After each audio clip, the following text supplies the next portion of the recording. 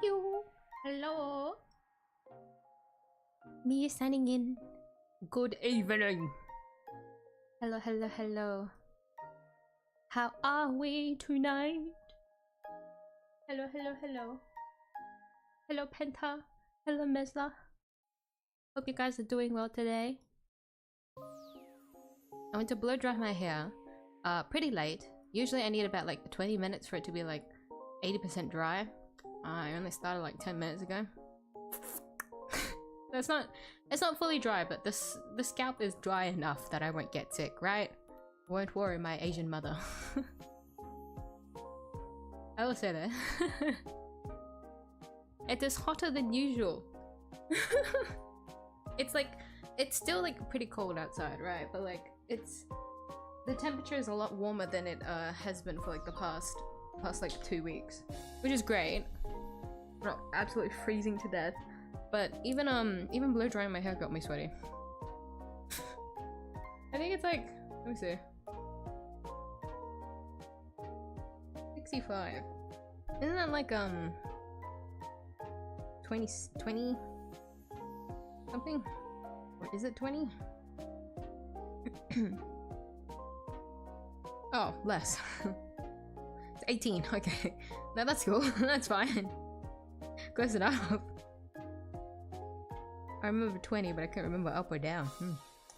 But I say that's pretty warm for like the evening, you know. I'll take it. I'll take it.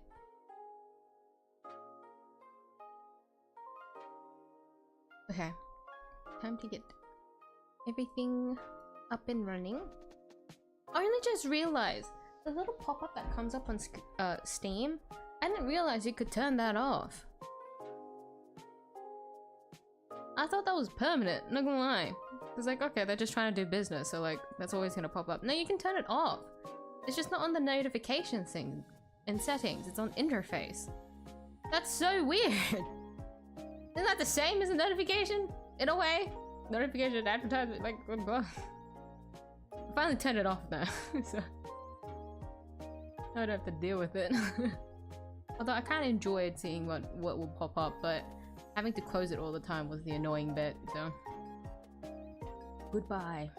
Never again.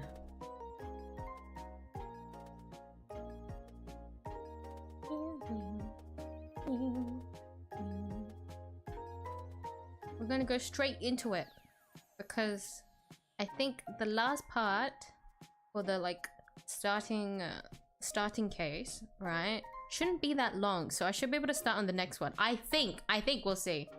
My voice is still a little bit, it still feels a little bit sore, not gonna lie.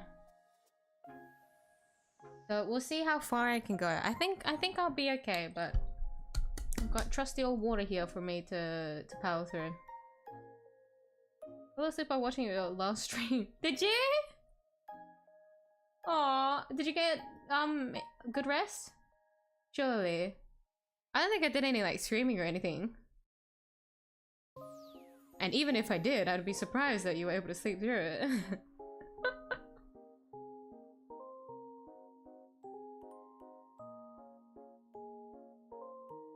Oh, it's so loud.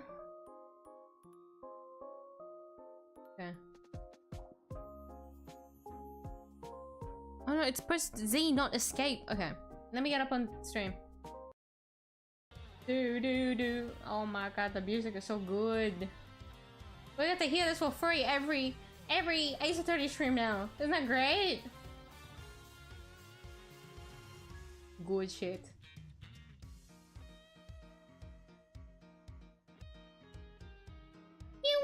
Okay. So we're starting straight up from the last stream. We have hit like the first part of the first case, so that is dealing with this like spectator like stage area. We are now entering the president's plane. It's only gonna go down here from here. I'll be honest. The story does keep going up. Don't worry about that. If there's stonks somewhere, it's in the story. It's always in the story. Always trust the 𝐢𝐧𝐼 story. But hopefully it'll be okay. because the rest of the game is only going to be absolutely brutal on my poor little brain. Damn chess mechanic. We'll try. We'll try. Hello there. Hi, hi, hi. How you been? Enjoy peak again. Yes. Yes, we are. So strap in. It's only just gonna be bangers from here on out. Oh, AAI2, I forgot your voice. No. It's just a normal voice. With the death of Bastion Rook and the revelation that Shirley the Killer was in our midst, the case had taken a turn we could never have predicted. Mr. Knight ordered that the door to the presidential plane be opened, and the emergency personnel attending to Mr. Rook's body were asked to leave. With the scene clear, we stepped cautiously aboard. Yeah, so we're in quite the predicament. This is what's happened from the last stream. I'll be honest, you don't need that much context. I feel like. Everything is kind of pretty explanatory. Just from the scene itself. There's a lot going on. I'll give you that. Alright. March 25th, 4:15 p.m. The 𝐢𝐧𝐟𝐨 presidential plane. No president in sight. Now, where could he be? Who knows? Ah, so he's hiding behind the bulkhead door over there, is he? As courageous in the face of danger as ever. Sorry to disappoint, but did you seriously expect him to stand here waiting to meet his assassin? As we have already established, my interest lies only in the successful conclusion of this investigation. Now, Mr. Edgeworth, if you will be so kind as to examine the body. Alright. My only option right now is to play along. The rest is up to you, Detective Gumshoe. So the attempted assassination of the president has become the murder of a bodyguard. You look like you could use a little help there, Mr. Edgeworth. Not that I need it, but yes. That's what I thought. Then there's nothing else for it. Okay, Ferrada, get great thief extraordinaire. We'll just have to take it from here. Oh, really? You mean you're going to solve the case for me? Nope. Though not? But I will provide vital assistance. Now let's get to scouring this crime scene from top to bottom. Yeah, because we don't have Gumshoe with us, so Kay's gonna be our little sidekick that we can talk to now. It'll take Detective Gumshoe a while to assemble our backup, so I need to draw this part of the investigation out for as long as possible. Let's go. We've got quite the exploring to do. Let's first talk to Kay. Notice anything? So there were two redheaded. There'll be too many people then. Two red-hooded assassins. Well, I don't know if we can say that with any certainty just yet. But Mr. the Killer is a professional assassin, right? And Tabby was pointing a laser sight at the president. I give up. This one's a real mind bender. The truth cannot be discerned. It is because something is obscuring it. Oh, I gotcha. So we can swipe that something. The next treasure we bag will be the truth. Yes, I suppose we could put it that way. How to investigate. Oh, wait, she can give us a tutorial. Examine stuff. Yes, I'd okay. But thank you for telling me anyways. If you didn't like Gumshoe explaining the tutorial to you, you've got Kay instead. Poor Gumshoe. Tutorial man has been replaced. About the case. I can't believe a real-life assassin is asking us to investigate a real-life crime. Dude, just what is his game? Either way, all we can do now is push on ahead. Let's do this, Mr. Edgeworth, for Mr. Rook. Very straightforward, thanks. Nice. We'll talk to Lloyd. Oh, she's got the depressing music because she's being framed. Oh no! Oh, what? I don't have my southern accent ready. Hold on. Suspicion of murder. I didn't do it. I'm a reporter. I bag scoops, not souls. Then why lie about your jacket and the laser sight? That was... y'all would think it was fishy. That really all it was. Please, you gotta believe me. I could never do something like this. I like to tell you everything will be alright, but just try not to worry too much. If you really are innocent, I'll prove it one way or another. Thanks, Chief. I believe in you. How many times must I tell you I'm not your chief? Oh, sorry, Ruffles. Clean forgot you were Chief number 2. That's not what I meant. Okay, so there's not much else that we can really talk to her about. She's just being depressed over there. Let's investigate. Someone has has left an inflatable boat and an oar here. Probably so it's ready to go at any time. Wait, but there's only one oar. You can still row with one oar, you know. Can we leave the plane? Of course not. 2 gas mask, in case of a poison gas attack, I suppose. Resident certainly seems to think he's at risk of assassination at all times. Wow, gas mask. I've never seen one before. I've heard plenty about them, of course. Oh? From a fellow thief, I presume? No, from the German Ninja. You know, my favorite kids' TV show. Excuse me. Princess Murasaki was getting married, but toxic ninja Wolfsbane showed up to lay down some sick burns. And time to tune out. Might save myself a brain solid too. You can't catch up with the youngsters nowadays. I feel you, Edgy. Alright, shield, and next to it, a canary in a cage. Oh, she's so sweet. I want one. Did you ever see a cuter partner in crime? Partner in crime? Well, yeah. She could help me with lockpicking, stuff like that. A great thief has no greater ally than nature, Mr. Edgeworth. Sadly, such birds are most commonly used for detecting poisonous gas. Wait, this one isn't actually for that, is it? Oh no. Hello, Burger Castle. How are you? It's a solid circular life preserver designed to be used in case of an emergency on the water. Rather, the sea to be more precise. Ooh, the sea. I love the sea. We should go sometime. Sorry, but you'll have to make that particular trip without me. Aw, don't be like that. Come on, it'll be fun. I can have lobster rolls, ice cream, all that good stuff. Something tells me the sea isn't the main attraction for you, is it? I mean, as someone that lives like near the sea or like the ocean, to be fair, anything else is more interesting to me as someone that can't swim. I know I'm Australian, but for some reason I've just never been able to learn how to float. Throw me in the water and I will be cooked. Genuinely. This bunny doesn't know how to swim. I can't doggy paddle either. I'm cooked. Must scour the scene and inspect anything that catches my attention. Gosh, I wonder what's in front of me. Wait, there only seems to be important things again. Ah, what the heck? Okay, no, that's fine. Let's look at the files. Documents of some kind. You could always steal a glance. Another security plan.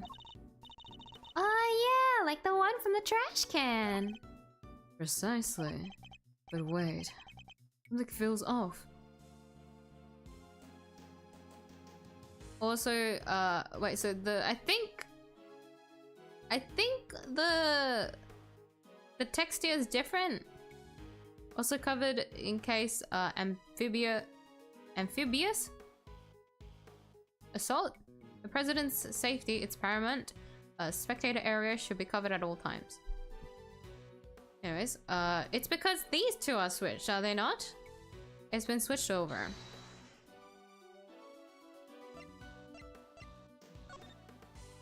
Ahahaho! Yes, sir. The two plans are different. Was the security detail reorganized at some point? Huh?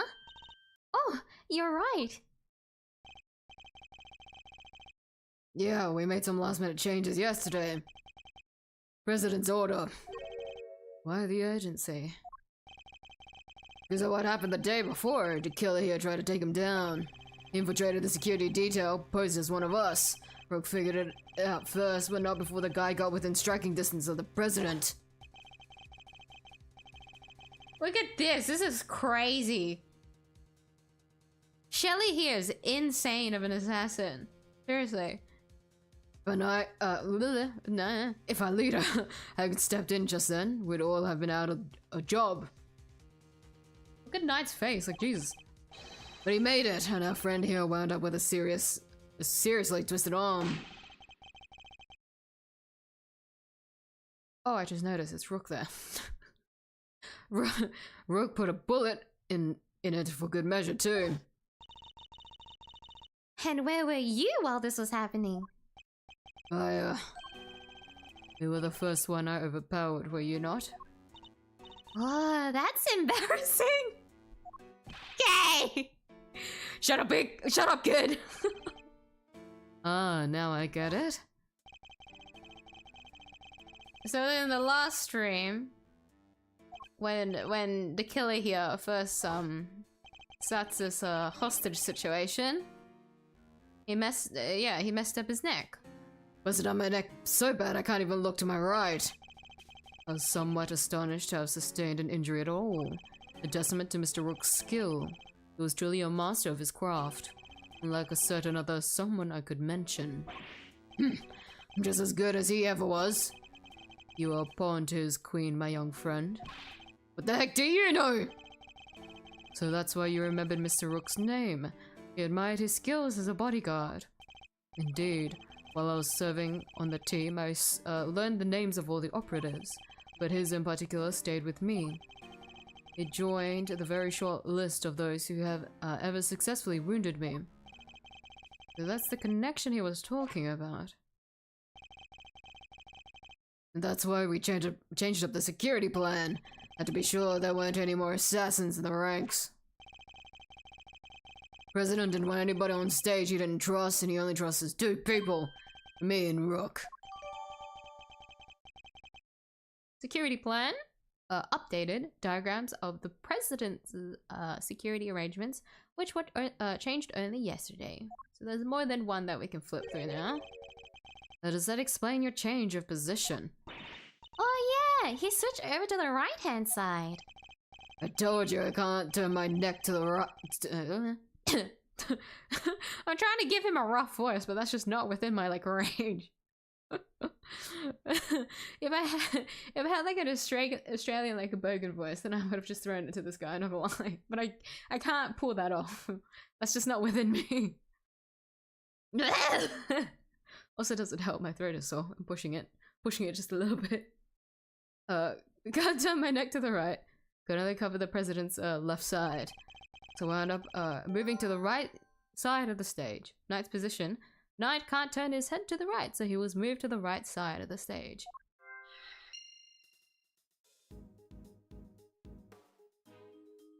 miyuu, see, how do you say his name again?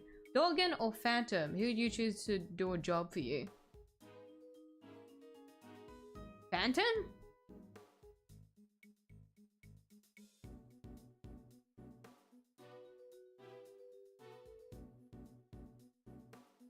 Who's Phantom again? Isn't Phantom,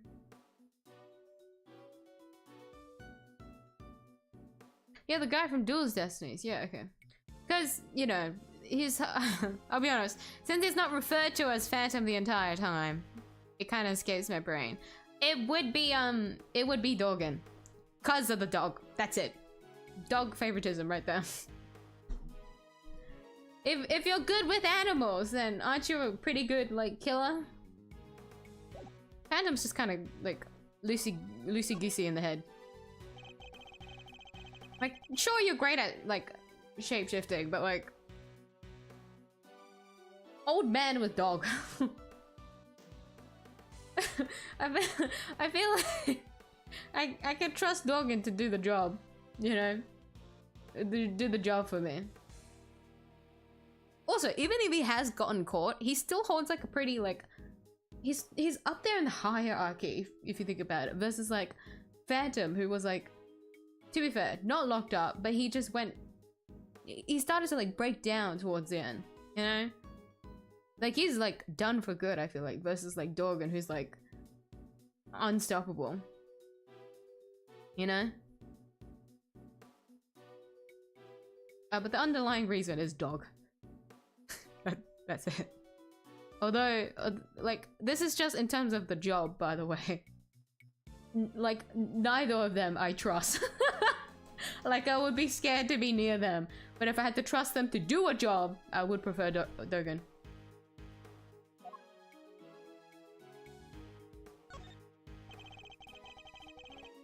His personal safety alarms are very colorful. Looks like they get a lot of use as well. I like the president. He seems like a thoughtful guy. Buying these for his kids, maybe his wife too. Why would they all be here if that was the case? No, these are for his own personal use. Objection, Your Honor. It is simply not possible for one person to use this many personal alarms. Why, you ask? Because he is a human and therefore possesses only 2 hands. 20 hands wouldn't be enough to count the number of objections I have to that objection. I don't think there should be only 2 things. Let's examine those first. Here is figure of a curious animal with a curious expression is staring straight at me. And look, there's a big lever right by its butt. Don't even think about it. Oh, I wasn't thinking anything, I swear. Imagine that lever opens the panels beneath my feet. Ah, I see. So he's standing on a trapdoor. I strongly advise you not to pull it. Do so and you will regret it. You know, I'm okay with taking some advice, especially when it's from a professional killer.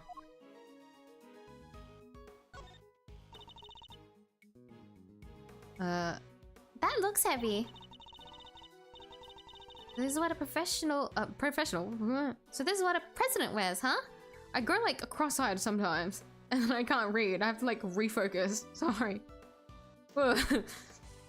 Must be made of something super special. Yes, to protect him from bullets. What? So it's not just for show? Of course not. It's a bulletproof vest. Bulletproof vest found on desk has a bullet lodged in it. Is it the president's? Oh, so that's what one of those looks like. Why didn't you just say so? Now I feel silly. Shifting blame. Oh, I love you, Kay. So we've got the door and we've got the security. I think this would be the same as interacting with it, yeah. What if you also include the killer? Ooh. Ooh, I don't know. At that point, I actually don't know. Because I have like a weird soft spot for the killer. Which isn't something you would say every day about a kill. I feel like the killer has like more morals, so I'm not gonna lie. I might actually prefer the killer instead. Because you can trust him with a job. Well, okay. He might not be successful. He's been generally successful, but I feel like his like survival rate is like pretty reassuring. And the fact that he also has morals, but because those morals are like twisted as fuck, you just need to make sure to stay on his good side.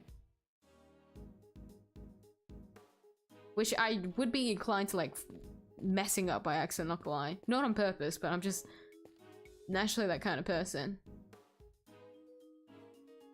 I feel like, okay, if it's for a job, I think it would still be Dorgan. But if I had to choose like a personal hitman, I think it'd be the killer. Does that make sense? Like if I wanted, like if I genuinely want like a job done, right? And want someone to like make sure that they like do their job and clear it.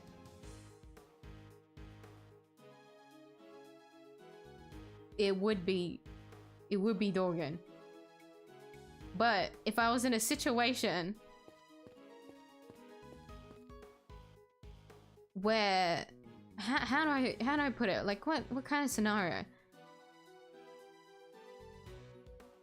Like standalone job, Dorgan. But personal hitman to killer. You know? Like if I really hated someone, I can trust Dorgan to do the job. I don't know why I'm thinking about this so hard. Why are you making me think about this? I'm gonna seem like a crazy person now. If you let the gossip out of his work, you're dead. Yeah, right. I feel like I'd accidentally like slip up on something. Like I make him do a job and then like it's been 4 years or something and I'll like accidentally spill some kind of detail and then that'll get me killed. Because it'll be like 4 years by then and I'll have forgotten. But this is under the assumption that you hire one of these guys for a job, you know? I guess that's different. The bank of monitors displaying camera feeds from in and around the plane. So let's see, display things. Okay, so we're gonna expect more, each of them. These monitors are displaying the cockpit and parts of the plane's exterior. I don't see anything out of the ordinary.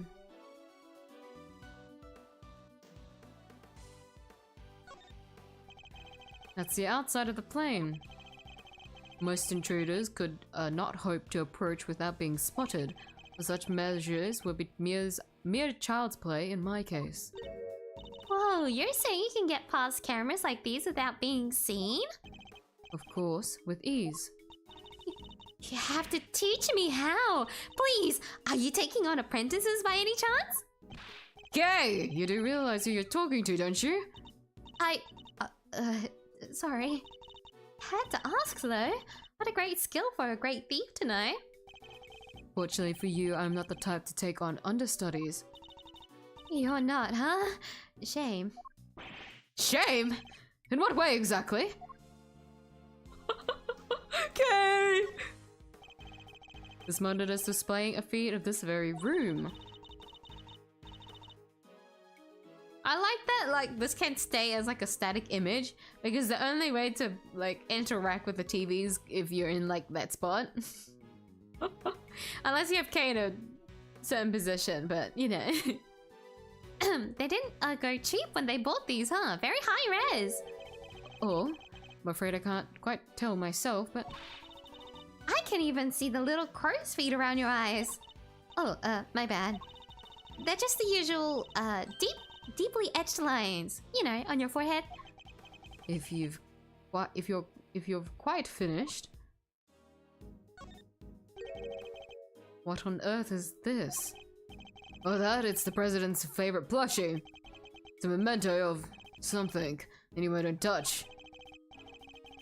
But if that's the case, then why has it been left up there like nobody cares about it? Yeah, that is pretty weird.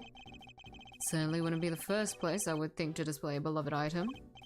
Wait, are those shards of glass underneath it? I thought something seemed strange about this cubbyhole, but now I'm sure of it. There's almost certainly another monitor here. Security monitors. Screens showing footage from in and around the aircraft. One monitor is missing. Yeah.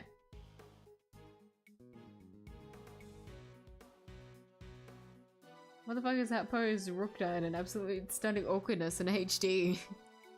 I mean, it's not that bad. What do you mean? Man got shot and then like dragged in. Like, what did he do? He tried. He protected the president. Leave him alone. You gotta preserve the crime scene, you know. He can be in a better position when his funeral comes. Okay. It seems so surreal knowing what shit goes down afterwards in the game with these people. Does it? Well, I mean, yeah, I guess. When you've experienced everything already, and actually seeing it in HD too is like a very, very different feeling. Like looking at these two feel weird, not gonna lie. Like especially the killer's face. The killer's face is like so distinct, but it's so like, I don't know, it's so weird. Like these really remind me of those those very old like point and click like website games. There's the murder mystery kind of like website games. That's what this feels like. But I'm not really point and clicking. I'm only using one hand at the moment. President is on the other side of the store. And what a door it is! Bet I could get the better of it though. Get the better of it? Doors aren't there to be beaten. Oh, look how heavy it is. Look at that lock. It's just sitting there begging me to try it. Calm down, Kay, and think. Why might this door be locked? For me to open it, of course. Precisely. For you to open it, of course. Wait. What is the right answer anyway? Why do you guys have such silly little conversations? So precious. Okay. Before we investigate the body, let's talk to these guys. I have high hopes for your investigation. I do hope you won't betray my trust in you. You get to talk to both of them, because of course. Oh no, I forgot what I clicked. Mutual understanding. Easy. Things are progressing well, I hope. There's no need to worry. Things are progressing just fine. Remember, I absolutely despise betrayals of all kinds. Yes, I know. Indeed you do. So please, do take care not to double-cross me, accidentally or otherwise. See, this is what I mean. I would die. Right? Even though I would prefer him as like a personal hitman, right? It's because he has these standards, right? I respect a killer with a standard. Like, I feel like it's easier to understand a person when they have like these boundaries set versus like Dorgan or Phantom, which is like, they're very rogue about like how they work.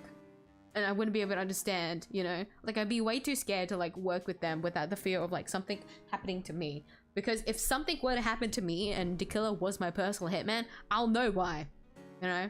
If I get stabbed all of a sudden, I'm gonna be like, oh, fuck, what happened? How did that, like, what did I say earlier today? God damn.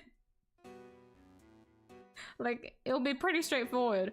Versus, I would probably be, like, in constant fear if I hired, like, the other two, you know? Because if you want a hitman, you want to be like assured that everything goes down right, but then that's why I would choose Dorgan as my like, if I really want a job like cleanly done, I can trust a man with a dog, right? Am I making sense? Granted, we're talking about potential potential killings, but like, you know. Of course, all in the Ace Attorney world. If these people were real, I would never interact with them. Really have no choice but to do as he says for now. Assassination attempt. Can't believe an assassin onto the president's plane. We know very well it was for the good of the investigation, Mr. Knight. Don't give me that! I know what you really want. You do indeed, because you heard me say it already. I wish to know the truth behind Mr. Rook's death. Well, you did also say you were asked to assassinate the president by a certain someone. You seem to have forgotten that there are more pressing matters at hand. Ugh. Ugh. I don't often carry out unpaid work, but it's not entirely unheard of. Speaking of, if I were to ever hire any of those people, would I even have... How much debt would I be in, you know?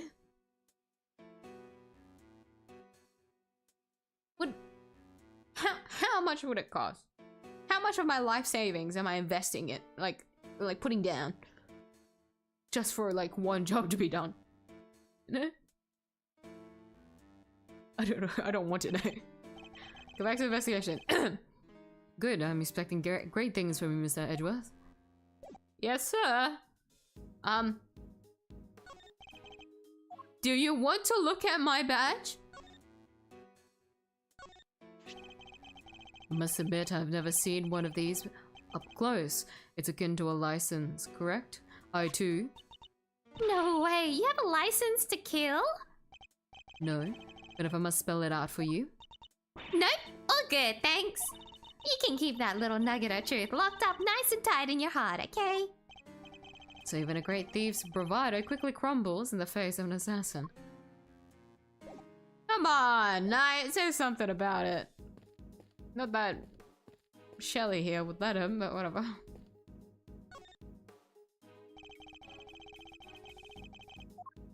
Alright, man, let's see. So bulletproof, how do you say this? Attaché? case. Bodyguards use them to shield their clients from gunfire. There was some in Kay's photograph too. Looks like Rook and Knight each had one. Bulletproof attaché case, designed to provide a protection from gunfire. Knight and Rook were each issued one.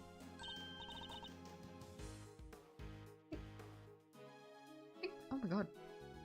Oh hey, that's the photo I snatched!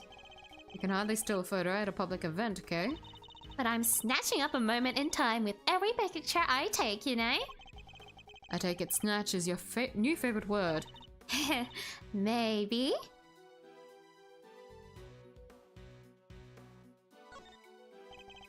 It's the victim, Mr. Bastion Rook, bodyguard to the president of 𝐢𝐽. He's one of the guys that brought the president inside as soon as the shooting started. Which means he continued to do his duty right up until his dying breath. At least he'll get posthumously promoted. Okay, it's better to know when to say nothing at all than to end up with your foot in your mouth. What do you mean? I mean, bodyguards don't even operate on the same rank promotion system as the police in the first place. I think the only two things would be the gun and the bullet shot. I'll look around anyways. But yeah, it seems like the blood, yeah, the blood is probably in the same region.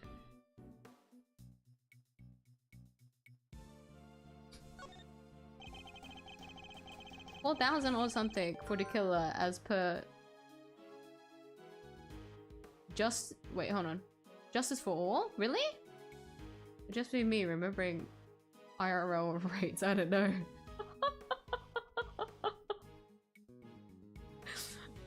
You say /J, but like to which part of it? Oh dear. I will combat with why does that feel a little bit low? Like imagine finding out like you dying is only worth $4,000. Okay, when I put it in that perspective. You know what, let's stop this. Bullet through the body. The bullet passed through the victim. Where did it end up? It was hit in an area his bulletproof vest didn't cover.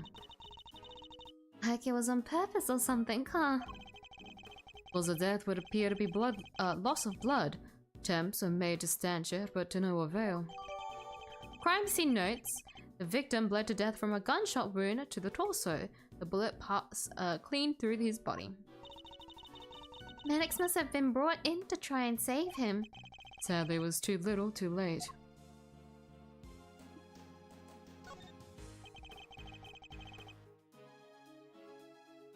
My nose is itchy. So the victim was also carrying a revolver. It looks like he was trying to use it. Probably drew it on instinct when he felt threatened. We should check to see if he managed to fire any rounds off. All there. No signs of the weapon have been used. Was this one on loan from 𝐢𝐽 too? Yep, sure was. Always issued with the same model gun. Rook's gun, a 6-shot revolver on loan from 𝐢𝐽 has not been fired. Oh ho ho! Ne? Oh, wait! Oh, the trapdoor you can okay. The trapdoor connected to the lever on the curious figure. Someone were to open it, everyone would fall through. Mr. Rook, Mr. the Killer. Don't even think about it. I wasn't, I mean, I wouldn't dream of thinking up ways to take you down. And I suggest you keep your monologues internal. I think that should be everything.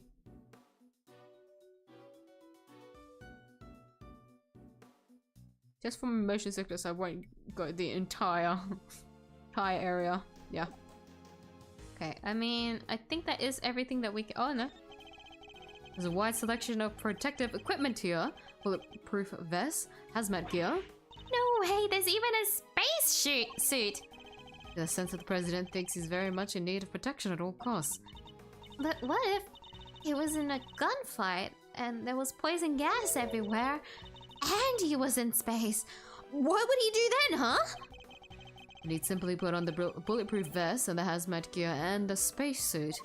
That's probably easier said than done. That'd be so many layers. I would feel so claustrophobic.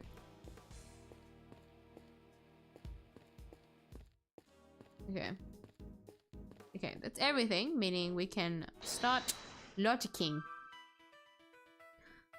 I forgot what we have found out. Let's look. Assassination.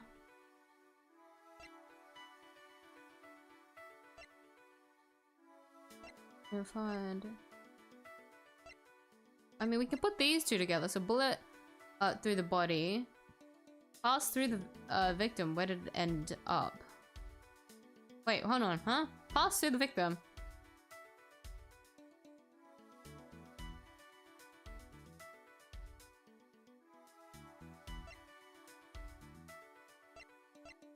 Yeah, would it be here? Hold on, have I was there anything else that we could have E? No, we can't interact with these. Yeah, okay. Yeah, okay, so they're on like the logic thing, but I guess through the logic thing we'll get it in our thing. Okay. Now, awfully like an insurance company right now for you. Stay safe from Mario Brothers. Oh no! Oh no, that's not good. No, I won't scam you guys. It'll be fine, it'll be fine. To the right side. Hold on. Easy to acquire in this country.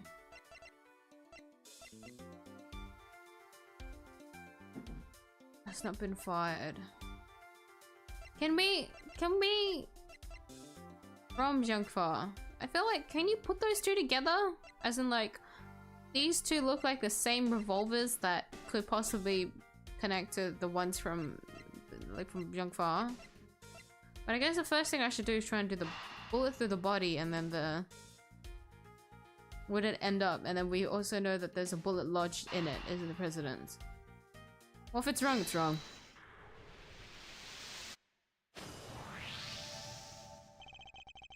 Two bullets were fired in total. We know this because 2 shots were heard. One traveled through the flag into the balloon and the other took Mr. Rook's life. There's a bullet in the president's vest too, right? How is that possible? Oh, indeed. Numbers don't add up. However, there was one possible explanation. There is? After passing through his body, the bullet that took Mr. Rook's life then found itself lodged in the vest.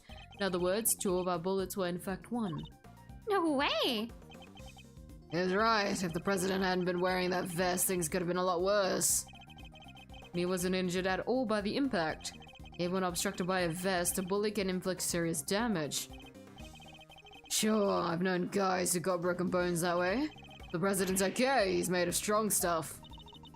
Sounds like you didn't even need a vest. Let's not get carried away here. I want that bullet's ballistic markings analyzed. Remind me what those are again? Guns leave a unique pattern of grooves on every bullet they fire. By examining these grooves, we can use them to identify which gun it came from. Think of them as fingerprints of a sort.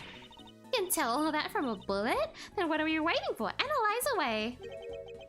Might be easier said than done. A bullet hits solid armor, the impact will have completely flattened it. You'll be lucky if there's anything left for forensics to find. What? But I was all set for some analyzing. Bulletproof vest. There you go. We have it in our thing now. Stop the bullet that was passed through the victim. The bullet itself was crushed flat by the impact. Okay. There's one more. And these two are very standalone, meaning I feel like I can combine the two thing.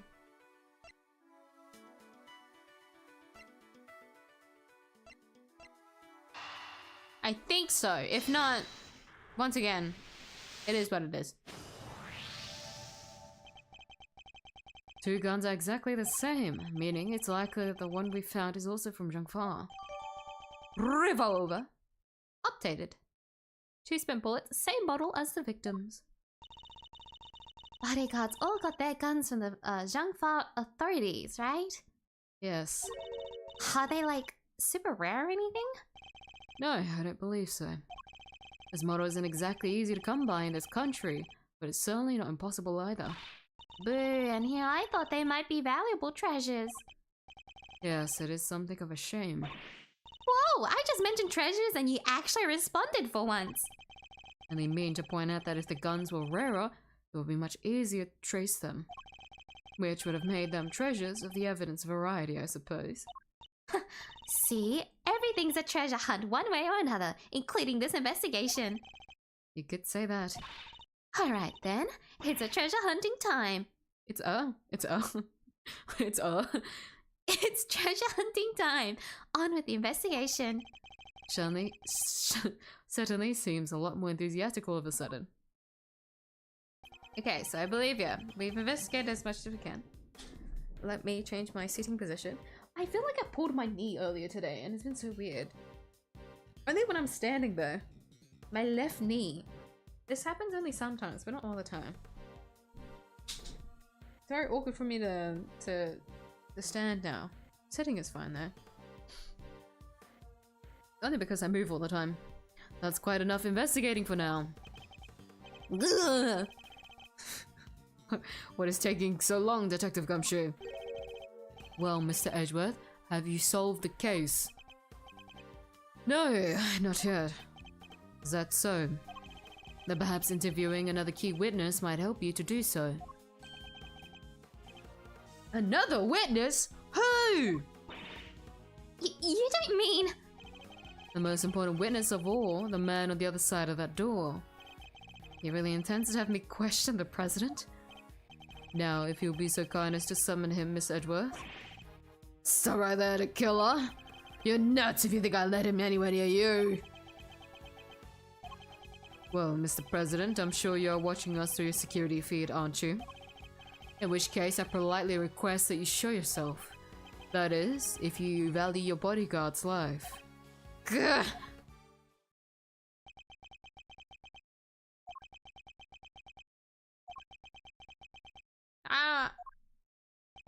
I don't think it's coming out. Well then, if nothing else, we now know what kind of a man you really are. Mr. President! Stop! You can't do this! Let's all just calm down, alright? Come on, detective, where the blazes are you? Lights! What's happening? Listen well, Mr. Edgeworth. I would advise you to stay very still. It seems I will not be granted my audience with the president after all, even with Mr. Knight's life as my bargaining chip. No! Stop! Ah! Okay! You won't get away with this, to killer. I've seen enough. See what? Now I know the truth. Where are you? Where did you go? Ah! I leave the rest in your capable hands, Mr. Edgeworth. We wake up and there's another body. Worth. Edgeworth. Detective Gumshoe? Sir! Miss Edgeworth, sir! Oh my god.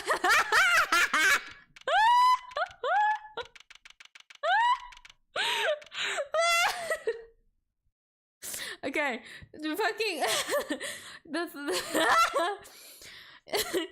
in the Great Ace Attorney, whenever we saw Sherlock Holmes do his like silly little like fall animation, I genuinely love it. Like I find it the funniest shit ever. But like whenever Edgeworth's like little sprite falls down, especially in the pixel version, he looks so funny. Look at it. Oh no. Edgeworth! March 25th, 4:45 p.m. Jungfrau presidential plane. It was gone up. Must have been knocked unconscious. Sir, you're okay? You're right, Mr. Edgeworth? Never mind me, he didn't hurt you, did he, Kay? Nah, I'm fine. I only just woke up myself. My head will be sore for a while, but that's about it. So you can stop worrying. Detective, did you manage to stop a killer? Well, see, Miss Lloyd came running out of the plane and, she told us he'd flown the coop. We were too late. I'm sorry, sir. Bodyguard over there told us something too. Seems there's an inflatable boat missing, from by the window. The killer must have stolen it and rowed himself across the lake. Couldn't you guys have seen that? Like I know killer would have somehow managed, but like when you put it down on paper, isn't it kind of obvious? You'd be able to hear it too if someone's just like rowing. You either see it or you hear it. Because if they're trying to hide, then is there a lot of rocks in this lake? Wait, no, it's the sea. Oh well. Oh well. What about the cordon around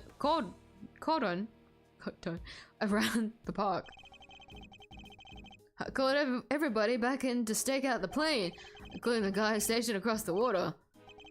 No, so he's completely slipped through our fingers. Not the best look for the department, but yeah. No, he's being an asshole now. Hey, Edgeworth. Mr. Knight, you're alive. Yeah, no thanks to that murderer. Oh, that reminds me. Oh, I found this lying on the ground next to you, Miss Edgeworth. Calling card, marked with a seashell. Guess you wanted to leave a message. Calling card left behind by the assassin Shelley the Killer when he made his escape, adorned with his distinctive seashell emblem.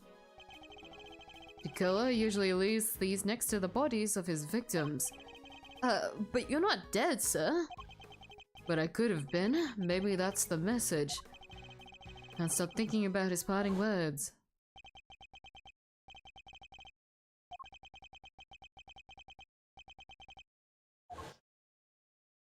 Just in case you forgot what happened 5 minutes ago. And now I know the truth. The truth about what? Roger that, all clear. All clear out here, sir. Over. What's going on? Oh, it's the president. He's coming out. No? Hey, man.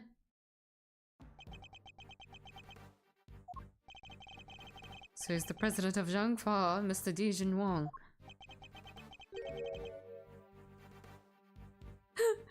I cannot do it! I can't do a very masculine voice. It's not within me. Or if I just give him a Mickey Mouse voice. Oh! And you what? That's not Mickey Mouse. It's an honor to meet you, Mr. President. My name is Miles Edgeworth. The honor is all mine, Miss Edgeworth. I am Dijin Wang. Your efforts on behalf of Zhangfa have not gone unnoticed. You averted something of a crisis. Mr. referring to the 𝐢𝐧𝐟𝐨 case. Thank you, sir, but all I did was solve a few local cases of murder. You are too humble. I have been observing your investigation. You are an impressive operator, Mr. Edgeworth, even if the killer did get away. It's very kind of you to say. So he was watching through a security feed. Sadly, I must inform you that this is as far as your investigation goes. What do you mean?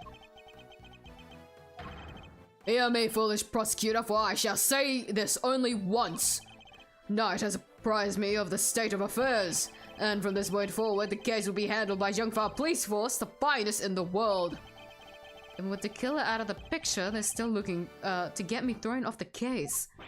What do you think you're doing, pal? Nobody talks to Miss Edgeworth like that. That's the president, Gumshoe! If it hadn't been for him, the killer would have— Detective! Forgive him, Mr. President, but I must confess to being somewhat confused. I fail to see how why this case falls within 𝐢𝐽's jurisdiction. You fail to see? Enough, puny prosecutor! You seek explanations from a head of state? I say no! 1,000 times no! I would not explain myself to you. Now hand over the evidence you have gathered and remove yourself from this plane. Wait, let's look at it just one more time. Not Kay's selfie, no! I'm gonna miss you! Don't take our photographs, no! Is he gonna take the, like, what does he take? Will he take the calling card? I feel like we can keep the calling card. If not, nah, it has just the killer's thing on it. They might take it anyways. Yes, to say.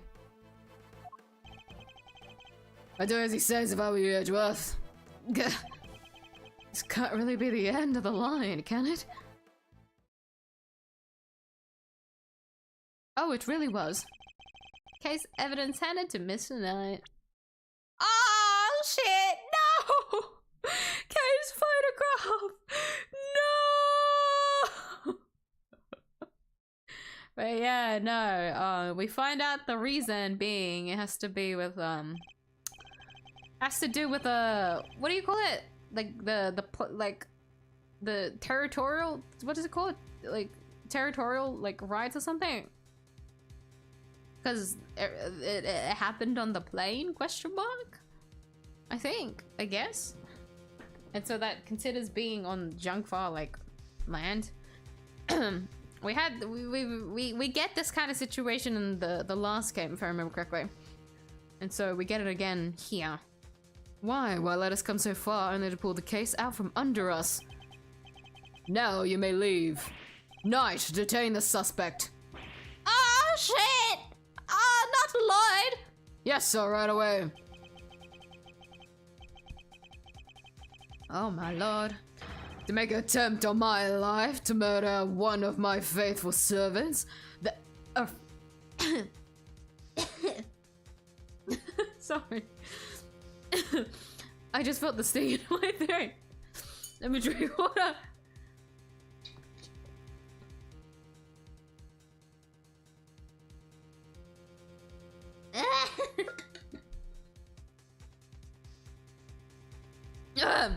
Okay. To make an attempt on my life to murder one of my faithful servants, the effrontery, the villainy. I didn't murder nobody, 'cause Shut your mouth, Miss Journalist.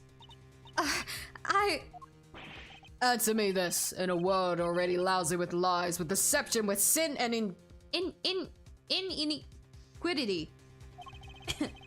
Go stand by and suffer yet another crime to go unpunished? I say no! 1,000 times no! There can be no forgiveness, there can be no surrender. Why, you ask? Then I will tell you. He's hiding something, I'm certain of it. He's just blabbering along by himself. And if I leave now, we'll never know the truth. Miss Edgeworth, sir! Miss Edgeworth, there's gotta be something we can do!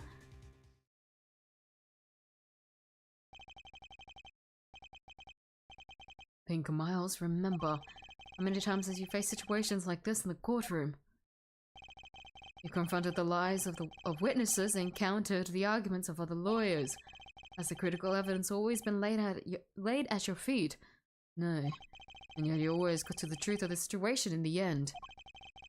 He's really good at the self-pep talk. He's really great. With your greatest weapon of all, your words. You tell him, bud. And now we're going to have...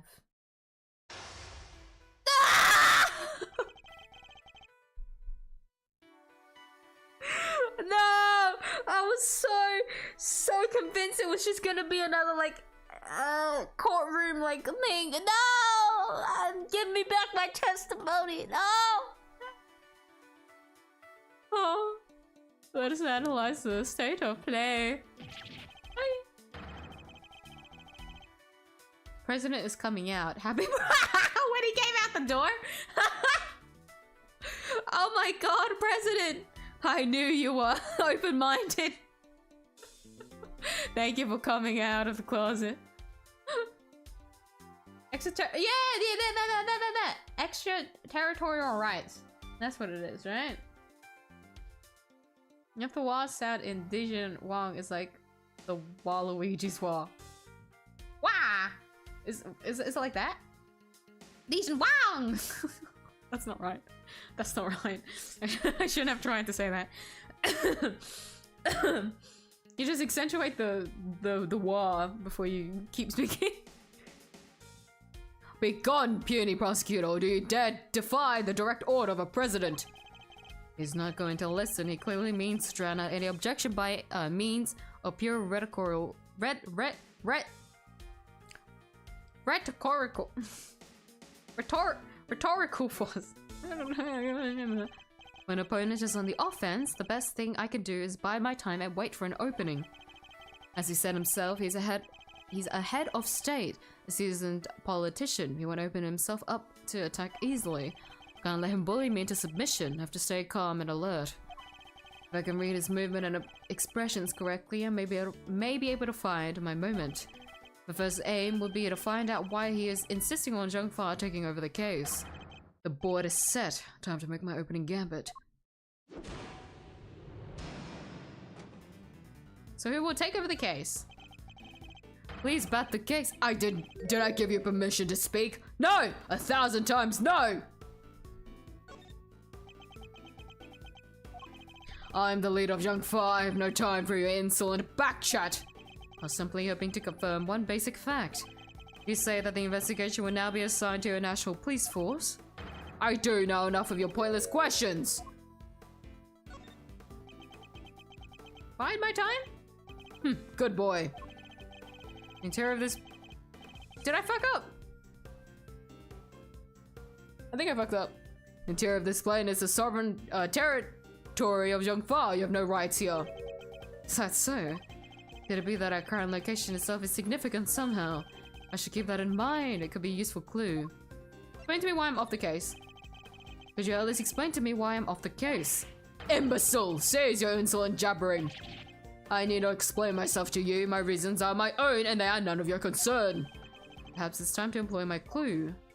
Are they related to our current location? In the course of our conversation, I've deduced certain facts from your behavior, Mr. President. For example, you seem particularly aggressive when discussing our current location. You smarmy smart, Alec. Smarmy. As you said yourself, the presidential plane is the sovereign territory of 𝐢𝐽. And from that, we can infer that you believe the rules of extraterritorial... What the hell, dog? Extraterritoriality apply inside here, is that correct? Enough! Cease your objectionable whining. Things getting too hot for you. You can rant and roar all you like, but you won't escape my scrutiny. It was unmistakable the moment I mentioned extraterritorial... Fuck me, dude. You became visibly agitated. We get the point.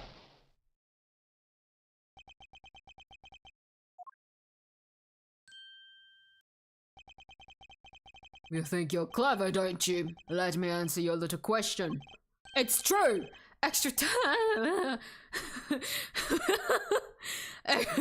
Extraterritoriality applies. Your laws mean nothing here. And why does that matter, you ask? It matters because it means you are powerless. You have neither influence nor authority here. Interesting. So we get the point. You don't need to say it every time. The territory issue does have something to do with all this. Oh. Let's dig a little deeper into the claim that the plane is sovereign territory, shall we? Okay, we got first part done. First, what do you call it when you win a piece? When you like take over a piece? Is there a word for it? This next move will surely decide the victor.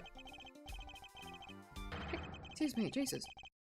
Maybe the president, but nobody is untouchable. I just have to find the right angle of attack. Does that rule really apply here? You believe that extraterritorial applies here, but can you prove it? Hold on, let me, you know what? Maybe if I can get Google Translate to say it back to me, I can say it properly. Like every single time. Extra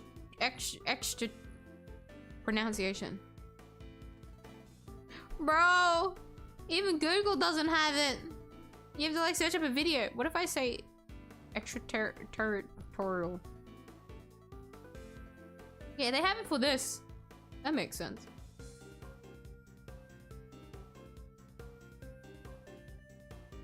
For some reason, it doesn't say it on, yeah, extraterritorial. Territoriality. Wow.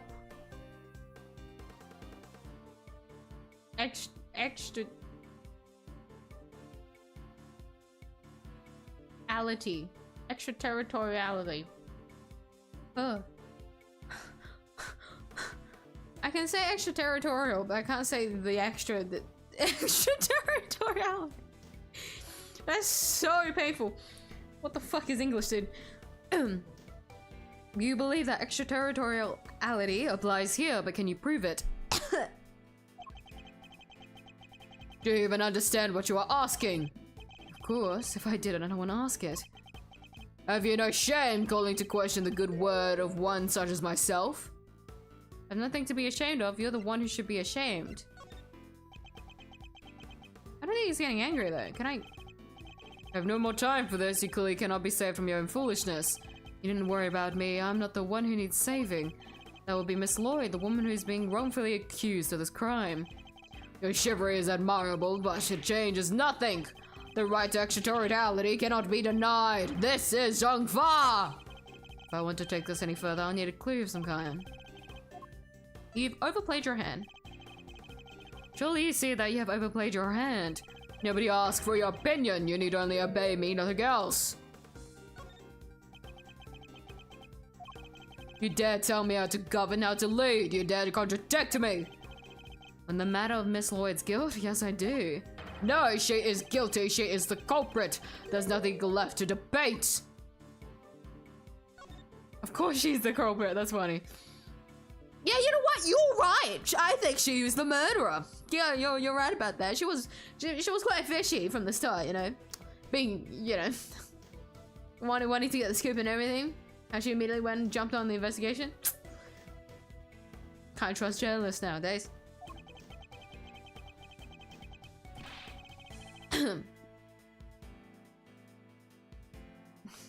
Anytime it goes to Wong, I'm not gonna lie, it's hard to like it's hard to get like a booming voice. Who else could have fired from outside the plane? There's no other viable suspect. Fascinating. So he's claiming that Miss Lloyd fired at him from outside the plane. This could be a vital clue. Yeah, that's interesting. Yeah, we can push through this.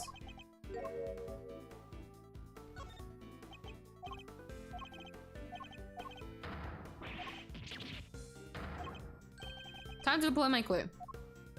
She fired at you from outside the plane. I may not be able to call the extraterritoriality of the presidential plane into doubt. However, according to you, she shot at you from outside the aircraft, correct? In which case, extraterritoriality could not possibly apply in this case. Your assertion is entirely without merit, and the detainment of Miss Lloyd cannot be justified. Yarg! How could I have? Best if I'm a prosecutor, but I'm the president! Checkmate.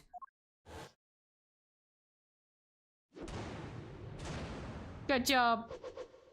Let's not ever do that again. Let's make that the last one, okay? I trust you won't mind if we continue our investigation now, Mr. President. Grr. Calm yourself, you're the president. Yes, yes. I hereby officially and unreservedly confirm my approval. It does not feel right.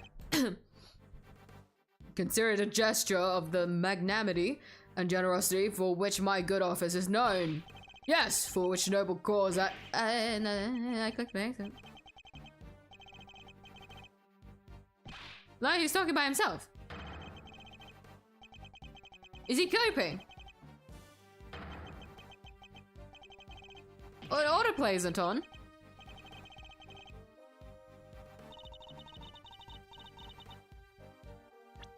Even K's annoyed. I don't know where I was. Officially and reservedly confirm my approval. Consider a gesture of magnanimity and generosity for which my good office is known. Yes, for without noble acts such as these, unmistakably and irrefutably, for which reason we hereby, there can be no other outcome, for our goals are lofty in our hearts. People of Zhangfa, I swear to you here and now, this investigation will continue. All that when he could have just said, okay, you got me. Mr. Knight, if you would care to return the evidence. Take it. Yay! Kay's photograph! She's back! The only important thing. We did it, Miss Edgeworth. We sure did, and now the investigation can continue. Whatever, enjoy a pocketful of pawns. I'll be over here enjoying how you put them into play. Then you will definitely enjoy my next move. Mr. President, one more favor if you would be so kind. What is it? Could you please give us your testimony concerning the incident itself? Oh, now we get one too? We get a double? Wow, we'd love to see it. Now you want me to testify? Whoa, that's your next move? If you want the president to testify, you'll have to take him to court. All in good time, Mr. Knight. He will get his day in court soon enough. But if a person of interest refuses to cooperate at the investigative stage of the process, they are obliged to provide detailed justification as to their reasons for doing so. That's... What's the matter? Is there something you'd rather we didn't know? He's so smug. Stand down, Knight. I'll do as the prosecutor asks. Thank you for your Thank you for your cooperation. I keep thinking he's flipping us off. You gotta stop doing that. This feels disrespectful. It feels like he's like just he's just a finger away from flipping us off. I guess it's just like the anger in his face and like throwing up a finger. Like, why would you point like that at someone? You would just be pointing up to the sky otherwise. Such a weird gesture. Now listen and listen well. It's the 18-letter word. Way better than something like 2. Oh, what the hell? What the hell? You know, when you put it into that perspective, yeah, that is much easier to say. A word shouldn't have cooked me that hard when there's a lot of worse things out there that my mouth would have to fumble over. Where was I when the incident occurred? The stage, of course. Suddenly, Rook and Knight jumped in front of me. Then, bang! A shot rang out and a plain, unblemished balloon of red exploded nearby. Not hesitating for an instant, my bodyguards tried to escort me back to the safety of the plane. And then, the second shot. The bullet went right through Rook and lodged itself in the bulletproof vest I was wearing.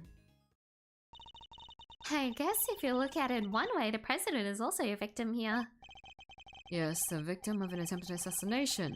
Rook was simply in the wrong place at the wrong time. Well, that makes it even weirder. Why would the target of a crime try to obstruct the investigation? My guess is that there's something behind all this that he doesn't want made public. Cover up, huh? I knew there was more to this case than meets the eye. The president isn't the only one who knows the truth, isn't that right, Mr. Knight?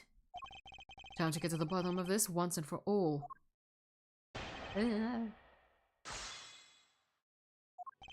I'm looking at the word again, and there's like no way for me to say like even a single syllable of those. Genuinely. Hold it. It's not in me. My mouth cannot move that well. Please don't take that out of context. And how would you describe the incident exactly? Oh, you naive little man, do you really think your silly simple question will shake me?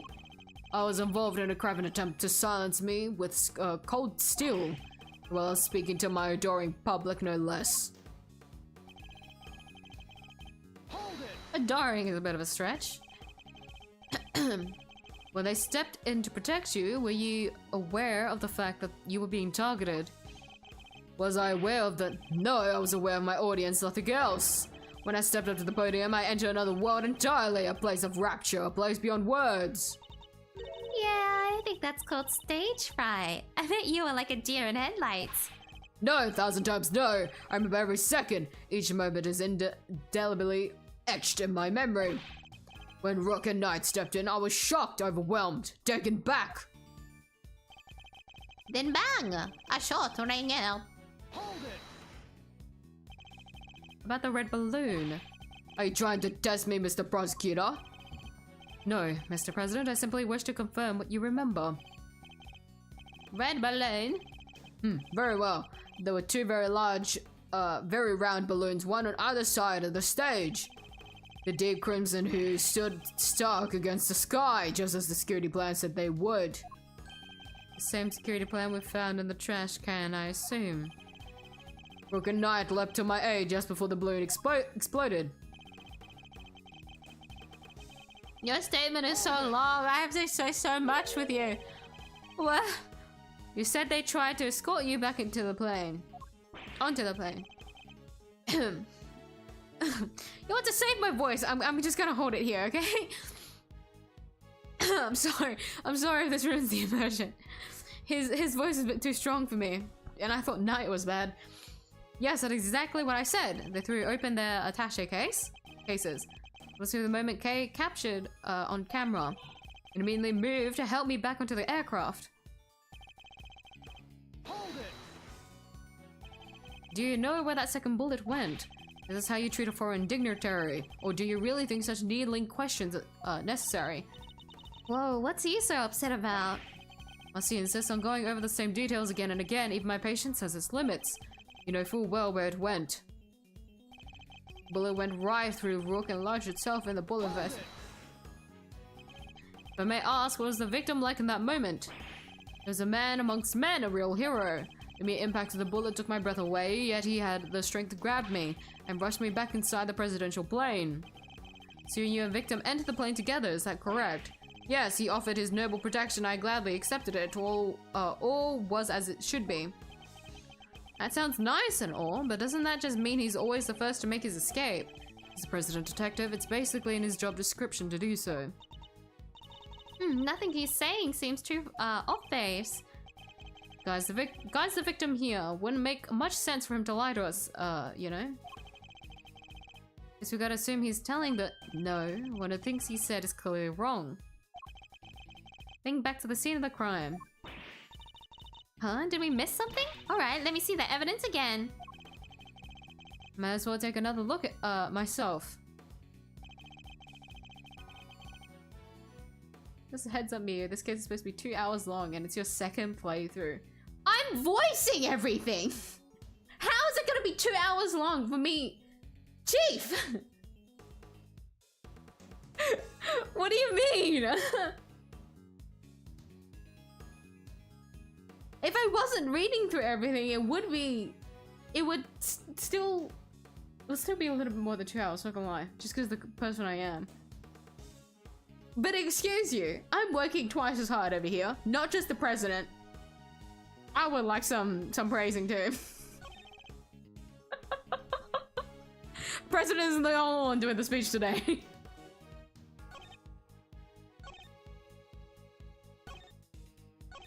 If I remember correctly, it has to do with the balloon.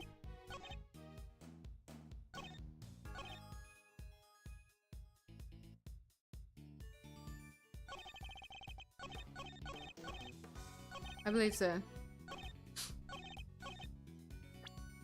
Because... I mean, he's not wrong about what it is. But like, even if we do press against this, like, what does that mean? You know? I'm pretty sure I thought this exact same thing the first time that I went through it. Oh, it's been 2 years, okay.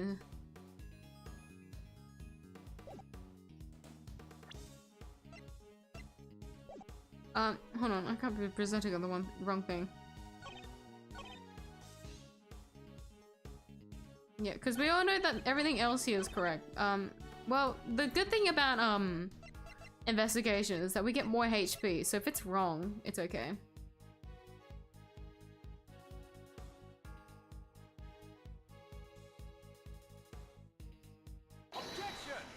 Objection! I couldn't find the fucking present button again. T! Ari's history! You say it was a plain red balloon that burst, but I strongly beg to differ. Whoa! Take a look at this. I think you'd agree that it's hardly plain, wouldn't you? His face! No! What? Who is that? Mr. President, meet the Still Samurai. I would have hoped you might recognize him, especially if you were hoping to ingratiate yourself with the people of his country. Yeah, you need to watch Jammy Ninja 2. He's amazing. You see, the balloon that was struck by the bullet was anything but plain. It was in fact the Still Samurai. The briefing mentioned 2 plain red balloons. And there they are, right on the security plan. They look pretty plain, don't they? Just simple round balloons. Knight, what is the meaning of this? Explain yourself.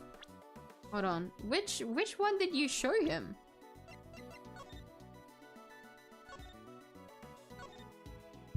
Oopsie, sorry. You hit them. Sorry.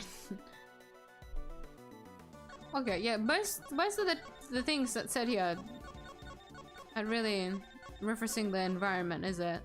Oh no, in the spectator area. Yeah. Yes, Mr. President, it seems the Still Samurai balloon was borrowed at the last minute, sir. Borrowed? That's what we were told. Guys only reported the incident to us bodyguards, sir. Seems there was a little trouble here on site last night when the original balloons burst somehow. Oh my gosh, foreshadowing. So swapped it in as an emergency replacement? Yeah, one of the stall holders happened to have it. From what I hear, he was more than willing to lend it out. A very happy-go-lucky kind of guy, they said. Happy-go-lucky stall holder with a Still Samurai balloon to spare. Huh. They filled just the bottom part with air to make it look like another ornamental balloon.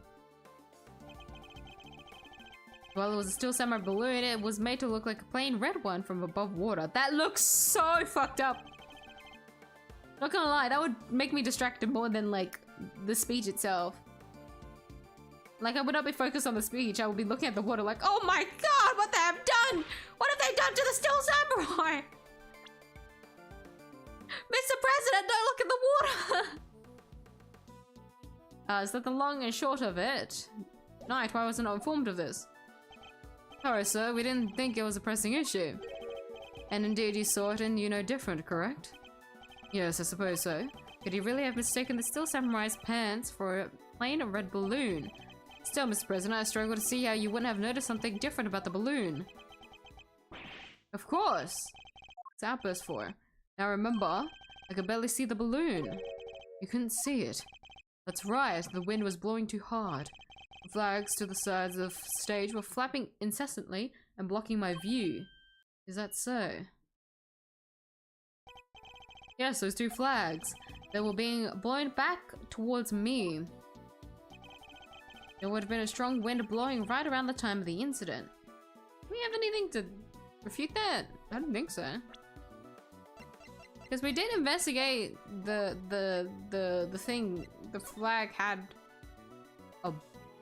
Well, oh, but we were led to assume that the trajectory of the bullet would have been this way if the flag was blown that way. Ah, right. Okay. So if it was blowing backwards, then the trajectory of the bullet is much different. Right. Yeah, okay, we can... Wait, is that the flag? Is that what the flag looks like?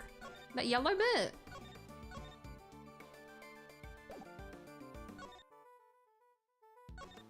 Doesn't feel right, but I guess it is. Talk about what kind of whack-ass color scheme suit is this man wearing? Hold on, let's take a look at him. Right around the time of the incident, trying enough to blow the flags in just such a fashion. It's like, okay, never mind, we aren't actually gonna look at him. Cause I know he's, I remember the striking purple. Cause we really get to see what happens to it later. But there's not really much for me to comment about it as someone that just doesn't like purple. I have seen like purple suits in real life, and I've never liked those either. I feel like I've seen like every different kind of like colored suit, I'm not gonna lie, right? And they all look a bit like really good, but a purple one has never looked nice to me. But I don't know if it's because of my like very strong bias against purple. It just feels kind of tacky. Like a good like deep emerald like green or something. It has like a natural like earthy like feel to it. That looks good. Even though it's the color green, which not many people would find themselves wearing, but that looks good. I've seen yellow suit.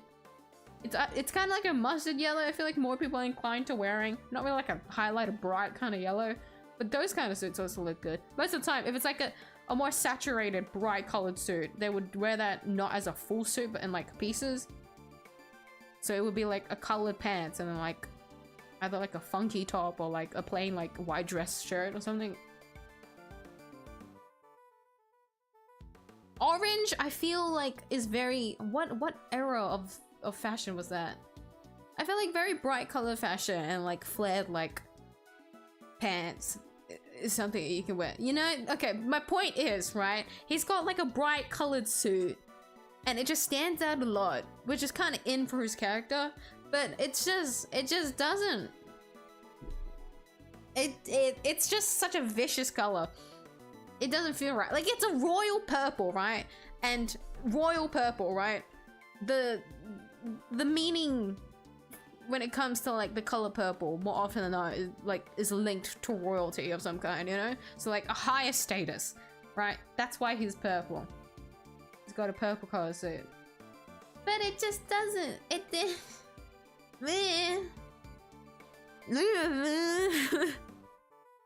Not your color, my man. We can do better. Let's find a different stylist, shall we? I think so.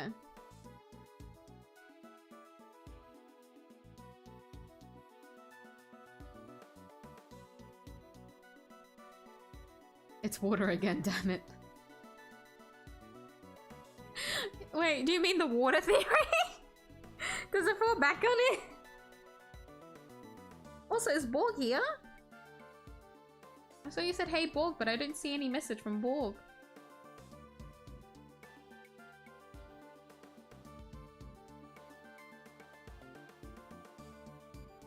Miyuu doesn't even hate purple, she just really hates the monarchy and the people, the purple being associated with it. I don't want to say that. Not really, no. I haven't thought about it that much though to give you like a certain answer. I'll give you that. I want to say no. Like, I play JRPGs. I've seen a lot of like royalty, like families and like characters and whatnot, and seeing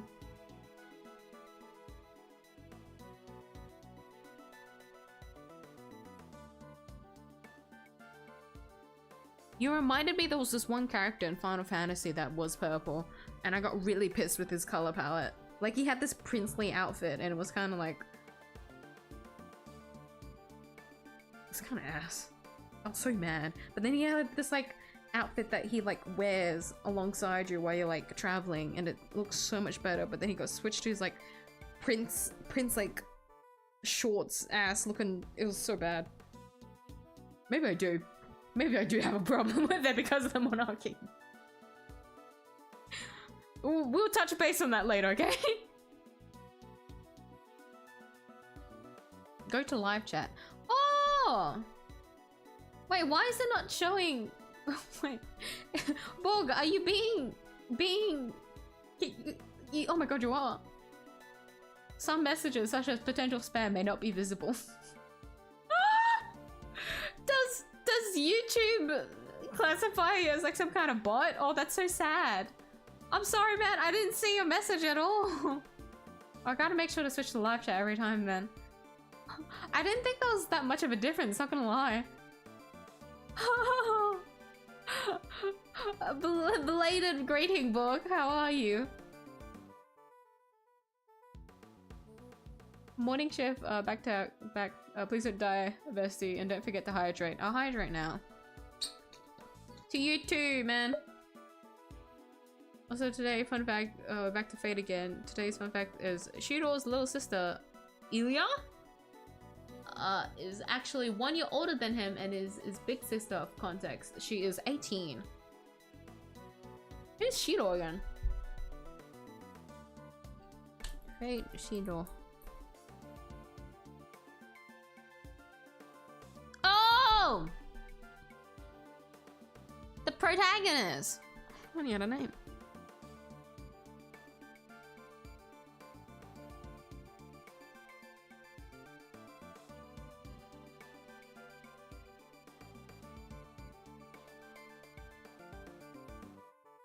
Wait, that's confusing. What do you mean? Little sister is actually older than him. How does that... What?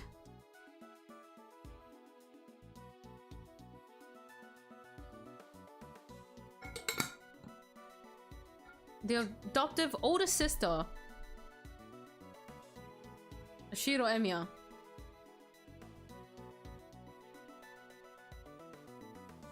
Eh?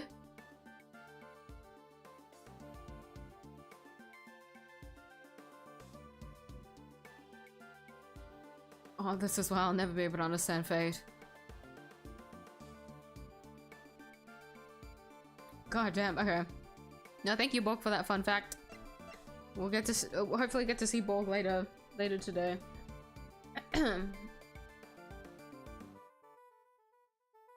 Putting it to HM King Charles III. Reporting me? Just because I had like a little gripe against this one Final Fantasy character from all those years ago.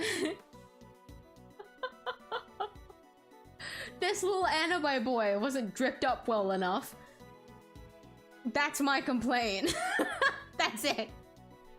And I'm gonna be fucking like killed on the spot. Is that all it takes?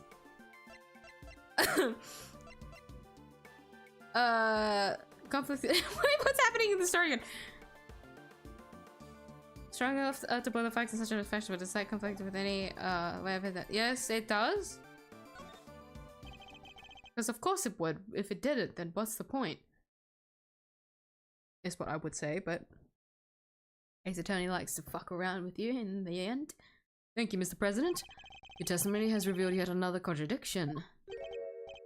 It has. Yes, a contradiction that could turn this entire case on its head. When I arrived on the scene, the wind had died down and the flags were resting calmly for the most part. But if the wind had previously been blowing the flags as the president describes, a certain piece of evidence suddenly takes on a very different meaning.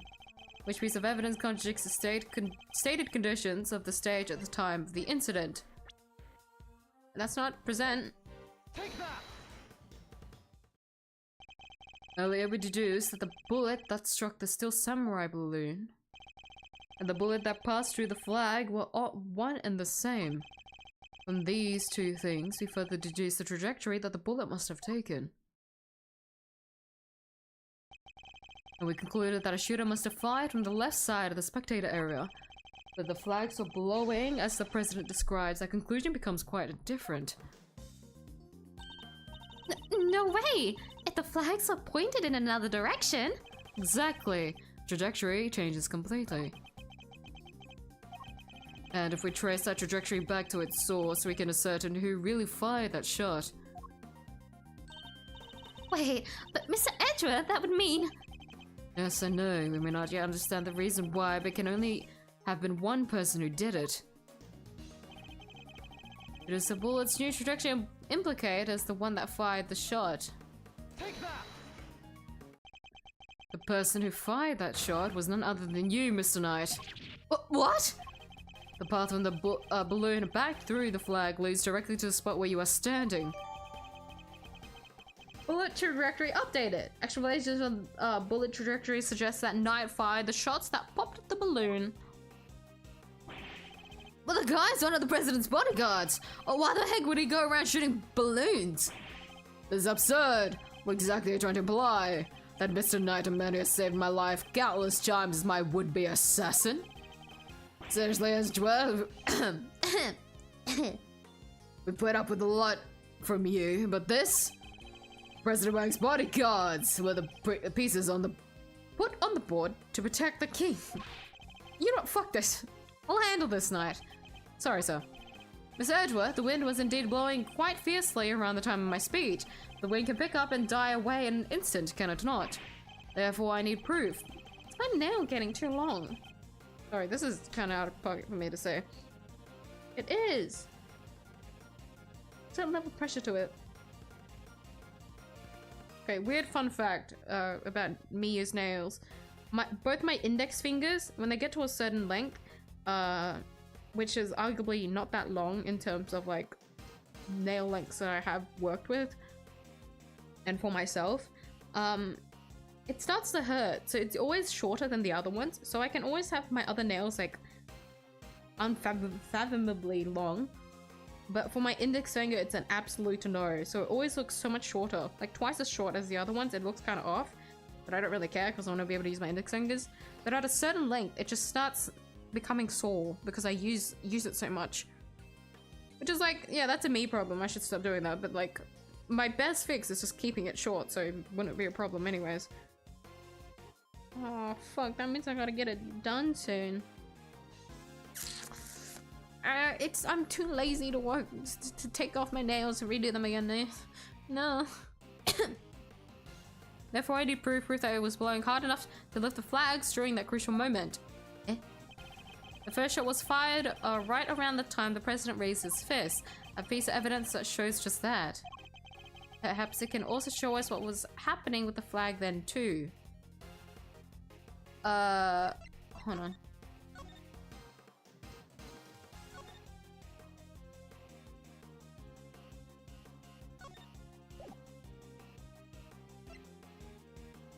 Hold on. Nothing's coming to mind. Hold on.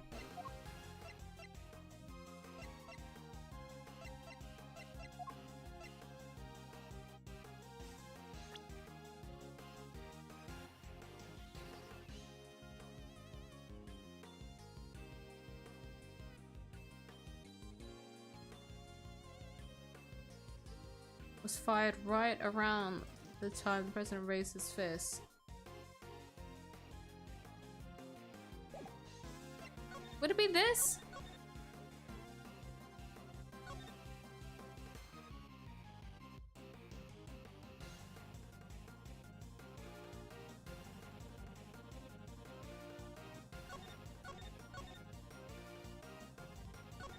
You can see the flag here? Because that's what I said earlier. Well, if it's wrong. Take that! Is it in this picture right here? It should be good. Which picture? Where? Oh, you chose a picture at least. Isn't it this one then? Take that! Oopsie. Hold on. Did I click the quickly? Do you know that it clearly shows the flag? There we have it. Proof that it was blowing towards you at the moment of the shooting. So that means our pal over there did shoot the balloon. Making him the assassin? Mr. Knight is not the assassin. Is the assassin? Doesn't he want to kill the... Hold on. Wait, why is this presented as a choice? This is so... I can't remember. Hold on. The ending of this case escapes my brain, but that's the reason why I'm replaying this, okay?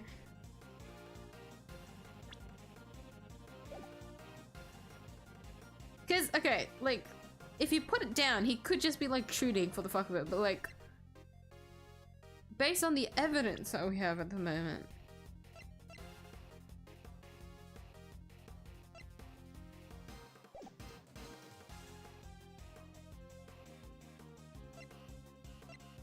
Because I do know that he wanted to kill Rook, that's for sure. Is this to imply the assassin of the president? Because then I wouldn't know. I can't remember.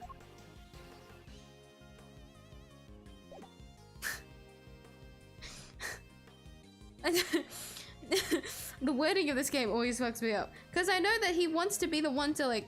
But, okay, to assume it's the, like, with the victim being... the victim.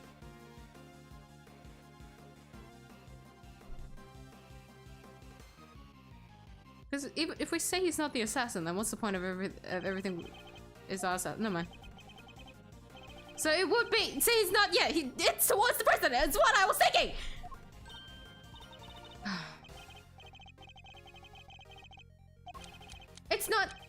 It's not the president. It's not the president's fucking one. Because, yeah, it's the wording. It's the wording. Okay. That is always what gets me. It's not the assassin. He may have shot the balloon, but the president was on the other side of him entirely. Therefore, he can't have been aiming at his boss. Yeah, besides, why would I even shoot the balloon? And what would be the point? In which I answer, I might aim for something else next. There was a point, I'm sure of it. If I can figure out what it was, perhaps I can finally put this whole conundrum to rest. I definitely shot the balloon. The fact alone changes everything about the case. Oh, forced the logic. Yeah. So, can't turn his head to the right, so it was moved to the right side of the stage. The revised trajectory data shows that Knight shot the right side balloon.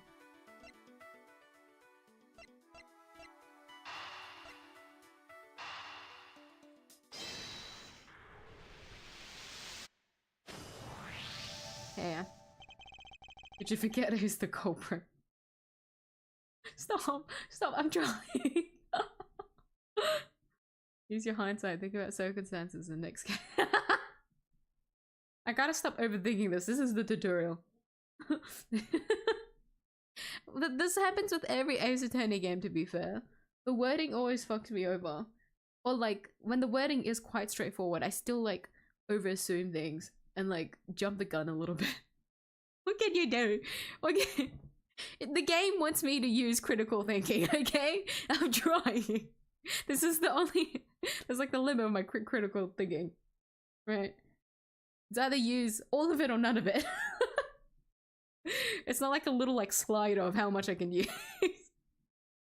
Why does Knight's side position change?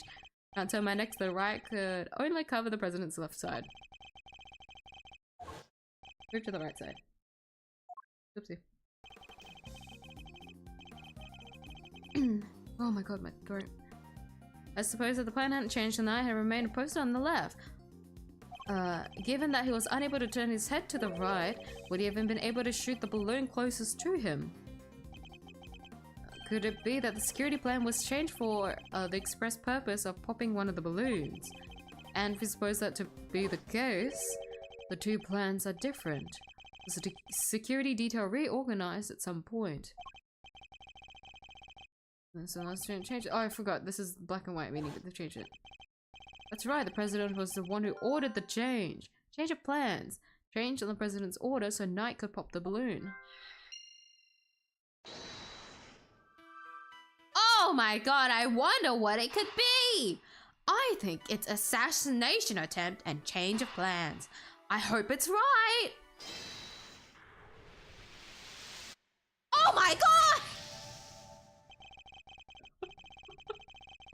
If I'm reading things right, the president knew in advance about the balloon shooting, which means he must have had knowledge he would be in someone's crosshairs today as well.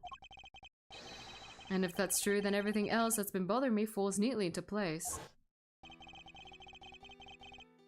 How did the shooter get a gun past such heavy security? And why would they then carry out the shooting wearing such a conspicuous item of clothing?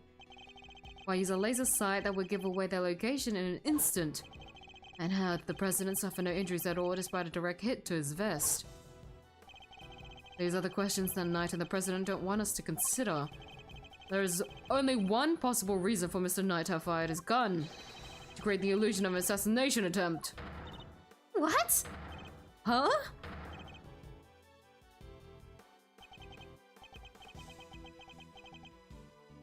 Idiot, you do understand what you're saying. Oh, I understand all too well. I understand everything now. Most of all, I understand why you were so keen to take this investigation off my hands, Mr. President. You wanted your real plans to remain hidden. How dare you speak to me that way? Is this some sort of sick joke? Oh, it's no joke, I assure you. It is simply the truth, as revealed by the careful application of logic and reasoning, nothing more. The first shot was fired by Mr. Knight with the specific intention of hitting that balloon. The sound of gunfire and the bursting of the balloon were guaranteed to cause a panic, and then he fired again. He did? Yes, he fired 2 bullets, both of which were aimed at the balloon. As for why he did so, it's because the second shot was designed to create the impression that the president had been hit. So then what's the deal with the one in the vest? Willing to bet that bullet was planted there long before the shooting ever occurred. So Mr. Heroic President didn't take a bullet after all. That's not true. I was shot, I tell you. We'll be able to verify that for ourselves once we take a closer look at the bullet. At the very least, we can expect to find traces of Mr. Rook's blood on it, correct? How'd you guys fuck that up? Like, I know you can't really willingly ask a man for his, like, blood sample to, like, fabricated evidence, but, like... Really think it was a good idea? Well, I mean, I guess no one would have gotten this far if you weren't Edgeworth. You said it yourself, you found the shooter in the photograph, the person with the red hood. I thought I made myself clear. The trajectory points to only one possible shooter, Mr. Knight. And where does Tabby fit into all this? She was simply one part of their plan. In order to place a suspicion elsewhere, they set about creating a fake assassin. Highly suspicious person with the red hood. And I've yet to ascertain exactly how complicit Miss Lloyd was in the whole scheme, but I can say with some confidence that none of the shots were fired by her. I suspect her only job was to point a laser sight at the president. That's right, I was... Tasked with turning your jacket inside out the moment the crowd flew into a panic. Yes. Excuse me. I was making the mysterious red-hooded shooter disappear in the blink of an eye. Then, when the gun and the security plan were later found in the trash can, it would have all appeared to have been the work of assassins so skilled they could vanish into thin air. But then the case would have gone cold! Exactly what our friends here were hoping for. Makes sense now they wanted you off the case. Indeed, because the entire affair was a cheap ruse perpetrated by the president himself. There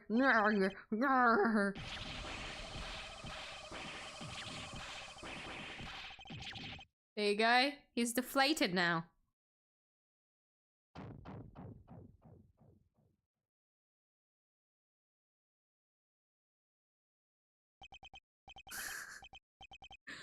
No, Presidential mask has well and truly slipped. Admit it, the entire assassination was a lie, wasn't it? If that stupid chief prosecutor hadn't insisted on signing you, how could I let this happen? Objection! Hey, asshole. That's enough, Edgeworth. Mr. Knight! Sorry, but I'm speaking with the president right now. Well, I'm doing my job as a knight protecting my king.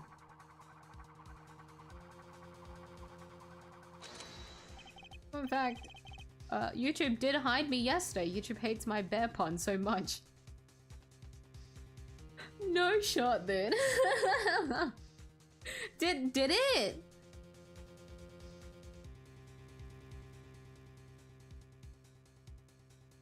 Did really? Did I not wait, hold on, I don't remember. Oh no! Well, I wasn't purposely ignoring you, I swear. Oh nah, you caught me now. I was trying to ignore you all this time. Oh fuck. Wait, that's so strange though. Does YouTube really classify you as spam? It's because of all your name changes, dude. You need to stop changing your name. Yeah. If you change your name now, YouTube will forgive you. Even YouTube doesn't like the harassment to Yomi. Okay, leave Yomi out of your username. Even YouTube is punishing you. What's a hi, Orton? How are you? The frown face of the president comes up. It looks eerily similar to that of President Nixon's in his old age. He was known for being paranoid as fuck. When 1 to 2? Wiretaping in Gatewater Hotel is also based on his Watergate scandal that his paranoid fuck arranged, allegedly. Really? Also, take care then. Poker Castle, thanks for the fun fact. Enjoy the cricket. Keep running your mouth. Perhaps it would be better if we stuck to threatening each other with words. He wouldn't, would he? Nah, I don't need this thing to shut you up. Alright, my move. Question. You claim I fired my gun from on stage. How do you figure I did that in front of a crowd of thousands? An excellent point. Time for my counter move, I suppose. You had a certain something that allows you to conceal your actions. Certain something, huh? Mighty specific. Why not used to use his little casing? That's why we have it as a thing. This one. T. Take that!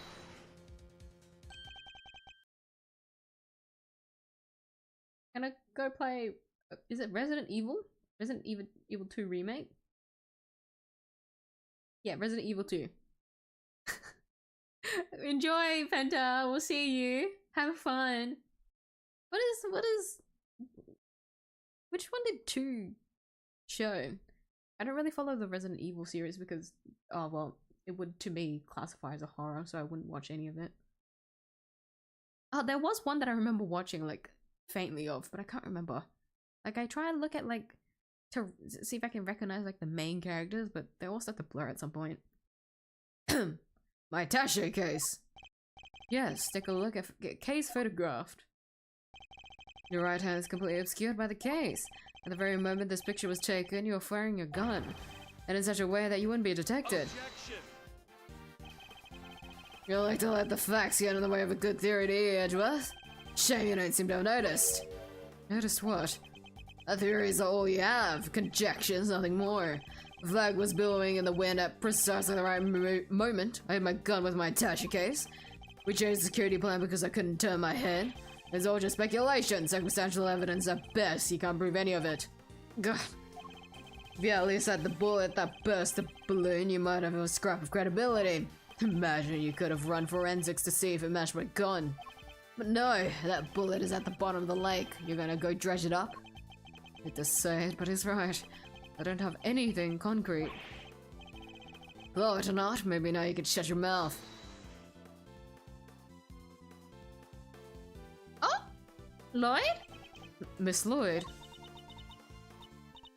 Of course, she could shed some light on this whole situation. I just need to get her to talk. What's the matter? Something you want to say, Miss Journalist? No, never mind. That's what I thought. Miss Lloyd! Need you to be brave. If you don't speak up, the truth will be lost forever. If you're a journalist after all, are you not? If you are. Why did I say if? You're a journalist after all, are you not? Dang it! I can't stay quiet any longer. You understand what you're doing, right? I think carefully before opening that mouth of yours. I was so focused on bagging me a scoop, I forgot the most important thing of all. Real journalists don't lie. Ain't no dang scoop if it ain't the truth. I'm sorry, Mr. Edgeworth, I should have showed you this before. What is it? That's the laser pointer I used on the president. But that's all I done. I never shot nobody. You stupid! Although I told you, you squill, and you go down as an accomplice.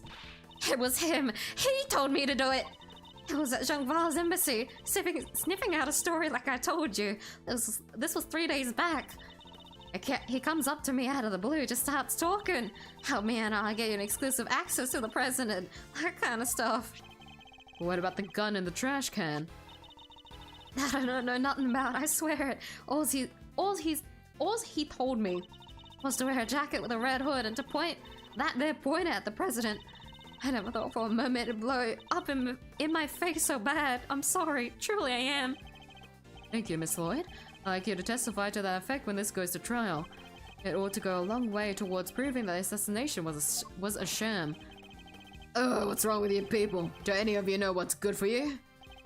My sympathies, Mr. Knight. Had you successfully removed me from this case as you intended, perhaps then you could have kept your porn quiet, hmm? Woo! That's a good face. So let me get this straight. You told Tabby, if you let slip about our fake assassination bullet, we'll have you convicted for murder? Or something like that? Oh, the daddy! I said no such thing. Ow, my throat. This one where Leon makes his first. Oh, it's 2. Okay. I thought it was another one. Oh wait, when I think about the older version, yeah, no, that makes sense. When I think about his polygons, I remember. Thank you for that, Mesla. I can never remember it. Happy time now. Take care, Borg. Have a good nap. President Huang. Give it up, Knight. Now that he's deflated, I can't really give him like the big voice, can I? I gotta give him like a sad big voice. Give it up, Knight. It's time we came clean. It's our only choice. So, Mr. President, you admit that there was a plot to fake an assassination attempt. I do, I'm sorry. But why? Why do something like that? My popularity has been on the wane back home. I thought surviving an attempt on my life might give me the boost I needed. I know what we did was wrong, so yes, it was all lies, all of it. And the bullet in the vest. It was planted ahead of time. I wasn't hit by anything today. Bulletproof vest updated. A prop used in the staged assassination attempt. The flattened bullet was also planted ahead of time. But then, what was up with 𝐷𝐾𝐿A? Our plan got out somehow, and then he just appeared, hell-bent on turning our fake assassination into a real one. Hence the red raincoat, I suppose. He had hoped to get in close enough as the fake assassin to finish the job. There's one thing I don't understand though. Oh, and what would that be? Why did Rook have to die? If the whole thing was fake, how did he wind up getting killed for real? That's true. Therein lies the real question. He was a fine bodyguard, the best in fact. He may not have been a native of 𝐢𝐽𝐺𝐹, but it was someone I could fully trust. Mr. Rook must have been really something to gain the trust of someone who'd hide from his own shadow. Sounds like he was as trustworthy to the president as I am to you, huh, sir? I believe that's for me to say, Detective, not you. Mr. Rook must have known about the plan too, then, correct? He wasn't aware of any specific details, so not really. I tried to involve him, but he refused. And you have done well to listen to him. This is a tragedy. The life of a good man has been wasted. What's so great about him anyway? What's gotten into him? There's just another piece on the board there to protect you, nothing more. Mr. Knight, how could you? Who was it that actually went along with your plan, huh, Mr. President? Or that Precious? Precious? Good. Coward back down when you needed him to step up the most. I value your support too, of course, but look, I'm your chief bodyguard now. That's all that matters. And now that spineless fool Rook is gone, things are gonna change around here. Thanks to me, genius strategist, grandmaster, rightful lead of this team. We're all well aware of your ambitions, Knight. But doesn't this seem a little imprudent to you? Why? My plan this time was perfect, as I always are and as I always will be. That's quite a statement. Especially considering that your perfect plan was an abject failure. Yeah, no thanks to you and that buffoon Rook. Now exactly was it Mr. Rook's fault. If he hadn't died, your killer would have never come after me. You know, I would have had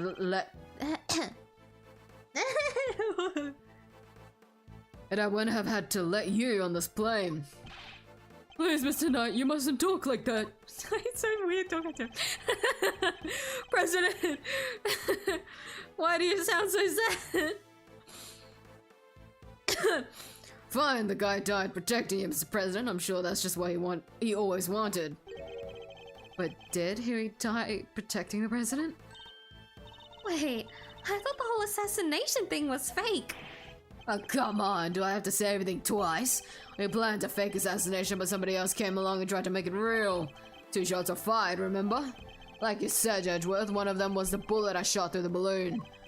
But a second, that wasn't me. Oh, really? Then who did fire it?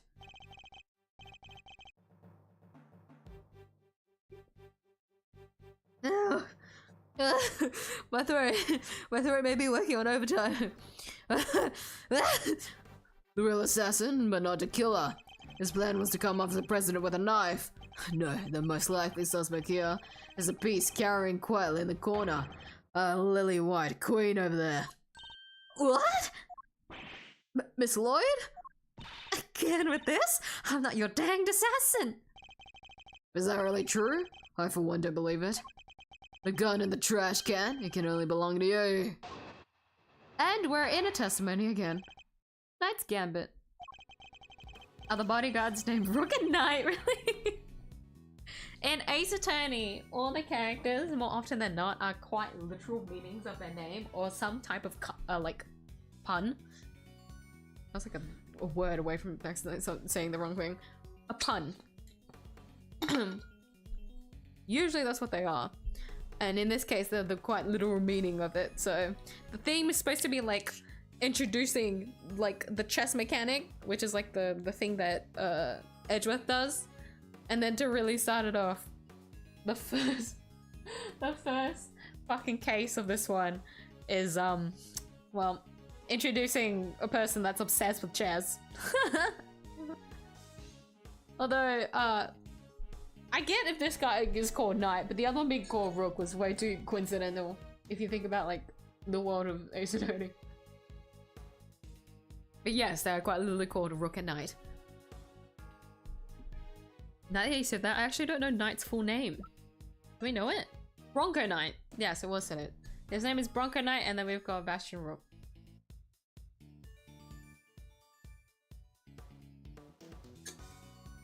Age 35. The victim, he was the leader of the president's security detail and appears to have died in the line of duty.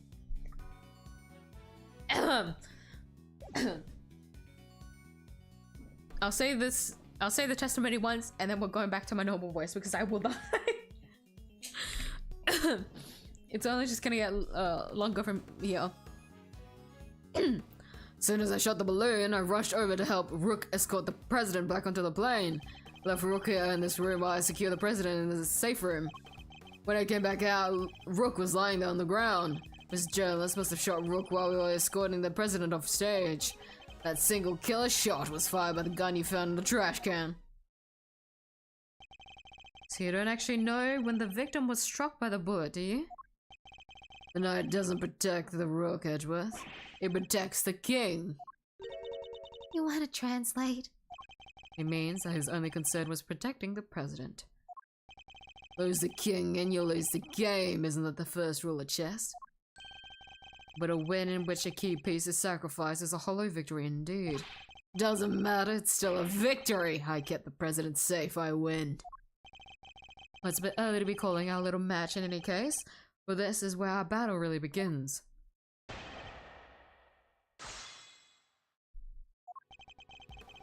Press. I always wanted the little pin that he has. The little hand pin. I don't get that. Hold it! The victim really didn't take a part in your little plan then, did he? Nope, and we kept him in the dark on the details. So you really thought the president was in danger? But wait, he must have noticed that the shot came from right next to him. Maybe he did, I guess we'll never know. And even if we did know it was a sham, he still had a job to do, he still had to protect his king. And was able to make a judgment like that in a split second. Impressive. He really was as capable as I say. Not so capable that I couldn't read him like a book. I made it so he had no choice but to go along with our little performance. Hold it! Why do that? You and the president both knew the whole thing wasn't real. But it had to seem real. There were people everywhere. It's not a good look, right? Imagine if someone had spotted a man who had just been shot at, hanging out at his plane, sipping grape juice like he didn't have a care in the world. And what was the victim doing during all this? Who knows? I was in the safe room like I said. Anyway. Hold it! Where on the ground exactly? Right where he is now, the middle of the floor. The door to the outside was shut though. Guess the bullet must have hit him right before he closed it. Like says little blunt and my whole plan fell apart. So tonight you mustn't talk that way. He may have kept you safe, Mr. President, but he isn't here, just here now to save your good name. I'd call that dereliction of duty. What would you call it? An honorable try, which is more than what you'd give, I'd say. Sorry, but that's just how it is. He's such an asshole. All he wanted to do was be better. And he chose like the scummiest way. Truly, such a shame. So many like capable good characters have died throughout the Ace Attorney series just because they had to fall victim to a case. Like I still think about that one bodyguard from Apollo Justice. The one in what case is it? The clavier like concert one. The one with Lamia. Wait, is that her name? What's her name?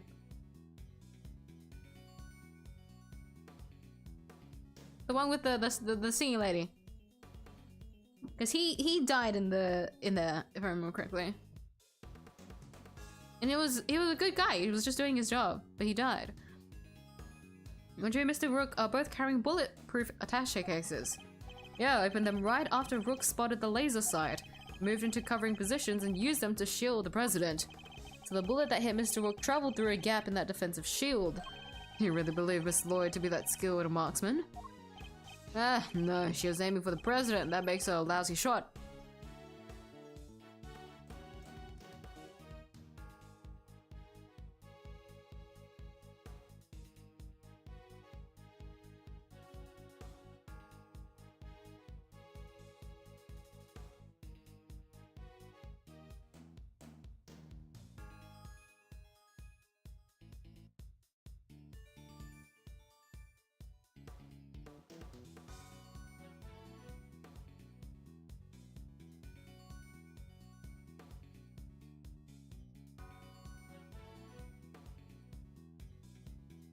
Mommy, you speak to me. She speak to me, okay, apologies about that. We keep having to buy new hangers because we keep running out of them. And she bought like a good bunch of them not that long ago. She bought like a really good deal of them too, when we were overseas in Vietnam. They were good. They're like sturdy, they're strong. And there were a lot of them too, but they've run out completely. I think I have to reorganize my closet so that we have some hangers to use for our laundry. Weird oversharing, but you know, if Mummyuu's in here, why not talk about it? Pure coincidence that Mr. Rook was hit, and the bullet simply happened to find its way past your attaché case and through the gap in his vest. Seems crazy to me too, but the facts are the facts. It was a shot in a million, but the shooter, the bullseye, and the proof is in your hands. Hold it! I feel like if he wasn't so smug about like taking over his spot, we could have gone through this.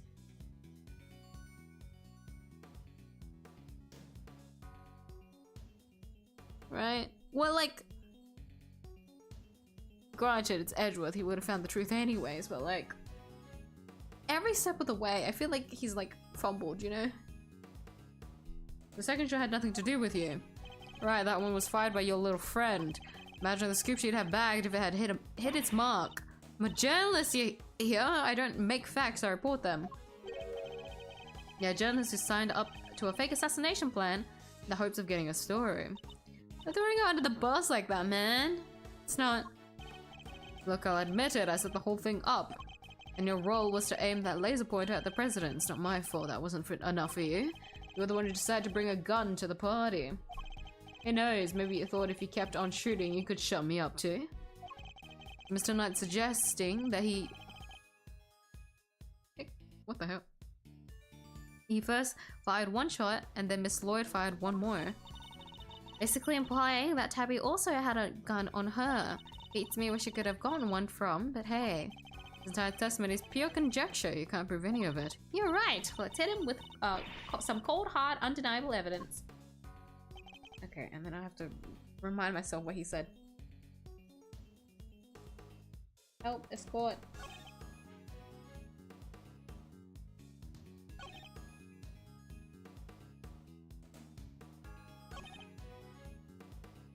So I feel like the first three we can't really do much. Can we? Escorting the president of the... That simple killer shot was fired by the gun you found in the trash can.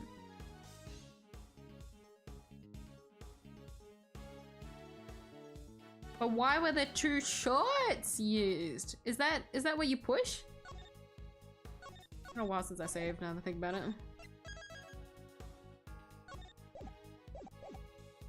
I think that's it. I'm not confident. Yeah, 2 spent.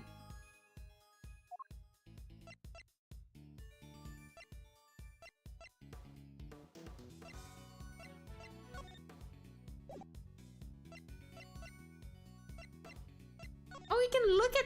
Oh no, we can't. I thought we could inspect it a little more, but you can just open it up and look at it closely. That was a bit disappointing.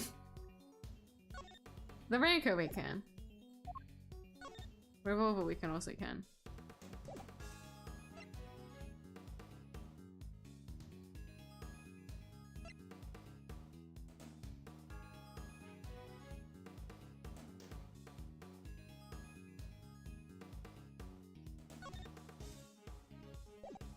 Is that what we'd push there?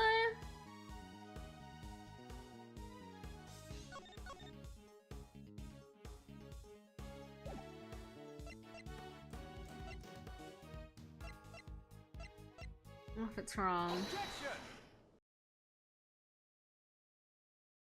If it's wrong.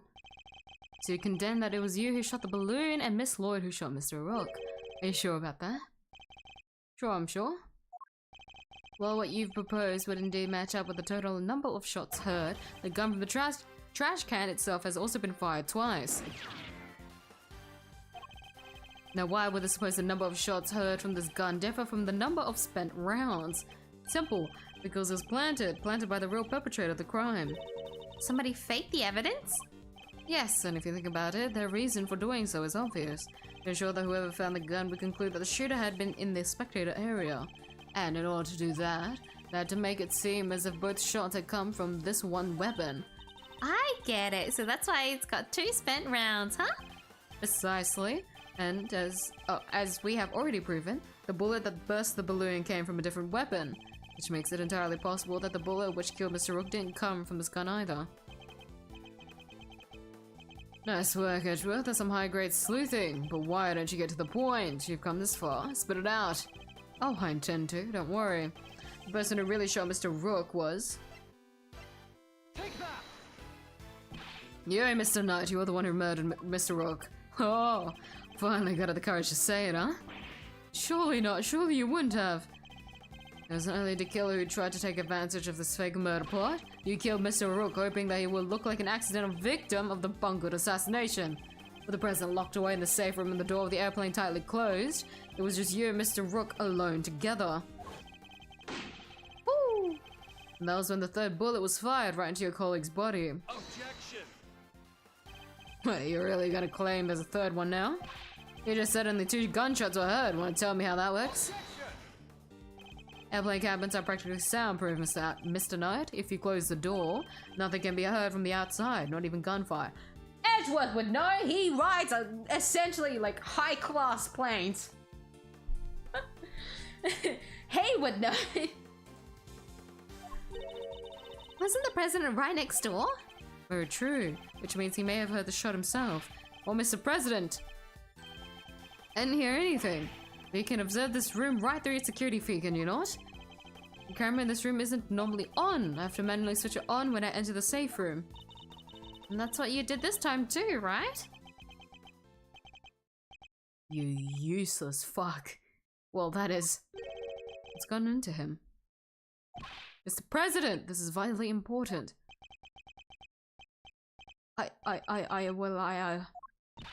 Please, President Wang. Fine, I was busy hiding under the bed covering my ears. What? Even though you knew the whole thing wasn't real? Yes, because I hate the sound of guns! Just the slightest hint of the awful noise, and oh, it's just too much.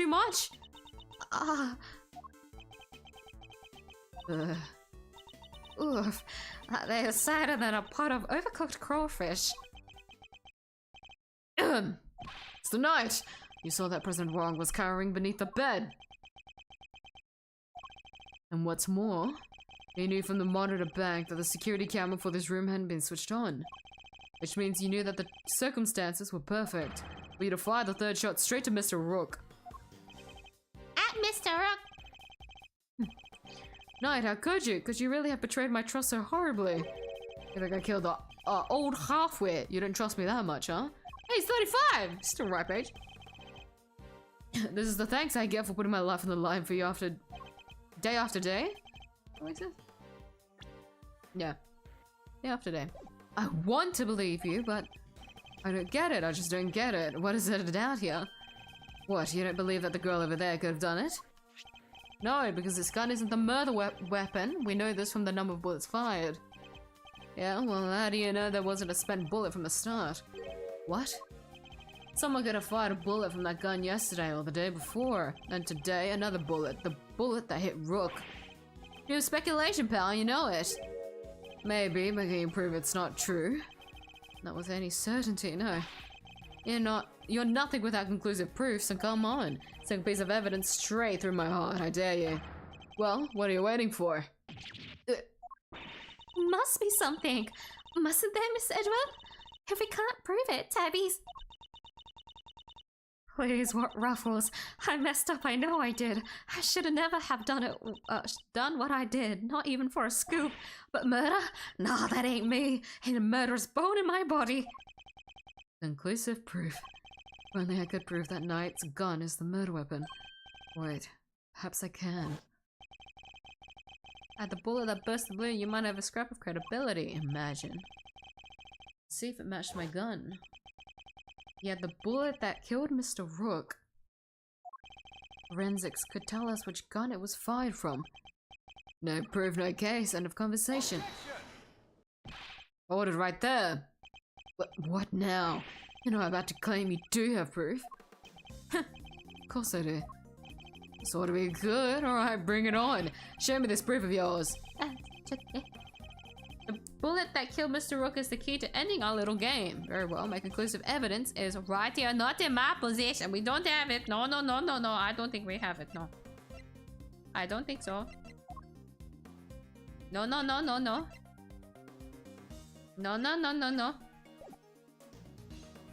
We don't have it. No.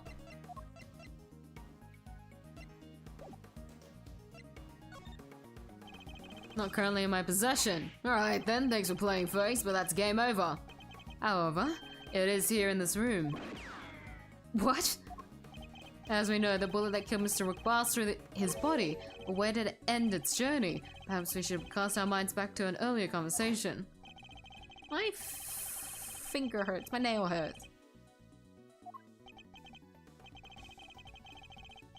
Worrying that the vest, things could have been a lot worse. But now, of course, you know that the so-called assassination attempt was a complete fabrication. The vest was prepared in advance, made to look as if he had been hit by a bullet. Which begs the question, where's the real bullet? I like it, a twist. That's good stuff, Edgeworth. Come on then, don't keep us in suspense. Does any of the evidence point to where the bullet that killed Mr. Rook might have ended up? I think it's the monitor? I think so? Take that! There's something very clearly missing from this room. And yes, a prosecutor with some common sense. Hey asshole, take a look at the bank of security monitors. Oh, I see. You've caught on, Mr. President. Splendid. There are screens here showing views from all around this airplane, inside and out. The only external angle not covered is the right-hand side of the aircraft, and that's because one of the monitors is missing. There was a monitor in that space previously, wasn't there, Mr. President? There was. I have no idea what my plushie's doing there now, though. Appears to be someone's vain attempt to hide what is obviously lacking. Where did it go and why? The why is easy enough to answer, because it was struck by a bullet. Or if we were to believe that the bullet in the vest was the real deal, then anything that hinted at the existence of another bullet had to be removed. So, where did the missing monitor go? Where indeed? I believe that it must be hidden somewhere on this plane. After all, there wouldn't have been time to dispose of it outside the aircraft. Detective Gumshoe, conduct a search if you would. Right away, sir. Mr. President, extraterritoriality. Territoriality, remember? I have no objection to a search. Please go ahead. If it will help us discover the truth behind what happened to Rook, I will not stand in your way. What are you? I don't believe this. Rook this, Rook that. Don't you ever think about anybody else. Search has been authorized, detective, if you wouldn't mind. Oh my god, we get to see his full model. Hold on. Was it like this in the original game? It was just too clear. I'm just not used to it. So I found the monitor. Excellent work. Now go ahead and extract the bullet. Let's see if I put my hand in here and just... Come on, come on. How did you put your hand in there? You're gonna get cut even, like, if you wore, like, thick gloves to, like, not get hit by, well, I guess you could have, like, pliers, not pliers. Like, in a way, like a pliers. Like a little thing to grab it out, then I guess so. But you said put in your hand here! Gumshoe, no! You're gonna cut yourself! Joe, look at that! Blood. This is the bullet that killed Mr. Rook, there's no doubt about it. Bloody bullet found inside a security monitor. This seems to be the bullet that killed Rook. There you have it, Mr. Knight. A single piece of evidence you requested straight through your heart. Even you must now admit, if this bullet didn't come from the spectator area gun, then Miss Lloyd cannot be Mr. Rook's killer. What, no pithy comeback? Detective, have forensics analyze the bullet with situations and compare them to the gun we found. Yes, sir, we got the evidence you need. You can count on it. Situation. I love that there's like extra bodyguards now. It's not only 1, 2, 3, 4, 5, 6 people in here. There's 3 other people too. Well, forensics now, but like the 2 bodyguards are here now because Rook, sorry Rook, Knight can't be trusted. Is that interesting? Let's see what forensics has to say.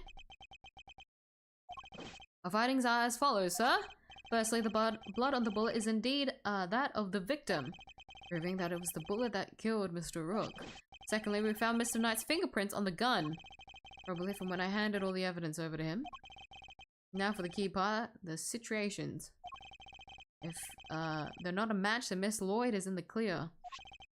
Lastly, the situations on the bullet are matched with this weapon. What? How could that be? No way! Oh, come on. There's no doubt about it, sir. This is the gun that fired the bullet. How? Well, isn't that something? Because of proof that I was right. What's the matter? Why is... Oh no, I'm just realizing his little like headset thing is like really big on him. What's the matter? You didn't think you had me backed to the corner, did you? Guess you misread the board. Stop! Oh my god. Because the only one back to a corner here is you. Never realized the microphone, like, set thing is so fucking big on him. Nice counter. I genuinely didn't notice it until now. There's no denying it. Forensics prove that the gun and the bullet are a match. The bullet that killed Rook was fired from the gun you found in the spectator area, so who pulled the trigger? It can't have been me, I was up on stage, which leaves your little friend, the hack, who killed Rook. She's the murderer and you just proved it. Your move, Edgeworth. But just remember two things. One, where you found that gun, and two, which gun the fatal bullet came from. Whichever way you look at it, I can't have been the shooter. Gah! Had come to this. Me and the president, we admitted to faking the assassination attempt. Now it's your turn to admit something. Who the killer really is. There's no way Tabby did it, is there? Let him get to you, Kay. We just need to go over his statement again. There must be something further we can deduce from them. Let's do this, Miss Edgeworth.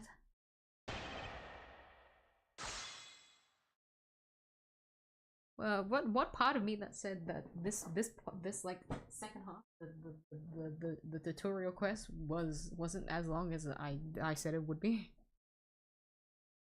God damn it! In total, it would probably, hold on, if we assume it takes another 30 minutes, it'll be like 6 hours total. The tutorial. Pull through, pull through. Okay, hold on. I just want to look at. Is this updated? No. No, okay. So we only get the, yeah, bullet, but it doesn't update. Okay. Let's keep pressing. No, that's... What was it you said? That forensic would back you up? Good. How does it feel to be shot in the chest by your inconclusive proof, huh? Not so good, I imagine. Bullet and the gun are match, Miss Edgeworth. That, kinda has to mean that Tabby pulled the trigger, no? I simply cannot accept that. But sir, there's no denying the evidence. There isn't, so what am I missing? I assume Miss Lloyd to be innocent and the gun and the bullet shouldn't be a match. What is it, Kay? I was just thinking, if the evidence points to something that doesn't seem possible, maybe there's something wrong with it. You're asking me to call the evidence into question? Well, there's no way Tabby did this, right? So if the evidence says that she did it, then the problem must lie there. You seem very sure about this. Call it my great thief's intuition. Intuition, huh? Still, she could be right. Simply don't believe Miss Lloyd to be a malicious liar, which means, as someone who believes that evidence is everything in court, the irony is not lost on me, but if I were to call a piece of evidence into question, it would have to be the gun, the bullet, neither of them. The gun?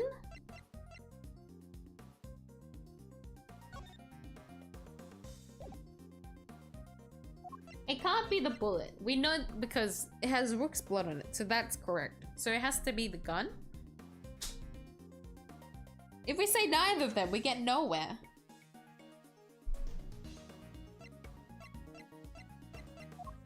Worst case scenario, if it's wrong, it's wrong. Something untoward is going on here. Would have to involve the weapon, not the bullet.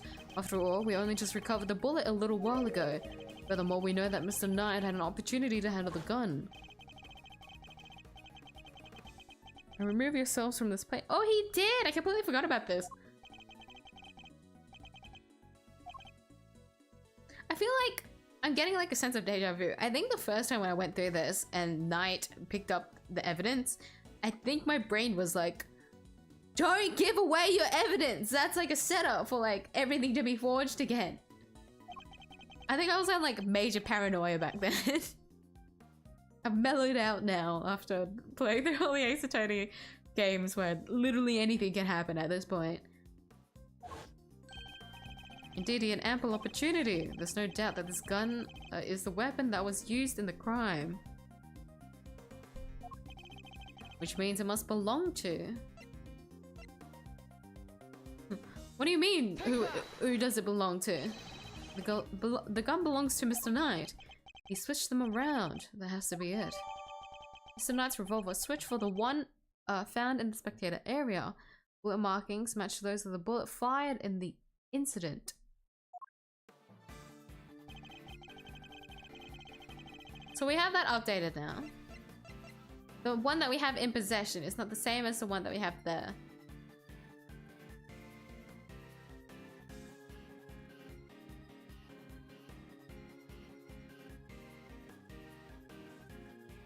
Which will the one in the spectator area bullet markings match those of the bullet fired in the incident?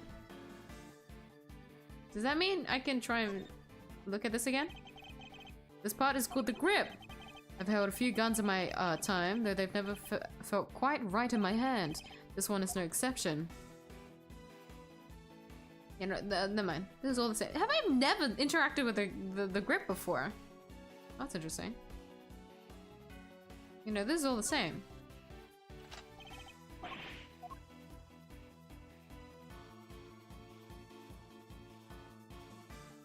Okay, so it's just a matter of knowing that the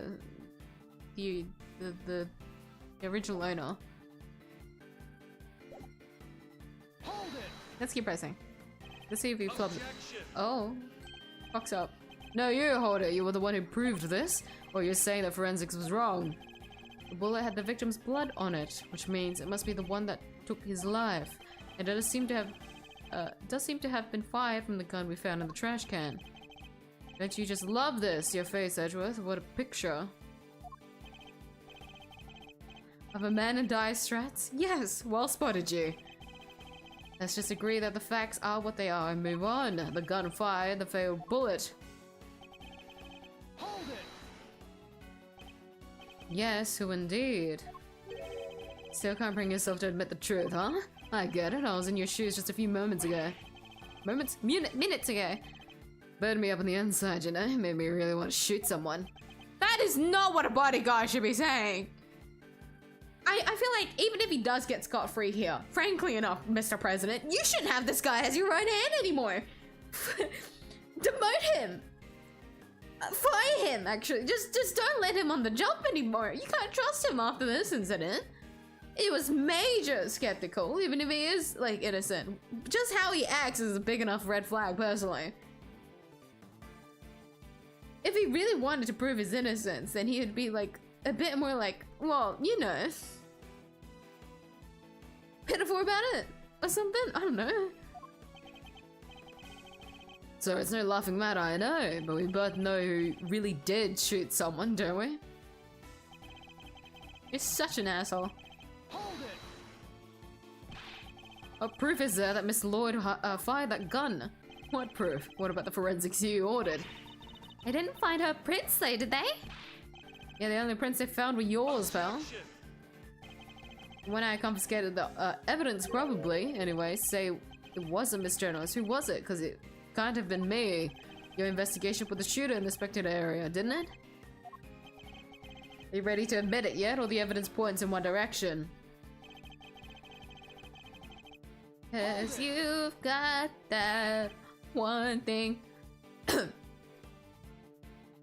That's not what I proved at all. Yeah, so what did you prove?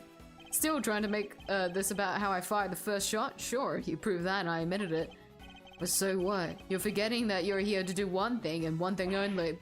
You got that right, to uncover the truth. And you think ruining a country's relationship with 𝐢𝐽 is going to do that? No, your job is to solve an attempted assassination, nothing else. I'll decide what my job is, thank you very much. You don't get to tell me what to do. Oh sure, let the trail go gold while you flip your wig over who gets to say what to do. What to who. Or you could finally do the right thing and admit that your little friend is guilty. Never, you're the guilty one here. There's no doubt about it. Also, friend is a bit of a stretch. We haven't known each other for that long. And she also wanted us to be her chief. She was like a little apprentice for like a bit. For like a minute. The markings on the bullet are consistent with those left by the weapon from the trash can. If Mr. Knight would have tampered with the gun somehow, he could have only done it once I've handed over the evidence and not a moment before. Isn't there anything we can do, Mr. Edgeworth? There must be something. Reasoning thus far has been sound, I'm sure of it. Which means we can overcome his defense this time as well. Really? Even with the forensics results on the inside? If the testimony is untruthful, there's always a contradiction to be found. Let's listen to what he has to say for himself once more time. Hold it! Can I click this one again? Is it different? The bullet and the gun match, and yet... Give it up, Edgeworth. This is watertight evidence you're dealing with. Besides, I would have thought you knew this, but just in case you didn't. Can't hold it in the middle of a game of chess. Trying to change the subject, but I'm starting to see it now. Yes. By the time he handed the evidence back to me, he must have switched the gun we found in the trash can for his own. It would make complete sense that the bullet markings match the gun we're looking at. But how do we prove that? Clock's ticking, Edgeworth, and you're out of time. My move. This should all be the same. Objection! Yeah, okay. So this is all the same.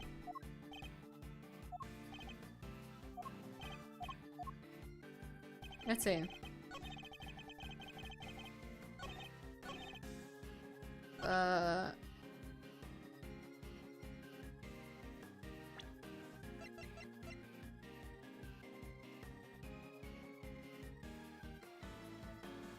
But how do we... Hold on.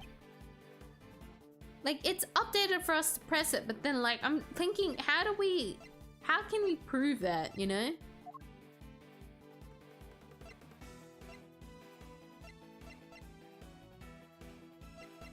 Because it's updated, but, like, to us, isn't that just...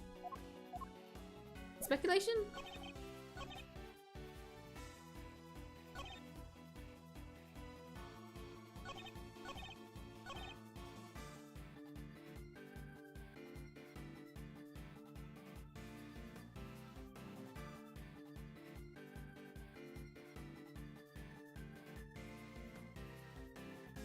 I don't know, if I were to say there were 2 bullets, I guess the only way is like, if we ask him to take out his gun and then from there we can figure it out. Well, if it's wrong, it's wrong.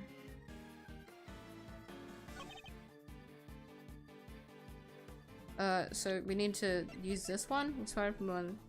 Switch it for the one. Okay, so we can press this and then from there hopefully figure out what's going on because our current evidence isn't particularly helpful, I feel like. Objection! Admit it, you switched the guns, didn't you, Mr. Knight? That's why the markings match the weapon in question. It was yours all along. An intriguing move there, Edgeworth, and you must have made the switch when I handed over the evidence. While I was busy trying to make a case for remaining on the investigation. You took the laser sight from the gun we found in the trash can and put it on your own. Then not long afterwards, you handed that gun back to me instead of the one we found. I did, huh? You think I somehow knew you'd find, let alone run forensics on that bullet somehow in the future? Is that so strange? You're a chess player after all. Man well used to thinking several moves ahead.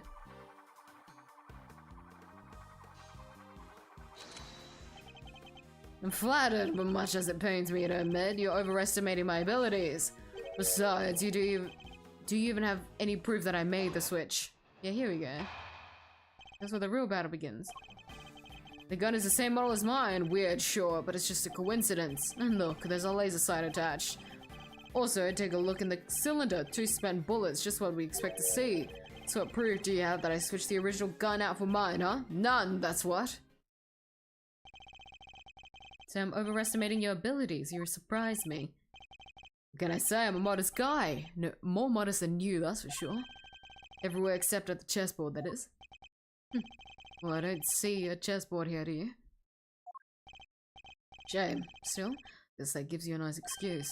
I didn't mess up, I just didn't have the right evidence. I don't think I'll be the one making excuses. Rather, I didn't mess up, they just got lucky with the evidence would be your excuse, I'd imagine. Isn't it a shame? The one person that Edgeworth had a chance of like playing chess against out of all the characters we've met in Ace Attorney, and it's this fucker, this motherfucker. Unfortunate, truly. Hold it. Hopefully he gets like a new statement from this. A coincidence, you say? Was it a necessity? Can't be both, pal. Sure it can. We bodyguards need to protect the president.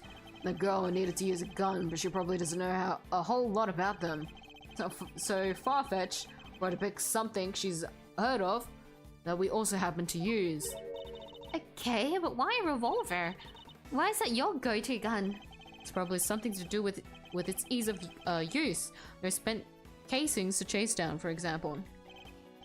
Exactly, the perfect tool for a job where you can't afford to fail or don't know what you're doing. Still, coincidence, necessity, it doesn't make a whole lot of difference either way. Hold it. Because you swapped it on there. Put up or shut up, Edgeworth, where's your evidence? Well, that is...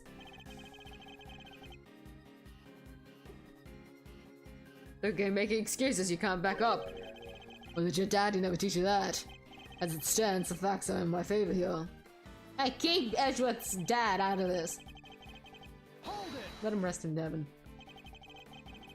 I mean to ask, actually, what about your own weapon? How many spent bullets are in cylinder?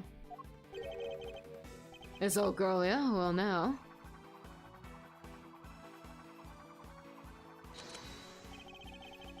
Well, at least a few rounds earlier, as you saw. He reloads his gun every time he fires it. Here we go. Yeah, I'm trying to remember. Does it have something? You know, it definitely has something to do with how he handles the gun. Even if I were to tell you how many there were at the time, you'd have no way of verifying that. Of course, in order to swap the guns properly, you'd have to maintain the right number of bullets per gun. You didn't have the chance to put on any gloves though, which means... I think it's about time you did the right thing and resigned, don't you? Game's all about done, see? Hold it. The proof it. You're an asshole, you know that? Something you clearly don't have. If you did, you'd have made your move by now. We do so have proof, right, Miss Edgeworth? I might be given the chance to investigate any further. I'll have to work with what we've gathered. Think, Miles, think. Consider all the possibilities. If you've got the goods, it's now or never. How are we supposed to prove he switched the guns? Fortunately, we don't have any direct evidence of his wrongdoing, but that in itself is proof of a kind. Because otherwise, the situation's shouldn't line up. Gumshoe! Where's your voice? I feel like if you give Gumshoe like Goofy's voice, it would sound normal. Like it would fit in. I should know how to do Goofy's voice. Shouldn't line up like they do, right, sir? Right, we must carefully consider and infer what we can from the evidence he brings up in his testimony. The truth is in there somewhere.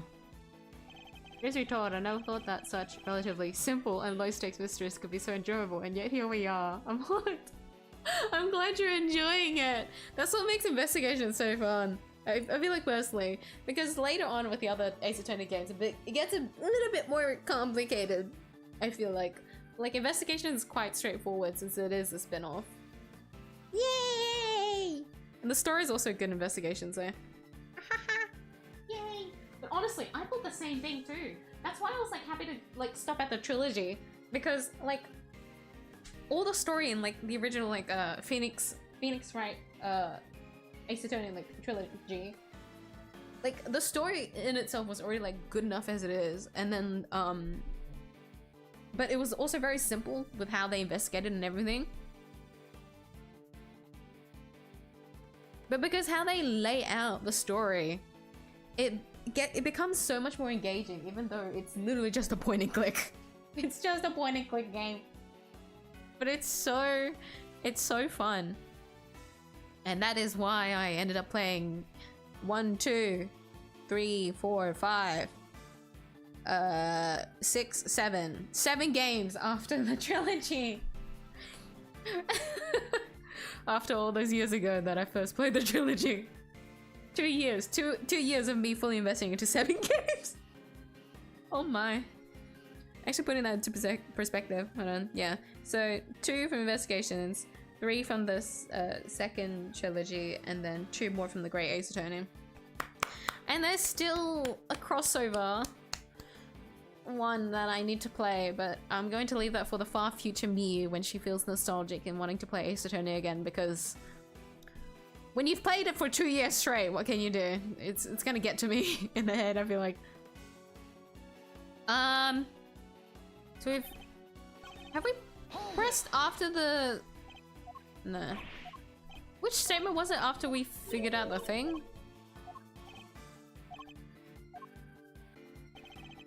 Hold it. No, okay. There's not any. That means we just need to figure it out from here. Or was it this one? Okay, yeah.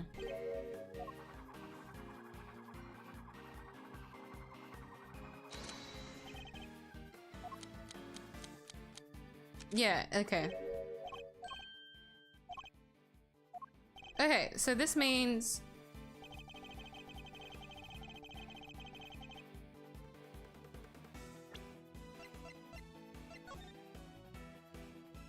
So I've already investigated this one. We know for a fact... No, that's not what I wanted to investigate, so... Yeah, we know for a fact that there's 2 spent in here as well.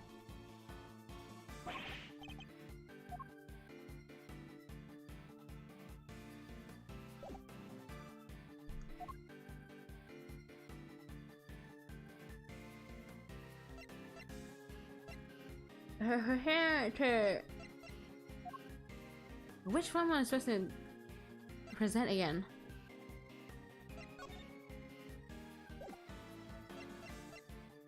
How many times do you present the gun? Seriously.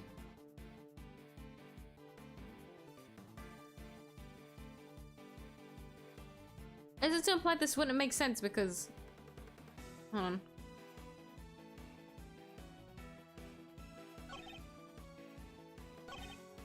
Same model as mine with coincidence. Look, there's a laser sight attached. Let's take a look in the cylinder. 2 spent bullets, just like what we expect to see. Is he referring to his gun? Because his gun shouldn't have 2 spent bullets.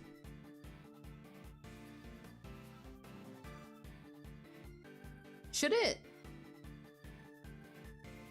Wait, no, if he shot a balloon. Wait, no. The implication is that he only shot the balloon, so there should only be 1 spent bullet.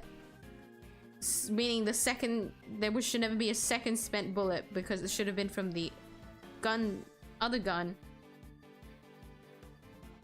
The other gun, right? Hold on, let me press this, let me press this one again. What does he say? What about your own weapon?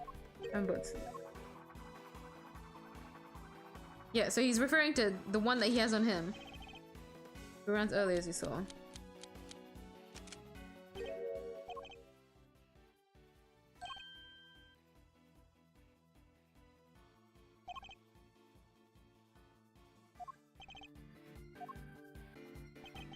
I think so. Well, once again, if it's wrong, it's wrong. Oh fuck! Did I press it on the right one?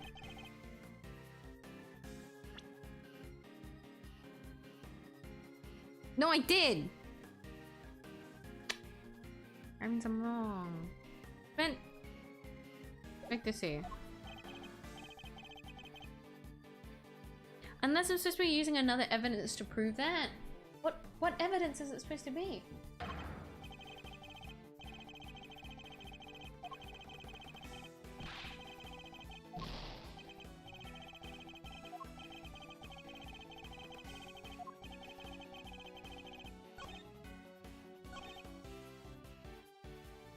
Weird short, but it's just a coincidence.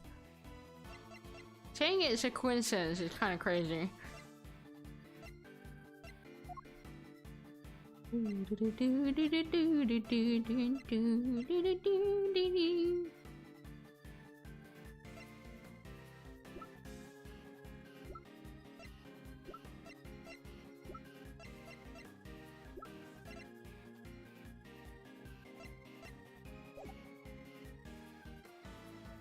Finger.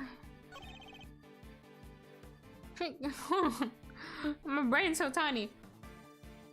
There's a laser sight attached. Hold it!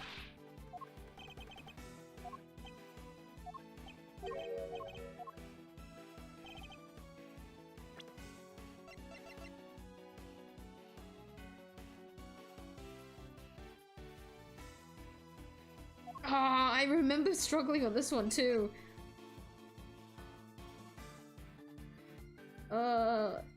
This and then that and then. Oh, brain's so tiny.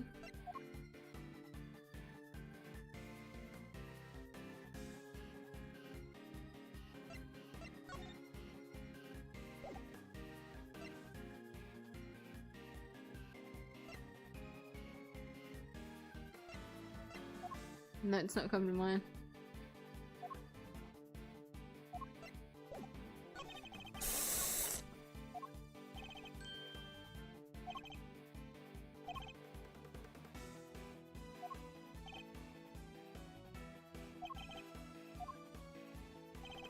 We'll go back. Let's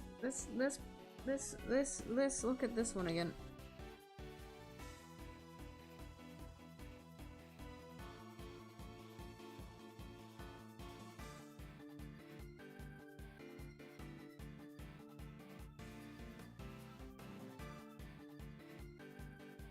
Right, number of bullets per gun. He didn't have to turn any guns on the chains.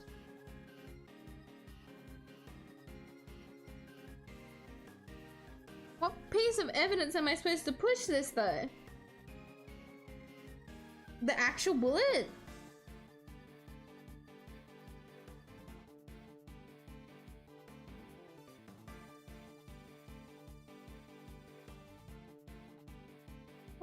What evidence do we have?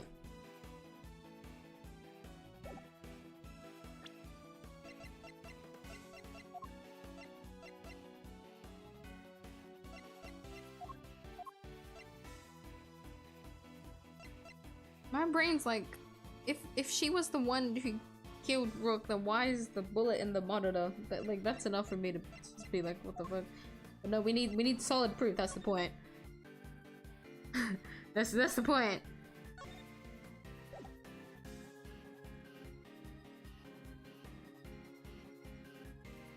Or hold on, it should be this one to be like there should only be 2 gunshots, but there's wait no few wait he's let loose a few rounds. Does he mean before the thing? So the amount of bullets that he has on him. See, this is why my critical thinking goes to like dog shit, because I overthink.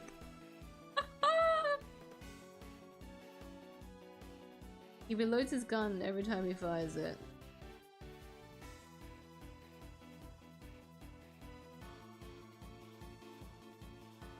Rounds earlier, as you saw. You mean the one bullet that should have been? Why does he say a few?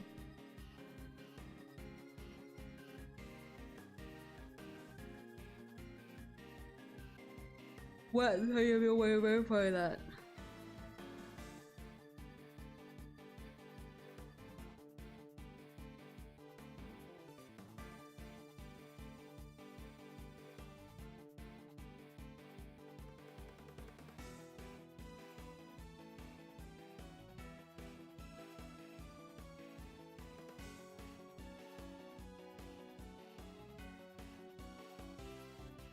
Should I just present the bullet? But should I start presenting everything and go rogue?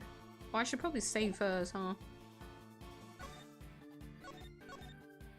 This is why I don't like you, Knight. Not only are you so arrogant, your way of speaking confuses me. I don't think it is the bullet, though. That doesn't make sense.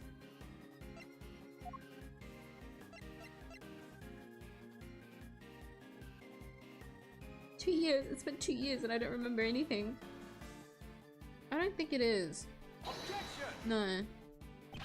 Then is it the recording to imply the amount of shots? Because that was my first line of thinking, but that doesn't make any sense either. I'm to start going rogue until one of them works out. It should be the third statement. I'm quite confident it is the third statement.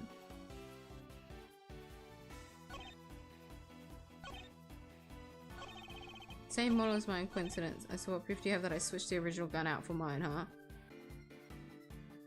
Oh, maybe it is the fourth statement that you press on and said. What proof do you have that I switched the original gun for mine?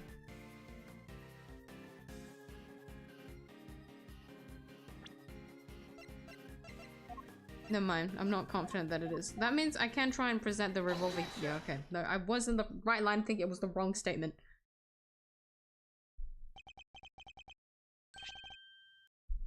When I get you, Knight! I have your proof right here. That's your proof? I think you've been working too hard, Edgeworth. When I get you. Not the gun itself, the evidence it carries. See, this happens every time, for every single fucking Ace Attorney game. I always choose the damn wrong statement. When I get you! Evidence that will prove once and for all that it does in fact belong to you. Looking forward to this. Go ahead, make your move. What's about to come into play? The rook, the bishop, not a pawn, surely. Evidence the gun will provide takes the form of fingerprint, bullet markings, blood. Blood. Bullet markings, we don't have any bullet markings, it's only fingerprints. Everything went quiet for a while there. Did it? Did the thing bug out for a little bit? I hope not. You check whether Rook's gun has Knight's fingerprints. That is the implication of it. Yes. I think that is what the game wanted you to think. But the only way for you to quotations check is to like imply it here. So like presenting the gun to that statement after Edgeworth's line of thinking in the third statement. Welcome to Ace Attorney. Are you on the right statement? I was so confident it was the third one too. I thought it was because that was where he like does his thinking, but no, it leads to the next one because that's where he's like, is that the right proof? But no, then you. Also, nice seeing you again, GW. How have you been? Fingerprints! Namely your fingerprints, Mr. Knight. My prints? Of course my prints are on the gun. You handed it right to me when you gave up the evidence. How could they not be there? What if I told you there are prints on a part of the gun that you shouldn't have touched at any point? What? Where? You can't prove that. Oh, but I can. There is a place where your fingerprints could never have been left if things happened as you say. I'm here to present the final piece of evidence that will bring our game to its rightful conclusion. You get him, Edgy Poo!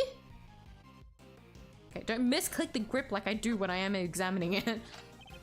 Here, look closely at the cylinder, detective. 2 bullets fired, but where are the prints we're looking for, sir? Meow. Meow, meow, meow. You did indeed switch the guns when I handed you the evidence. Well, if that were all you had done, your deception would have been easily detected, because the number of bullets fired by each gun was different. There were 2 spent bullets in the gun we found. Yeah, but what about Mr. Knight's gun? We know that he fired 2 bullets from the stage into the balloon. Wait!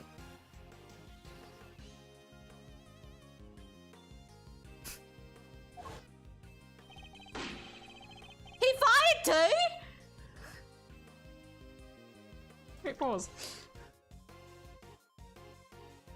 Oh yeah, because it was 2 bullets outside that you can hear in the recording, and then we've talked about the fact that when you shoot within the airplane, it would have been soundproof, so it would have only been it would have been 1 extra bullet. Oh no!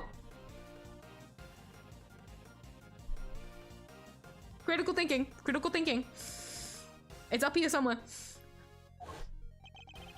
So 3 bullets in total, plus the few odd ones he let loose in shock during a little game. And after each shot, he reloaded his gun out of habit. With his bare hands, of course. Officer, where exactly were Mr. Knight's fingerprints found? The ones you mentioned in your report.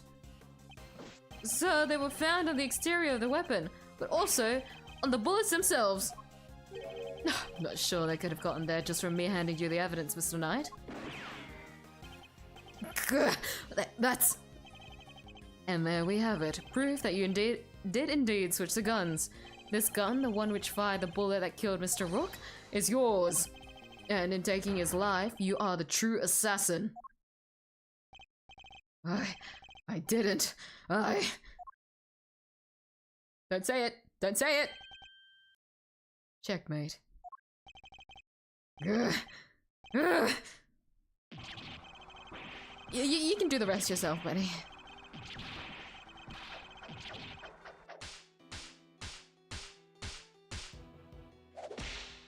Ooh.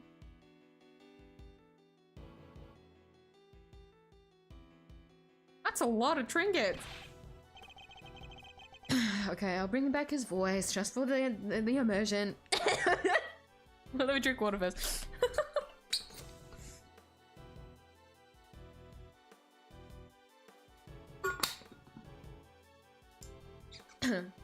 Where the hell are they? By the way, what is that background? Oh, you mean the one behind, Night?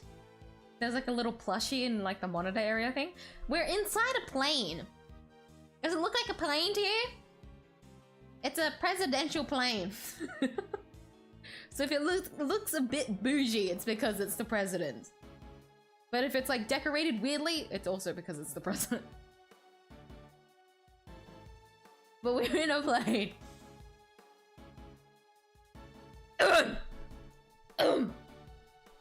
I was going to be the new chief of security. That blasted Rook. If it hadn't been for him, I would have been in charge by now. I would have been in charge of the whole team. My plan was perfect. Perfect. The fake assassination was supposed to be flawless.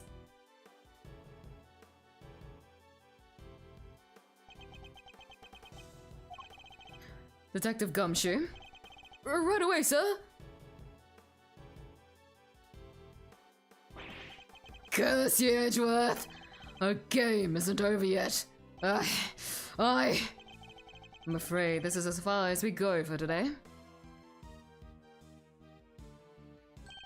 The next moves we play will be in the courtroom. But it's not fair! It's not fair!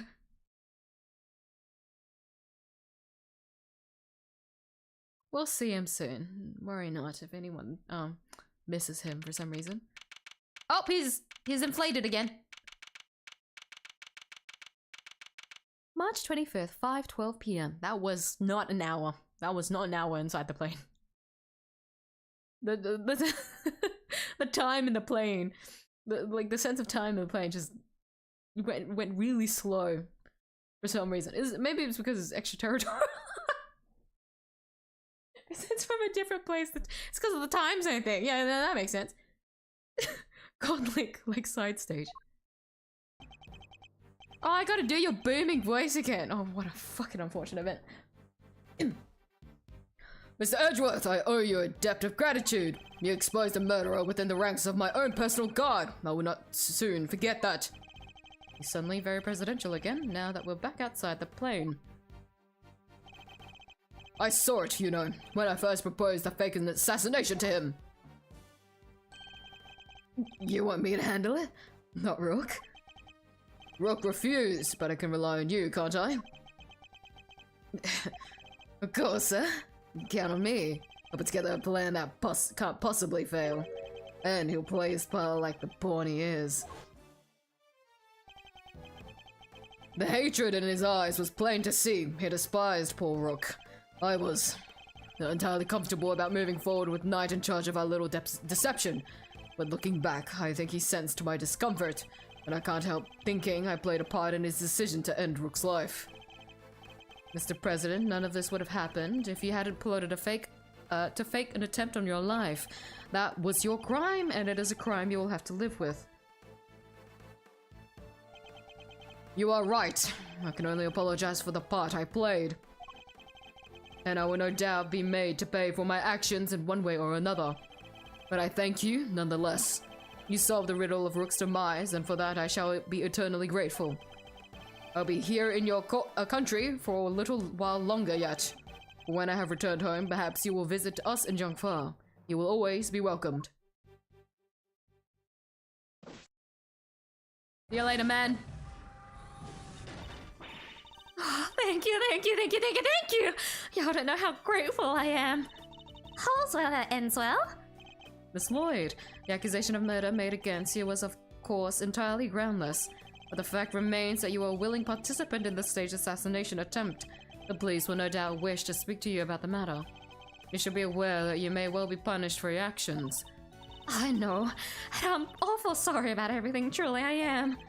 I understand your desire for a scoop, but there are limits. There sure are. I got me some serious thinking to do. He did it, Mr. Edgeworth. That was something else. Local prosecutor solves assassination conundrum, earns eternal gratitude of president. How's that for a headline? There's my department. Mr. Prosecutor, how does it feel to solve such an important case? You must be over the moon. Certainly doesn't stay down for long. No comment. Dang, you're one tight-lipped son of a gun. As well I should be. This case is not over yet. It isn't? How come, sir? Because until we unravel the story behind this, the case will never be completely over. Dun dun dun dun dun dun dun dun dun dun dun dun. Done. Done. I could be wrong. Nah, I'm right. The killer's calling card. Mr. Tequila has yet to complete his assignment. You mean he might still try to murder the president? Hope I'm wrong, but if I'm not, this could all blow up into something more sinister yet. As one would expect with the attempted assassination of a president, the case was all over the news, and my preparations for Mr. Knight's trial were constantly interrupted by requests from the press. There wasn't a person in the land who didn't know about the case. Everybody was talking about it. But in the midst of the frenzy that followed, nobody noticed that this was the only first move in a game far bigger than any of us could have imagined. Congratulations, everyone! We did it! We finished the tutorial! The tutorial was 6 hours long. Such as a miyuu stream of playing a game. It turns into 2 to 3 times longer than it should be. But with that, that is the tutorial. This means I will go into the next one. Oh my god, we get to see. Oh, that's so exciting. Okay, we get to meet her. I can't wait. I want to see her. I want to see what her official name is. Usually, whenever I finish a case, I would leave it for the next stream. But I did end stream earlier yesterday, which is roughly around the same time that I did now. But I feel bad. Usually I do a little bit longer of a stream and I get pretty far. Like, for tutorial cases, even if it goes for like 6 hours, I still manage to do it in one sitting. Granted, I'm still kind of pushing my voice, but I want to continue. So I'll do a little bit of episode 2 and then we'll leave the rest for next week. But that's the tutorial done. So let's get the real story started, shall we? Episode 2, The Captive Turnabout. We get to meet her! Whee! Oh, I forgot this, yeah. Just I forgot.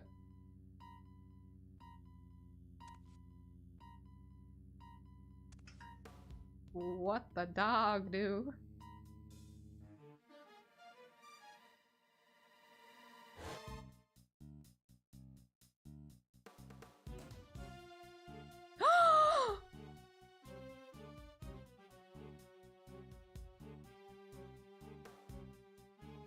Remember what I said earlier?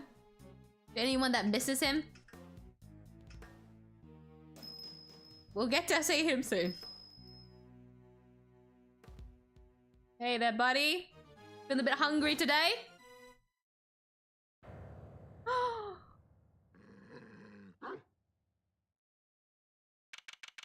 What the dog do? March 27th, 10:16 a.m. Detention Center visitors room. This is gonna be a doozy of a case. I remember this one. This one is fun.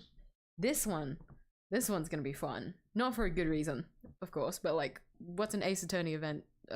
Ace Attorney case where things should not be going as it should be. But that's what makes it fun, you know?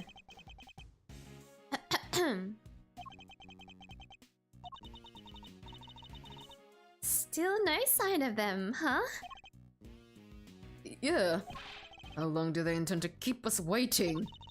Now, Mr. Edgeworth. I'm sure the guard will bring him any second now. The killing of Bastion Rook. In 2 days since the incident at the park, and today we're paying a visit to the detention center. Our aim, of course, is to interview Bronco Knight, who has been charged with the murder. His trial is due to start tomorrow, and I am to be the prosecutor behind the bench. What's taking so long? You there, what's going on? I don't know, sir. I'll go and check. We've got a situation. It's Knight. He's been killed. What? Killed? In the detention center? Come on, Miss Edgeworth. What are you waiting for? Right, guard, take us to the scene of the crime at once. Yes, sir. Oh, this is nostalgic. So it didn't happen in the holding cells, but surely that was where he was being held. What's the holdup? The crime scene's this way. Where are you taking us? Doesn't this door lead to... The prison proper, yes. You mean those other cells aren't part of the prison?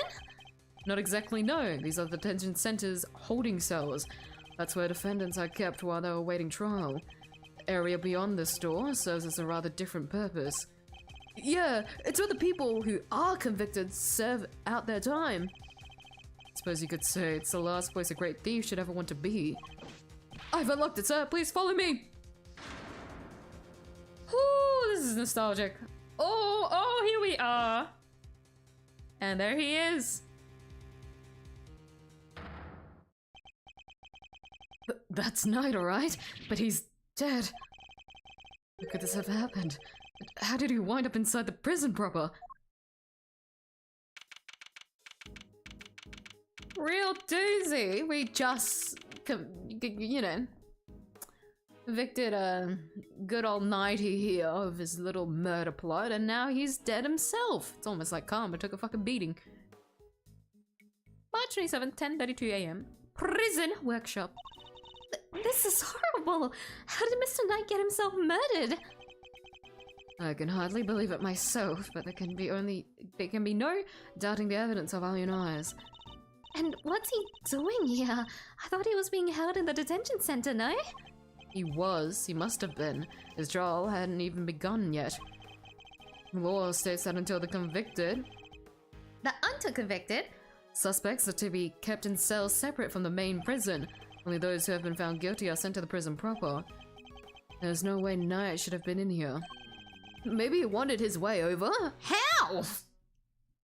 Fucking door. We just watched the door. I know the outcome of this is the funny thing. but when Gumshoe says it so straightforwardly, despite the situation that is so clearly like presented itself, it's very funny. You know, the real prison.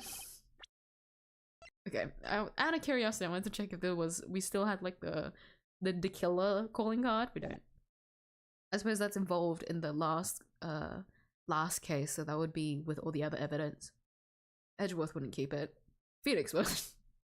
Suppose we better take a closer look at Knight's body. We want to examine the scene of the crime carefully if we want to get to the bottom of this. Although I remember the outcome of everything here, I don't remember the details of like exactly everything. So if I still blunder, don't look at me. It's bound to happen. It's been 2 years, not 2 days, since I last played the old John, you know? So, be easy on me. It's a sink. It doesn't seem to contain any useful clues. Nope, no whiff of treasure either. You do know we're not actually looking for treasure, right? What's with all the weird equipment? I'm not sure, but I don't see anything particularly suspicious here. Smells weird though. Kind of musky, like wet fur. And no, you had such a keen nose. Oh, it's nothing special really, except when it comes to sniffing out treasure. Remind me to seal all my valuables away in airtight containers. No way, Mr. Edgeworth, I never steal any of your stuff. You would happily steal someone else's. Not sure that's entirely reassuring. Wet fur is a key thing, isn't it? This is where they handle the pets and stuff, if I remember rightly. Hold on, I want to make sure yeah, so this is investigating night. I don't want to do that, so I want to investigate the surrounding equipment first before we investigate night. Oh, I forgot you can. Oh god. Time to inspect every suspicious looking nook and cranny. Indeed. This area is too big to take in all at once. Fortunately, I can use... Edgeworth, no. Don't break the fourth wall like that, buddy. Looks like a pulley of some kind. Maybe... maybe the prisoners use it for work? Suppose.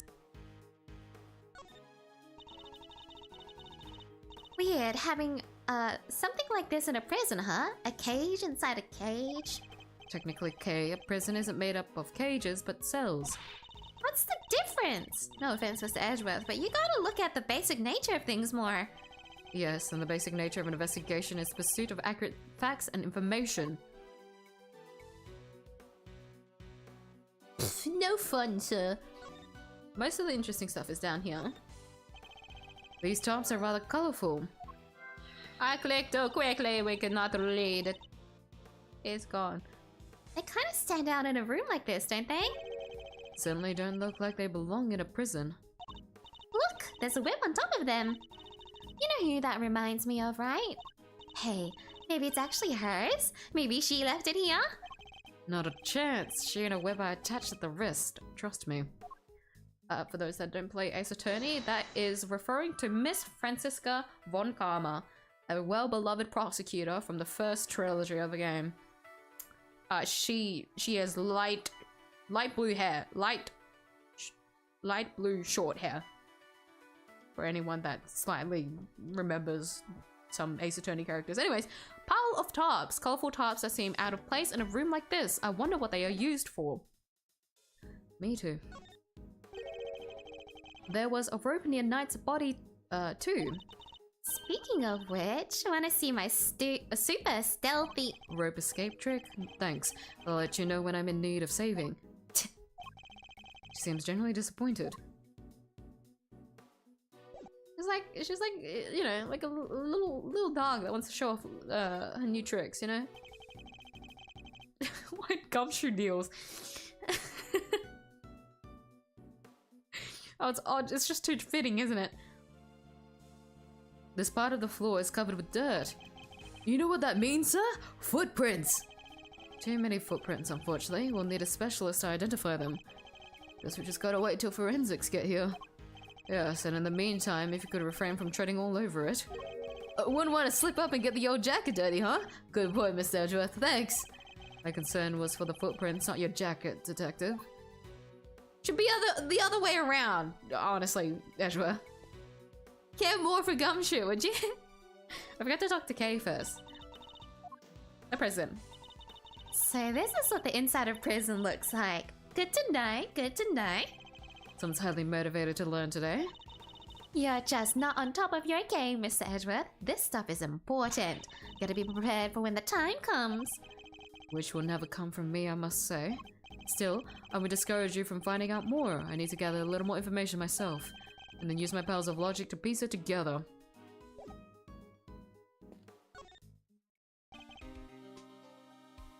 Did I ever show him my badge? I did, didn't I? I showed Gumshoe, Kay, and Lloyd my badge, right?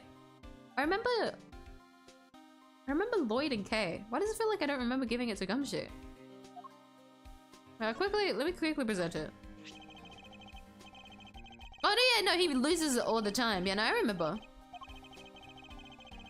He'd lose it 100 times, yeah.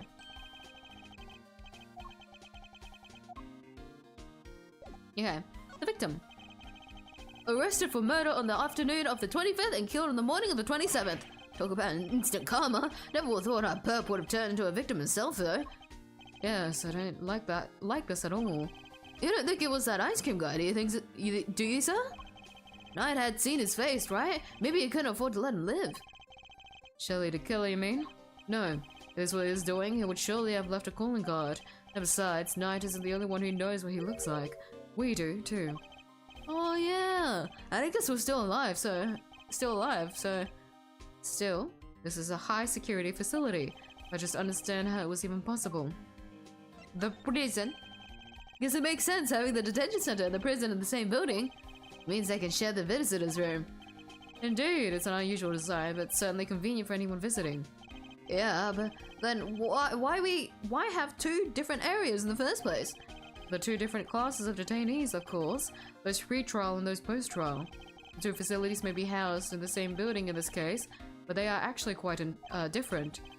Well, all I know is that they're both cramped and dark, and don't let you leave when you want. Perhaps spending a night in each would help clarify the differences between them. No, I'm good, thanks. The fact you have the audacity to just recommend that. Edgeworth is so evil. He's so mean to Gumshoe. God have anything to say? Anything out of the ordinary to report, officer? Yes, sir, there is one thing. Go on. There's a body in the workshop, sir. He's right! That's definitely out of the ordinary. Anything else occurs to you, you know where to find me. There seem to be lists of prisoner reservations for this workshop. What are all these numbers, Miss Edgeworth? Prisoner numbers, I'd imagine. I hate to be given a number like that. I rather agree. People are meant to have names. I'd much rather be called a great thief or the second Yatagari, sir. Right, no name for you then, I guess. Hey! Okay, I think we can investigate the body now. We've all been itching to see what's going on down there. Alright, my man. It's your turn now. Bronco Knight, killed the day before his court date. We'd better take a closer look. First off, his little chest, please. Huh? Is that... Oh, I've seen one of those in your office, Mr. Edgeworth. I'm sure you have, Detective. It's a pocket chess set. The victims, I'd imagine. Makes sense. He loved chess after all. Yeah, it would have been a good way to pass the time. Pocket chess set, a folding chessboard with the pieces stored inside. It appears to have belonged to the victim. Let's investigate the body. Ugh, his neck brace is soaked with the blood from the hole in his neck. I would assume that's the cause of death, and that it was probably instantaneous. He wouldn't have even had the chance to cry out for help. There's a small cut on his scalp too. Was he struck with something? Maybe he fell and hit his head after he was stabbed in the throat? It's possible, but it's too early to say with any certainty. Okay, you have your camera with you, correct? Could you lend it to the detective so that he can photograph the body? Sure thing. All yours, Gummy. Thanks. Alright, here we go. His clothes sure are a mess though, huh? Indeed, they appear to be covered in dirt. Mr. Knight's body, killed instantly by a stab wound to the throat. The body is covered in dirt. There is also a small cut on his scalp from when he suffered a blow to the head. Guess he's like me when it comes to laundry. It would be a grave error to think that anybody else could be quite like you, Detective. We've got this. A rubber glove. Yep, just the one though. I should examine it in more detail. Oh my god, I wonder what it could be.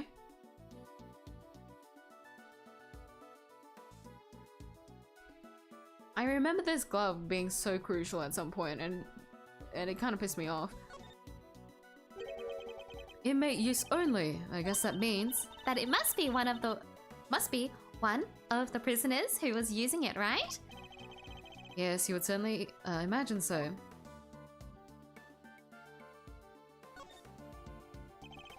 There's mud all over it. Maybe the prisoners are making mud pies? Wish I could have joined them. I love making mud pies. Not anywhere near my crime scene, you're not. And alas, The fingers are covered in blood on this side. So we can safely assume that this glove was dropped sometime after Knight's blood had been spilt. We can? How come? Because had it been on the floor where the pool of blood was forming, the blood would have been flowed around it, but not underneath it. Oh, meaning there'd only be a band of blood around the edges of the fingers and not all over the backside. Assuming the glove was discarded after blood had pooled around the body, Maybe our murderer ditched it after they did the deed. it's only a possibility. At the very least, whoever it was that dropped it must have seen the body. isn't it interesting how it's such an obvious thing that you could have like deduced if you like thought about it carefully, but it's also something pretty easy to overlook if you didn't like look carefully enough. Like that's such very specific details to like this is what you gotta do for your job, you know? It was a glove that wasn't already next to the well, I guess like yeah, like no matter what, right? If the blood had already been there on the floor, there was a chance for it splattering too, but more likely it would have like pulled around it and not been soaked on the back. Isn't that interesting? Hey there! Yes, sir! Have you seen that glove before? Yes, sir, the prisoners wear them for work. It's strange, though. Prisoners are issued with these gloves under strict orders to keep them in their cells.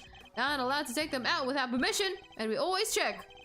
I suppose that would explain why there aren't any other gloves in the workshop. Other glove. Only one glove was found at the crime scene. Prison issued equipment for working inmates, stained with blood and mud. There is one other thing that's important to investigate, but firstly... I don't know if this is separate. Surely if we click this... It might show it as the same. The body is partially covered by a dirt-stained top. And there's a rope on it too. Rope on top of it. I'm just being Kay at this point. My thoughts leak into hers. Was Knight tied up with the rope somehow? Oh no, this was the rope specifically. Rope discovered on top of Knight's body. Does this mean the victim was tied up? Should take a look under the sheet as well. Never mind, it was the same. There you go. Look at all that red stuff. Yes, I'd say that it's blood. Bloody top. Features a colorful design and stained with what I believe to be the victim's blood. We should keep looking around. There's bound to be more secrets to uncover. I'm sure of it. Really? I don't know. I think we're done here, Kay. I think we've investigated everything. I don't think there's anything else for us to see. There's something on his finger. Let's take a closer look, Miss Edgeworth. It's a ring! An expensive looking one at that. Don't even think about it, Kay. What? I didn't say anything. Wait, that's it? Really? I thought that picks up something. I thought, okay, you know what? We get to ignore it then. Into logic we go. Bloody top, pause the top. Eh?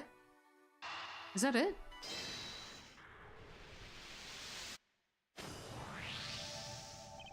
These tops have a pretty distinctive design, in fact.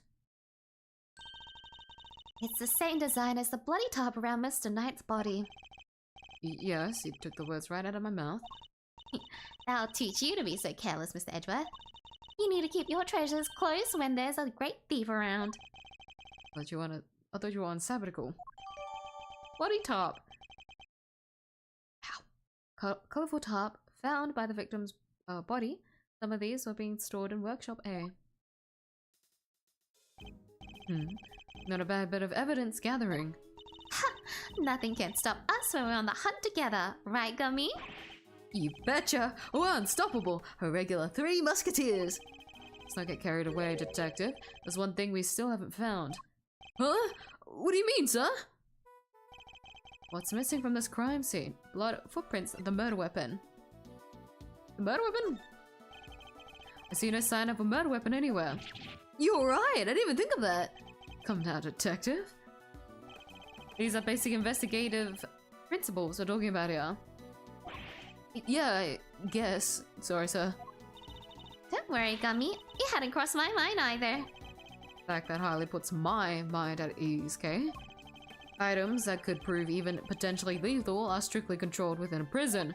After all, we wouldn't want the inmates getting their hands on them, would we? Which means acquiring a murder weapon would be hard enough, let alone leaving the scene with one. Oh yeah, nice thinking, Miss Edgeworth. What was the murder weapon? And where has it gone? The answers to these questions may be the keys to figuring out what happened here. Oh, didn't know the guy had a whole entourage. Ah! He's here! This is where the nostalgia kicks in. Our good buddy, old pal chum friend. Look at him! He's here! Do you get an... Isn't your name... Shouldn't your name be the same? Oh, you have a rough voice. I think I give him a rough voice usually. Isn't his theme so groovy? This music is so good.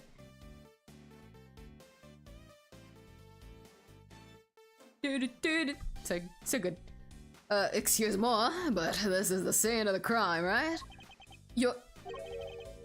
Wait a second, are you? No way! Those piercing eyes? That furrowed brow? Mr. Fender!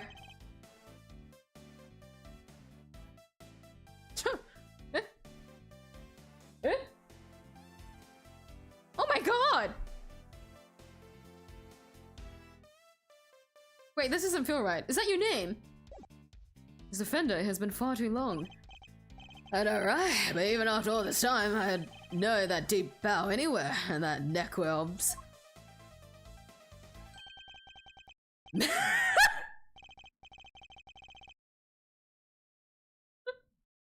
Oh, I forgot he was like this. Manfred von Karma, the man, the legend. Gotta say, I didn't expect to see you here. What are you talking about, pal? This is Mr. Edgeworth, not that old geezer. Detective, please. Edgeworth? Oh, guess that explains the fresh face. Can't blame a guy for mixing you two up there. You're a spitting image of an old devil in his days. I see you haven't changed. How many years has it been? Man, good question. Who's counting, eh? Been away traveling so long I lost track. You know how it is. You know what I do remember? You betraying everything you were supposed to stand for.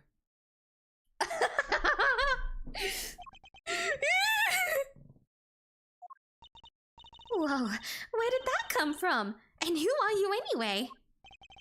This is a defender. He's a defense attorney.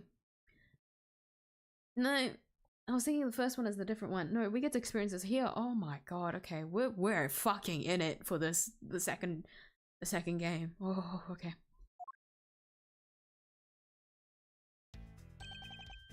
Look how sharp your jawline is. A judge, as I say, offender's the name and defending's a game. Bit of an ace attorney. Detective Dick Gumshoe. And I'm Kay Faraday, great thief. I'm on sabbatical at the moment though. A great thief? Well, that's so romantic. Straight shake, if you will. Right? It's nice to finally meet someone who gets it. I'm looking to expand the franchise actually. I even made signing up super simple. Sounds awesome. Love to come hang out with you guys if you'll have me. Sorry, I should have also mentioned that it's girls only, and they have to be super fun and super cool and happy pride. Yeah, I totally get it. No hard feelings, yeah? Come on, bring it in. You've got to be kidding. My bad. I'm just so used to how they do things elsewhere, you know? I forgot he's very touchy-feely, isn't he? He's such like, yeah, I forgot he's like such a creepy uncle in a way. I forgot he's like that. Completely forgot. And why are you here, Mr. Fender? Whoops! Oh, must forgot this is your scene. Keeping the defense out is strategy number 1 in the Von Karma playbook after all, isn't it? Hey, quit it with all the Von Karma stuff, pal. What gives? Hold it. Detective, calm yourself. His attitude is unfortunately understandable. It is? I take it you are Mr. Knight's attorney? Guilty as charged, Your Honor. Well, supposed to be, anyway. He was planning to represent Knight. If his client hadn't been murdered, he and I would have faced off against each other in court. I better see what he has to say for himself. Hey, my man! Look at him! Look at my badge! Oh, for me? You shouldn't have. I always wanted to rock one of these pawn... Yeah? Oh, these pawn. Always wanted to rock one of these Bon Maya label. Thanks, you're a star. I never said I was giving it to you. Just yanking a chain. I already got a badge of my own, see?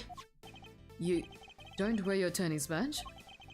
Once in a blue moon, it goes nicely with my winter coat as it happens. Guys gotta dress to impress, know what I mean? Impress who exactly? How many times has already?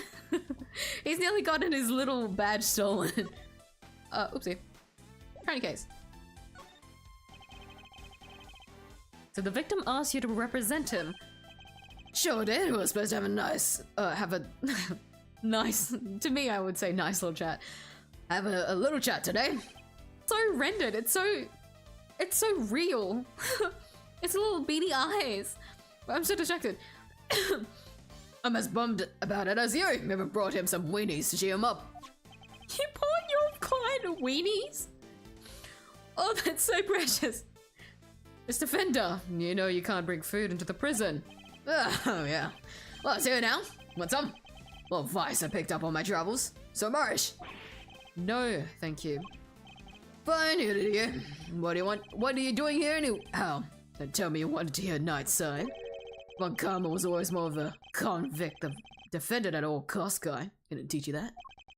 That was a long time ago. If you say so. Surely you don't want any weenies? No, thank you. The victim. Edgeworth, eat my weenies!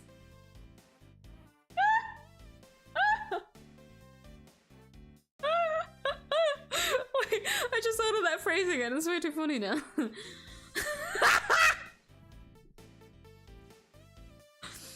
Oh, happy Pride indeed. Have you met your client previously? Yes, indeed, Your Honor. Just yesterday, in fact. Bronxstar called me the minute he was arrested. Sounded really freaked out, man. Oh, yeah. Mentioned your little performance, too. According to him, you really made a nuisance of yourself. Not a kind word was spoken, I'm sure. Well, sticks and stones, all that. Boy, did he not like you. Trash talk. You something fierce. Can't say I didn't join in the fun, no. Fun? How dare you, Mr. Fender? Line up, kid. Kind of a fixture in the visitor's room here. I don't think I ever had that much of a gas. Oh, so you come here a lot. Hey, don't go getting the wrong idea, little sis. I'm never on the wrong side of the bars. Just happen to know someone who is.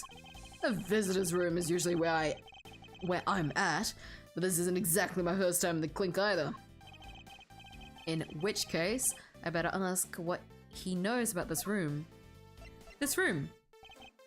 Tell me, what do you know about the scene of the crime? Huh? Oh, this room? No, indeed. What do you know about it? I'll give you 3 choices. Classroom, a morgue, A recreation room. I think it's supposed to be a recreation room.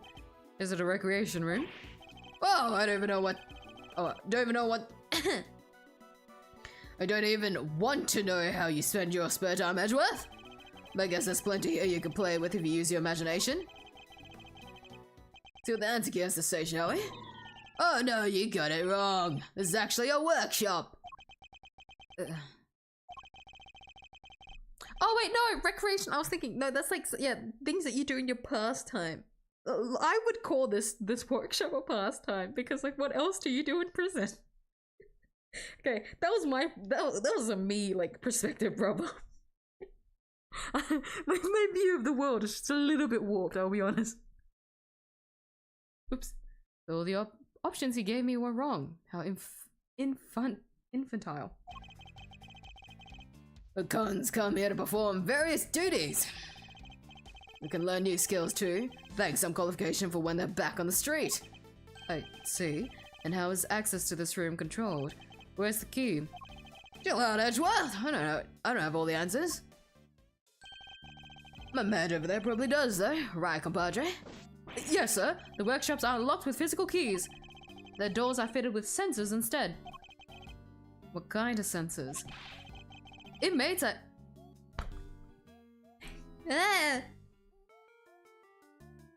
Excuse me. Inmates are issued with special bracelets, sir. When they walk through a workshop door, the sensor checks their bracelet. And if they're not supposed to be there... Ding-a-ling-a-ling! An alarm sounds, sorry. The music stopped, so I wanted to put in the suspense as well, but that backfired. If they let it ring for too long, then bzzz, they get a real shock, if you know what I mean. And if they try to break or remove the bracelet, bzzz, a shock 3 times worse than that. What? That's brutal. Guess they need to ensure the inmates follow the rules. That sounds a bit excessive. Hey! Consequences. Although it is a bit inhumane. If they wish to pass through a door like this one, prisoners need to be accompanied by a guard. We disable the sensor for them and let them in.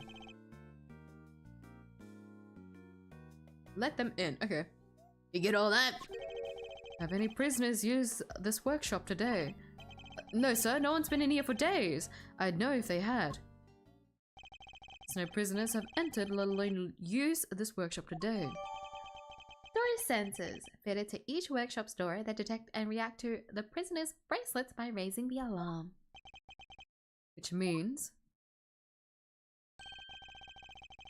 there's a contradiction in this crime scene. Namely, there's something here that shouldn't be. I'll take another quick look of the crime scene and employ my powers of deduction to solve this mystery. Okay,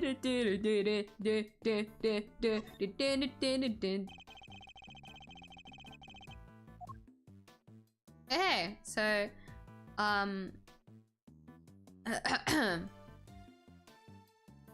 wait, hold on. Am I supposed to be using logic? I don't have any logic, do I? No, okay. No, I need to investigate again. Let's take a look. It's all ticked. I mean, I have to go through one of the same things? We'll see. That is where it can be. Yes, because it's blood. A rope and a bloody sheet. I wonder what else we'll find. We'll know until we take a careful look around. I forgot they have like extra dialogue after you read through everything.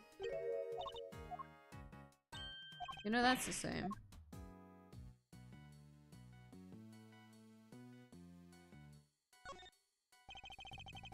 Prison issued rubber glove. It seems strange that it should be in here. In fact, it's something of a contradiction. It is? Think about what we learned, Kay, about the prison security system. It's apparent to me now that there's no way this glove should be here. I just need to present the piece of evidence that proves my deduction to show her why.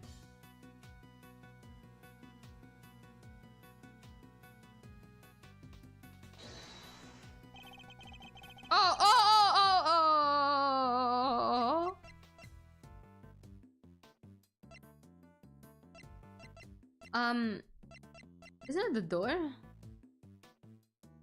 If the glove is on the blood, that means it's been dropped here by someone. But there is no way for someone to come in because no one has entered the room in a really long time. Right? Oh, I forgot we can investigate this. Okay, we'll do it after. If I remember. This should be the same. Nothing else to, yeah, that one we can investigate and then, okay. Ryan! Prisoners aren't able to come and go from this workshop as they please. The door sensor would detect their bracelets and the alarm would sound. What's more, according to the guard, no prisoners were authorized to be in this room at all today. And yet, here we have a rubber glove, of the kind issued to inmates. This is a clear contradiction. So where did the glove come from, sir? I don't know, Detective. Not yet, anyway.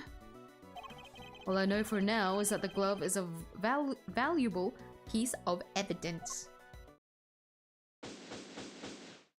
Yatta! You, apart from the prisoners and guards, who else has access to this room? No one, sir. This is a prison after all. Prisoners and guards are pretty much all there is. Mr. Fender? Come on, don't play us like that, friend. We both know that's not true. You know as well as I do that prisoners and guards aren't the only ones who can come in here. Huh? Oh, do you mean... But sir, they're... Mr. Fender, would you care to get to the point? Who exactly are you talking about? What? You have a pair of peepers in that hard head of yours? You don't see them on the way in? Wandering about in the corridors, chilling with their buds? But if you moseyed on out of that door right now, you'd trip over one of them before you'd even take it a step. Listen, pal, we just had about enough of your baloney. It's so hard to be like heated as Gumshoe. Take a chill pill, big guy. I'm on your side. You know, for such a wide fella, you have a very narrow mind. What did you... Hold it! Detective! Sorry, sir. Look, just follow me, okay? Seeing is believing, isn't what they say.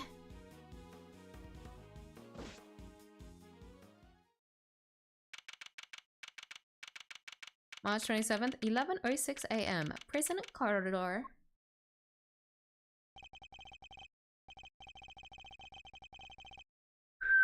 Let me drink water. I was trying to like prepare myself.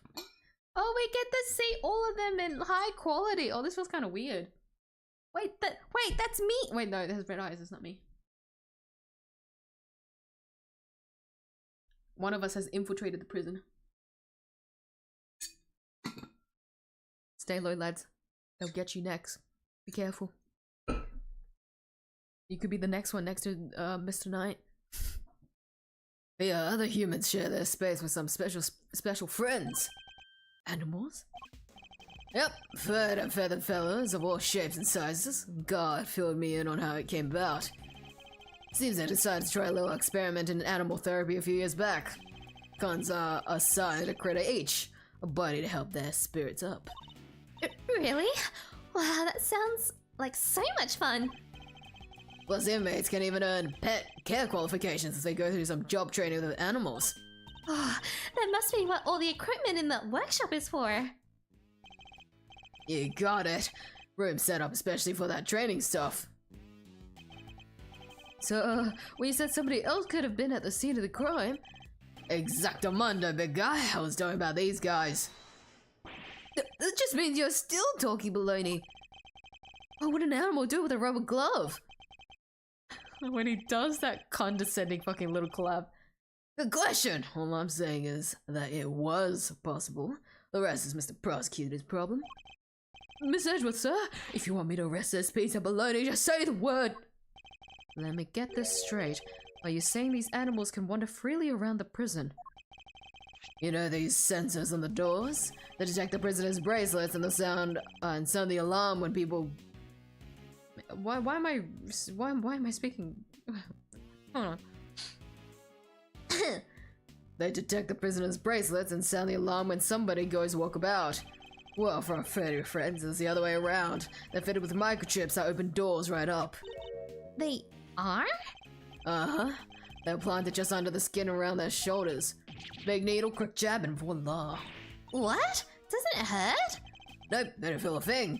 That's what they tell me anyway. Now, where was I? Alright, so the point is, they're not the baddies here, so there's no reason to punish them. It's ironic, really. Here in this institution, where the humans are caged, the animals are free to roam to their heart's content. Door sensor updated. They open the doors if an animal is detected, but raise the alarm if an inmate's bracelet is detected. Prisoners are not allowed to move about freely. They're not completely free though. They can't leave the prison proper for one thing. They sent on that big mother of a door out, you see. Ah! Ooh. Ooh, the most ominous sound in the entire fucking franchise, I feel like. Hmm? What's that tinkling sound? Sir?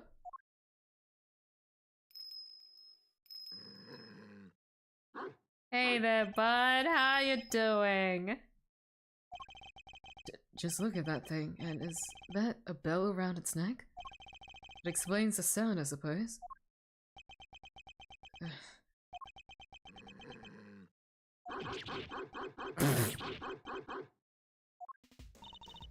Mr. Edgeworth, were you seriously trying to stare it down? I refuse to lose to a dog. Not for nothing, sir, but your dog handling skills could use some work. Leave it to a pro. I know how to treat them right. Come on now, come to Gummy.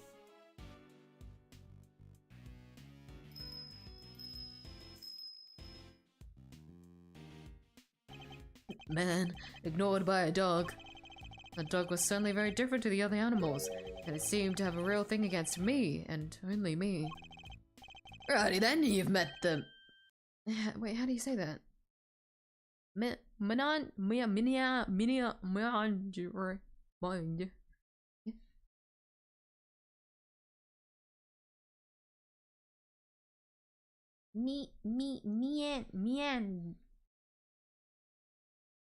Menagerie. What the fuck?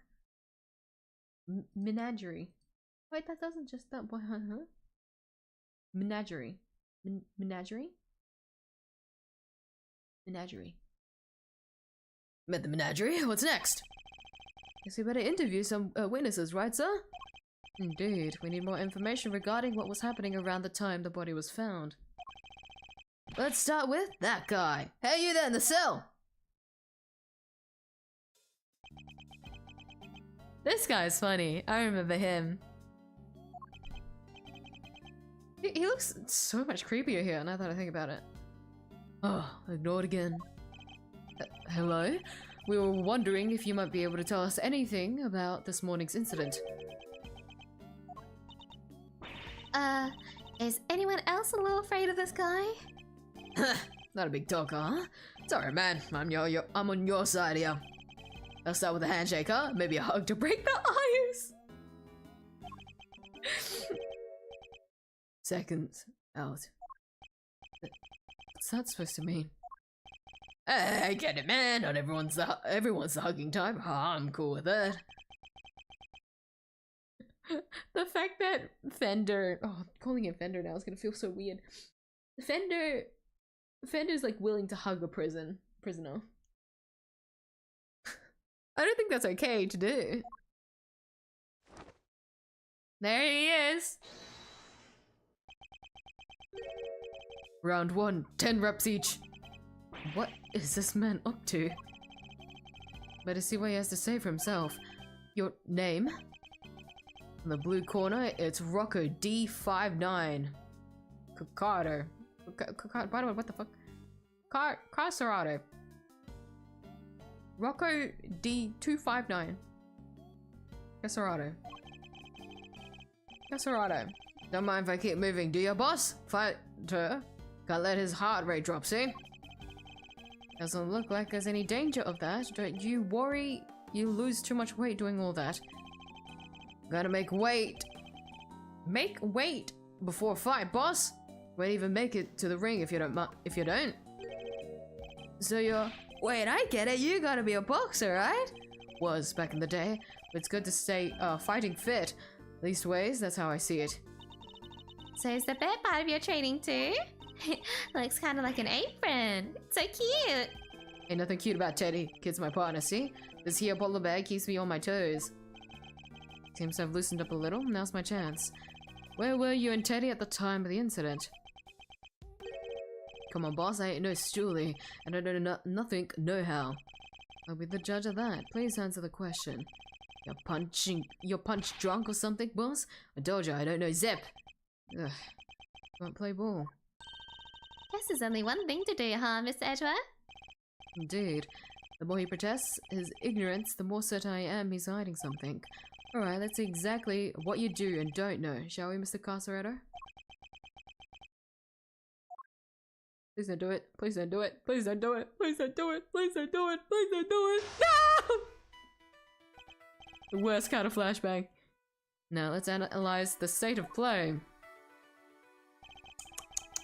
He adopts a boxing stance when he's on high alert. My guess is that things won't go well if I push too hard at such moments. My opponent is on the offense, I should remain calm and bide my time. He's bound to reveal an opening eventually, which is when I'll pounce. First, let's see if our friend here knows anything about the incident. I'll start by asking about his movements, and bring this fight to an end before he knows what hit him. Miyuu plays chess. Tell me about your day so far. Why don't you start by telling me what you've done today? You will answer me, Mr. Carcereto. What? You want a shot at the champ, is that it? Then put him up, pal. Bide my time? Going in the towel already? That's gotta be a record. Fisticuffs is hardly my style, but I'm more than happy to take you on in a game of chess. Incidentally, don't you get tired ducking and diving like that all the time? You think I don't got the stamina, kid? Oh, just you try me. But believe me, I will. When he takes a stance, I shouldn't. I ain't tired, not today, not ever. Especially not today, took it real easy this morning. Had me some quiet cell time, hardly broke a sweat. Really? You look pretty sweaty to me. Give me a break, will ya? I'm done talking, okay? I'm tired, yeah, real tired. Thought you took it easy. You may have kept your boxing skills sharp, Mr. Carcereto, but I'm afraid your lying needs quite a bit of work. Tired? Really? I hardly think that's possible. Especially not after you just told me about your quiet cell time this morning. Oof. Oh, I gotta be careful here, Teddy. When this guy lands, he lands. Oh, the weights are off now. He's hiding something, I'm sure of it. You try asking me about what was happening at the time of the incident, both in and outside his cell. Need to use my fists in this next round. No, I'll deliver this knockout using carefully chosen words alone. What a nerd. Sorry, Edward. What were you doing? Do you remember what you were doing at the time of the incident? I was, catching some Z's. We both was. The incident happened only a short while ago. You seem wide awake, all things considered.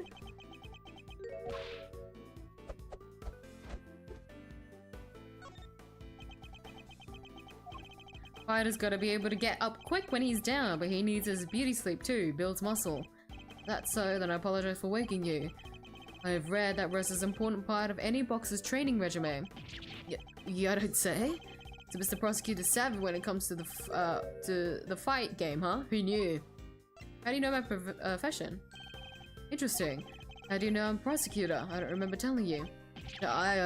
You've been eavesdropping, haven't you? You've been listening to every word we said out here in the corridor, which means you weren't asleep and that you are lying again. You're good, kid. Call me clean with that one. Why does he keep saying kid? How old is he? Right, I meant I wasn't catching no Z's. What? A guy can't work out in a cell no more without lawyers getting involved? Or is the man taking care of himself a crime now? The fact that we know now know. By the way, he was awake is an important development. It could well prove to be a useful clue. What was it like around here? Did you notice anything strange around the time of the incident? What do you mean, strange? Worn out already, don't play dumb.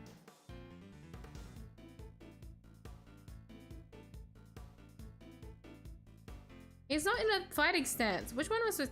I'll choose the first one. Have you noticed yet? You're backed into. Oh, I know, I fucked up.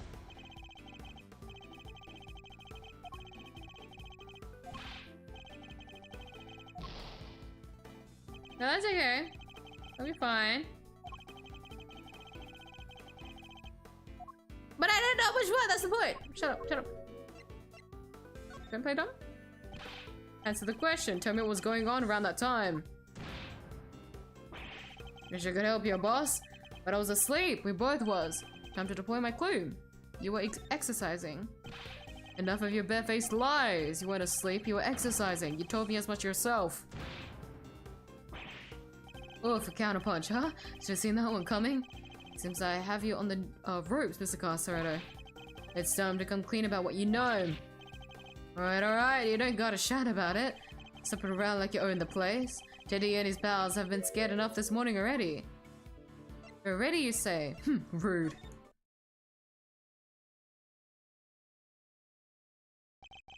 You've done well to endure this long, but I fear you'll soon be out for the count. You say the animals have been scared enough already, which implies something happened to you earlier. Well, what was it, Mr. 𝐢𝐴?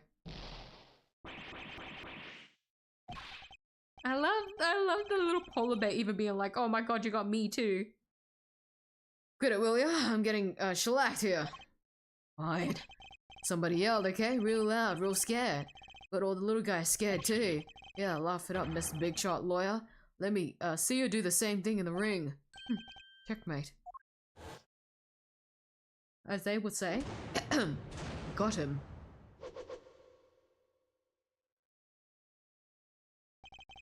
Think we've now established that you know more than you're letting on, don't you? Fine, I'll talk. You did it, Mr. 𝐢𝐴. Let's not get carried away, okay? Our work here has only just begun. Hey, can we call a time out here for a sec, guys? There's something super big I need to say. It's just, well, it's like fate brought us here today after all these years, 𝐢𝐴. So condescending, I love when he does that. It's your privilege watching how you work. Eye-opening stuff, in fact. Just thought you should know I'll be telling you, you know who, what you've become. Who know who? Need to get the lowdown, huh? Well, that's enough. This has nothing to do with Kay. Whoa, don't have a cow, man. Why so sensitive? You put whatever you wish to whomever you wish. Just do it on somebody else's time. What do you say, boss man? But I think he should know at least. You know, how you've been living your life since you signed on to doing things the Von Karma way. After all, you've disappointed him enough for one lifetime already, am I right? What's he talking about, Mr. 𝐢𝐴? Nothing that need to concern you, Kay. Our focus should be on Mr. 𝐢𝐴. Now, shall we continue? It's time to hear the truth at last. You won't land a glove on me, kid. Woo! Okay. Oh, I need water. The incident. Okay, hold on. We're gonna take a quick short break. Pretty short. Because I feel like after I do this little section here, I'll probably call it all together for the stream. Just because my voice is kind of taking a toll, not gonna lie. But we're gonna take a short break just to get water. Maybe a snack. Just do a quick break. Just a quick break. Let me... Oopsie. 5-minute break. Water refill. It's a very short break for now. Alright? Alright? Oh, I forgot I made the text weird. Oh, there you go. There you go. I flipped it on purpose just because it would look funny, but there you go. Alright. It won't be too long.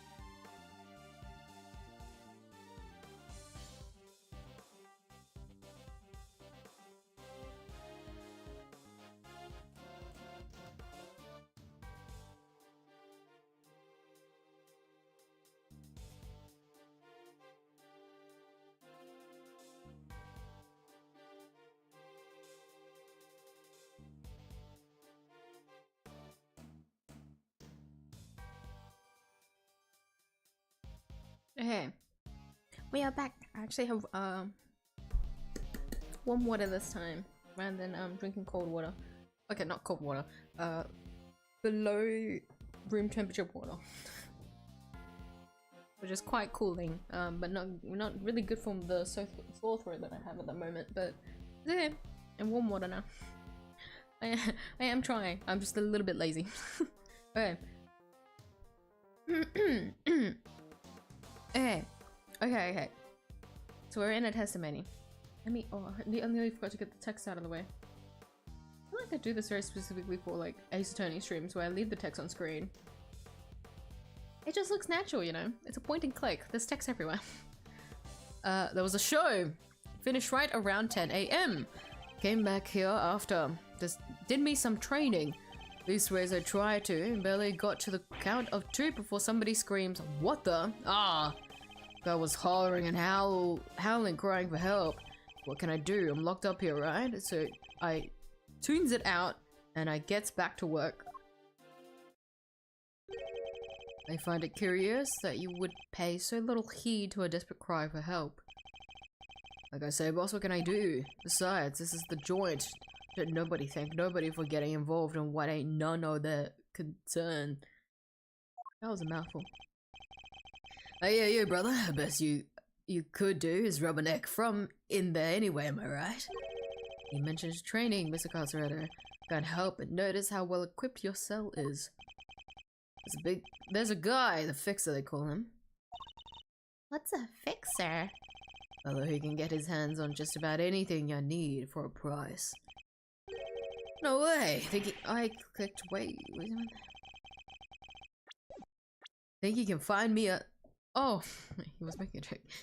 Perhaps Mr. 𝐢𝐧𝐟𝐨, what you ought to ask for is a beginner's guide to giving better testimony. Because I can promise you that you'll be down for the count in 1. You put me down? Try it, you bum. What am I? Chopped liver?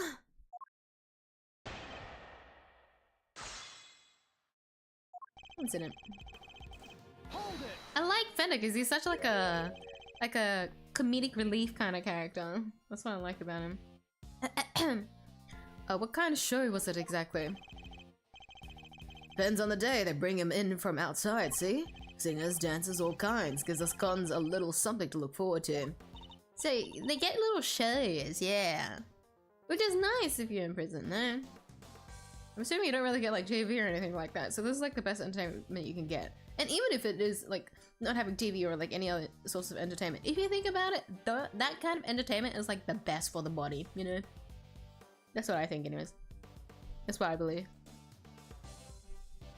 So much to go outside and touch grass moment, which they do get to experience here. We'll get to see the grass area. Nice, that sounds like fun. And you went along to see today's show. Sure I did. Can't miss a chance to get a glimpse of the outside world now, can I? Then it was over. Hold it! This show's gonna be real important. What did this training involve? Well, let's see now. Today was stamina and rhythm training, work, which means jump rope. What? In that tiny cell? How? And what about Teddy? Isn't that dangerous for him? Kid's no dummy. Second I get my rope out, he jumps up and holds on tight. You jump rope with a polar bear clinging to your chest. I mean, that is the safest place for it to be. In a cell, no less. It's not. It would have to like cling to the corner or something, right? That's like the safest spot for if it's not on the person when you're like jump roping. Told you, didn't I? We're partners, and besides, a little extra weight's good for me. Anyway, I started jumping rope. Hold it! Such a good polar bear. Teddy, you're so good. Tell us more about the scream you heard. It was a scream of a guy about to scream his last, and I should know. Well, there, good buddy. There's a time and place, you know? It was clearly audible. Guy back to a corner, fighting for his life. You ever heard something like that, boss? Well, I have, and yeah, it was clearly audible.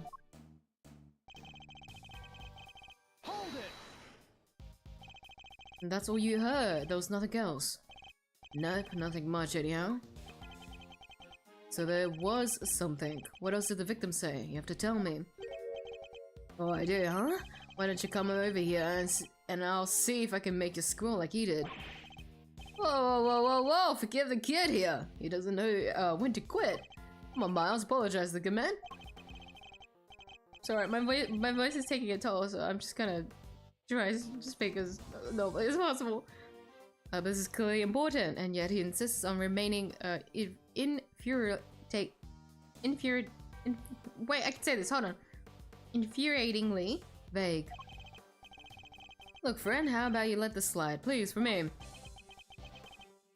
So yeah, I heard the voice, like I said. Hold it! You're able to concentrate on your training, even after hearing all that screaming. Look, if he was on the outside, maybe things would have been different. Maybe I'd have seen what I could do. This ain't the outside. I can't go no place, even if I want to. And you didn't think to slip out from your cell to go sneak a peek? I don't think anybody else would have thought of doing that except you, Kay. Only this wasn't a prison. Mr. Knight might have lived. Somehow doubt it. Frankly speaking, there was no saving him. What? But if somebody could have just gotten to him in time. This 𝐢𝐧𝐟𝐨 is clearly lying, but I don't understand his why. Let's see what I can uncover by pointing out the contradiction in his testimony.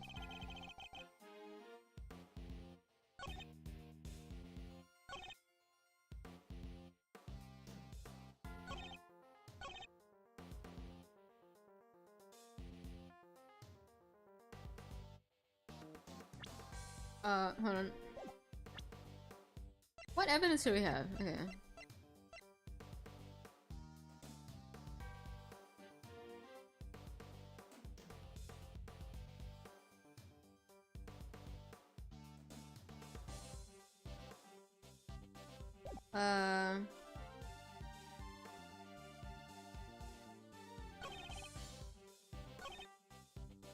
I think it's just the door.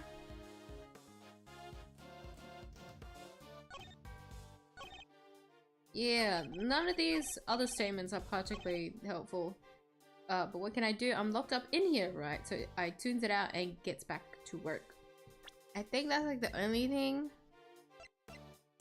I think so. I'm not confident. I'm incorrect. Completely incorrect.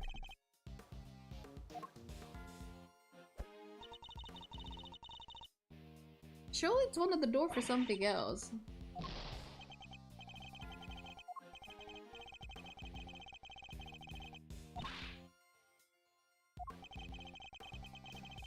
Wait. Wait.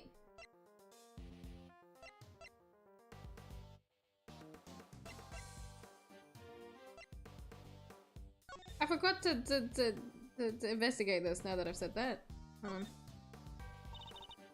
Come on, come on, come on. Hurry up and open that glass. There's a murder investigation. You sound like a child on Christmas morning. Oh, please. Even your heart must skip a beat when you're about to open a mysterious box. Not all of us think like you, Kay, thankfully.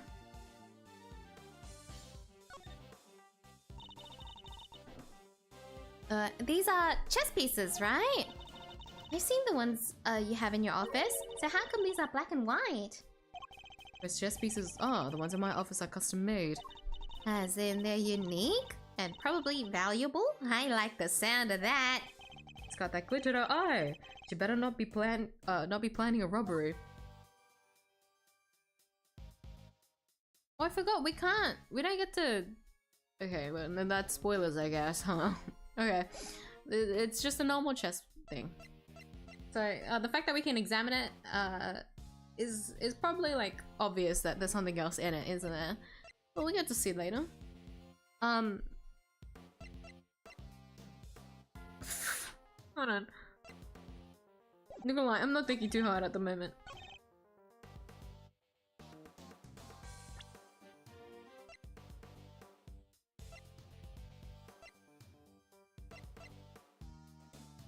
Oh no, it was an instantaneous, so there was no way he could have screamed. Objection! I completely forgot about this, the next step. You listen are you listening carefully, Mr. Carcerado? Huh? You trying to be cute or something? Sometimes. The victim died from a wound to the throat, and very quickly at that. He had neither time nor the ability to scream as you claim he did. You say you heard the victim's cries, and yet that would have been impossible. Wasn't it kind of balls of you to say that? What if, like, we interviewed the other inmates and they gave, like, different claims? You would have been so sus. Must have been a scream. He said there was. He said there was? Quit looking so smug, will ya? Fine, I admit it. I didn't hear nothing, alright? The guy in the next cell did. He told me so. The next cell. Oh, yeah, there you go. Wait, hold on. I forgot about that. Oh, wait. You mean... Huh? What do you want? I heard a scream. What of it? We came back from the show and they put us in our cell, same as always. Then just like I told this guy, I heard it. A scream. A real scary one. Scary how exactly? Didn't tell him this part, I guess, but it was kind of like, eek! Someone, anyone, come quickly. He's something like that. Well, I guess I say just so that probably wasn't the victim. Indeed, it sounds more likely to have been the person who found his body. Ah, that explains it. So Mr. Carcerado was telling the truth, more or less. Is that really the case, though? Are there really no problems now with his testimony? There's a problem. I'm afraid a new problem has reared its head, namely, why didn't you hear the scream yourself, Mr. Carcerado? My goodness, pal, how come you didn't hear anything when your neighbor heard it clear as day? Rog!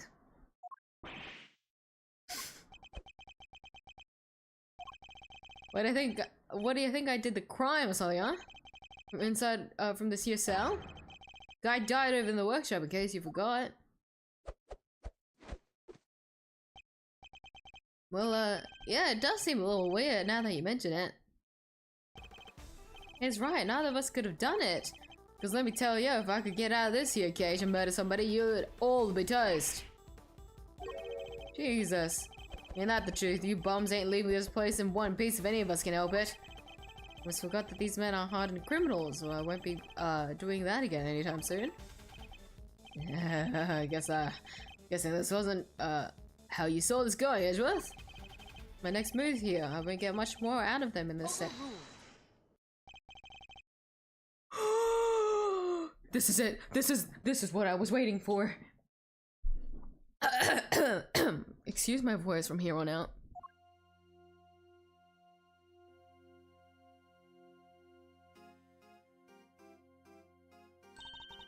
Order in the court.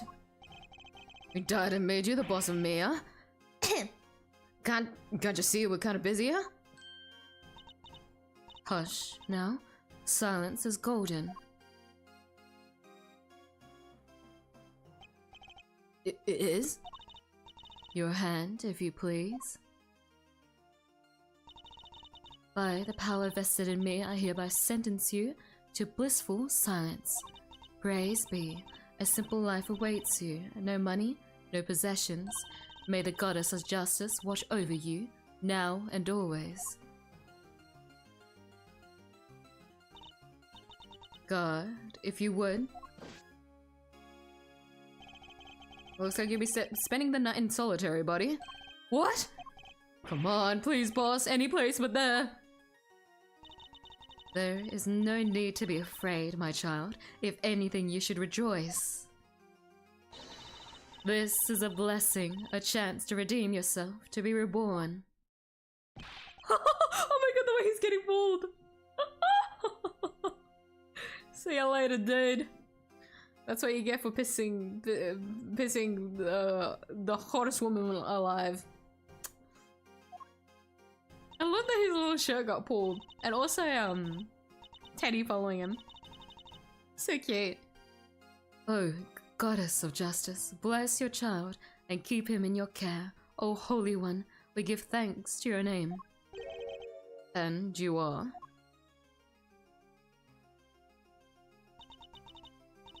Huh?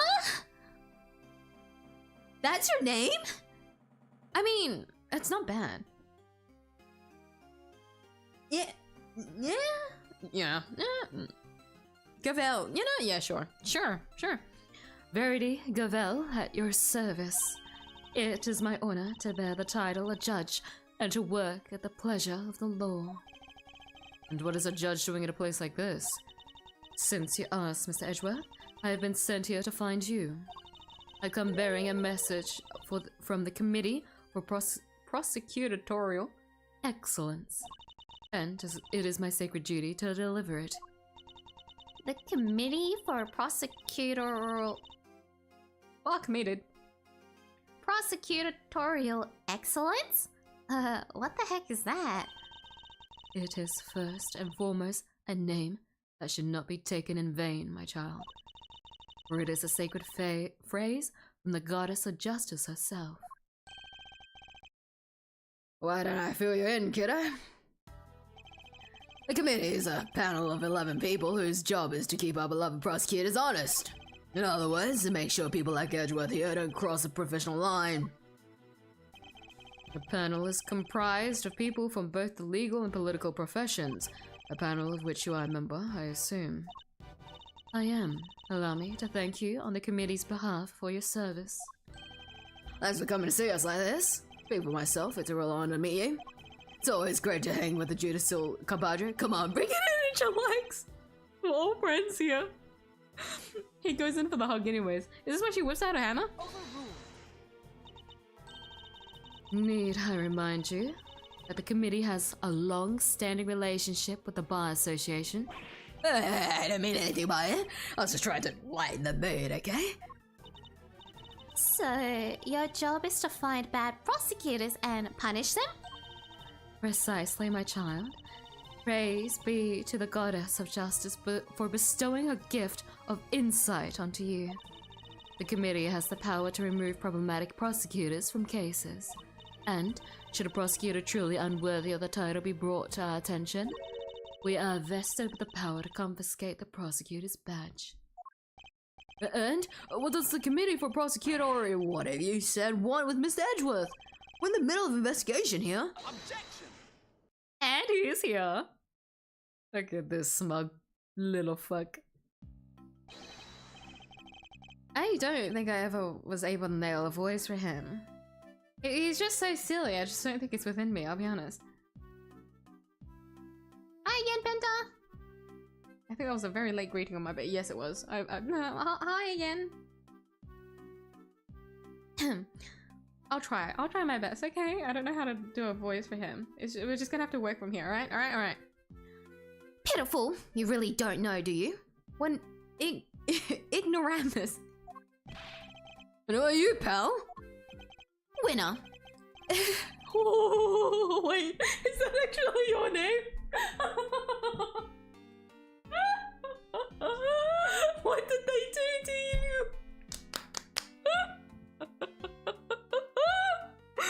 What? Winner! Is this winner?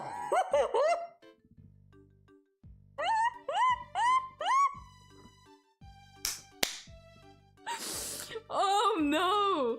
Does that mean when we get to meet him later? Prosecutor extraordinaire. Though you might know me as... No,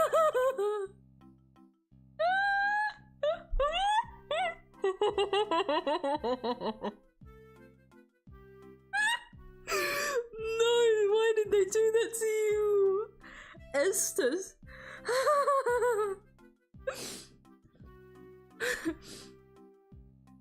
The newness. Look, it's at the top.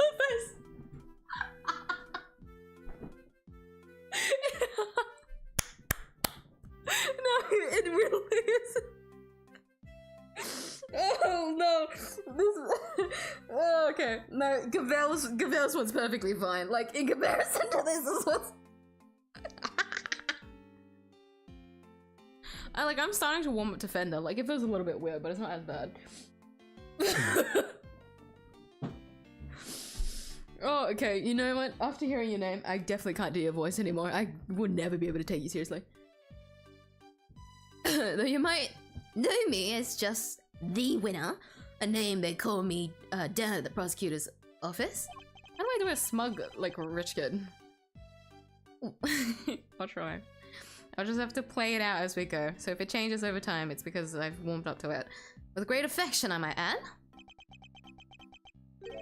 I have never heard of you. How about Detective Flatfoot over there? No. Name means nothing to me. Well, as we expect of an ignoramus, I suppose. Ignorance is as sweet as they say, so I'm sure most things mean sweet nothings to you. Ignorance is a bliss, winner, and I don't think sweet nothings means what you think it means. It is entirely natural that you aren't yet acquainted. Estes only joined us last month.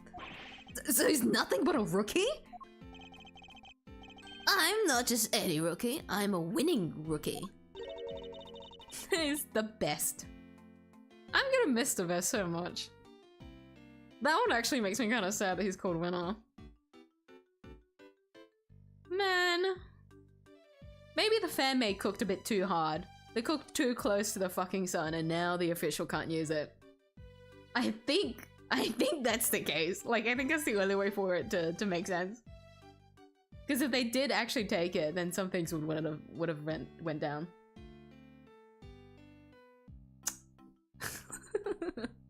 Man. Which he will prove himself to be in due time. This is taking a toll on my voice. How many voices are there in this room? Let's look. 1, 2, 3, 4, 5, and then Edgeworth 6. Oh my god! Now let's cut to the chase. I'm here to clean up your mess, Edgeworth. What do you mean? What mess? I fear I know exactly what he means. The committee sending an envoy with a new prosecutor in tow. I suspect I know what you're getting at, Winner. But I'm going to need a few more details. Would you mind explaining, Judge Cavell? Very well.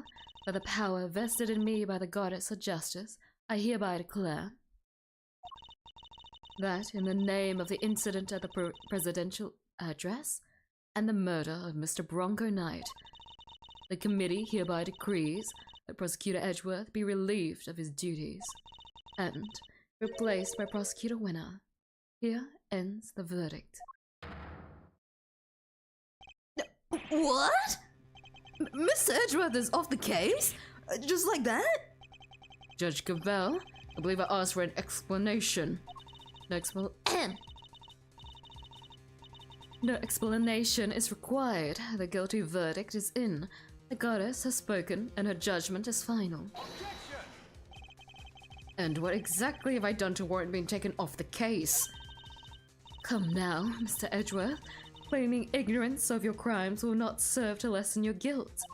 You boarded the presidential plane, violating the principle of extraterritoriality, and while there, you performed an unsanctioned investigation and subjected us visiting foreign leader to questioning. You were one wrong move away from causing a major international incident. Oh, there it is. Woo! That's my favorite one. You vastly overstepped the authority of your office. To call an abuse of power be no understatement. I don't deny that I may have pushed the boundaries where certain rules were concerned, but there is no denying that certain risks must be taken if one is to arrive at the truth. I refuse to concede that my actions were inappropriate. Then what you are saying is that the ends justify the means, that rules can be freely ignored. That is a very dangerous way of thinking. The law is absolute. It is not to be bent to your whims. Don't play chess. Don't do it. Don't do any more chess. We've already done it with the inmate. I can't remember how this interaction ends, but I'm not ready. Forgive me, but not all of us believe us as you do. Is that so? How unfortunate.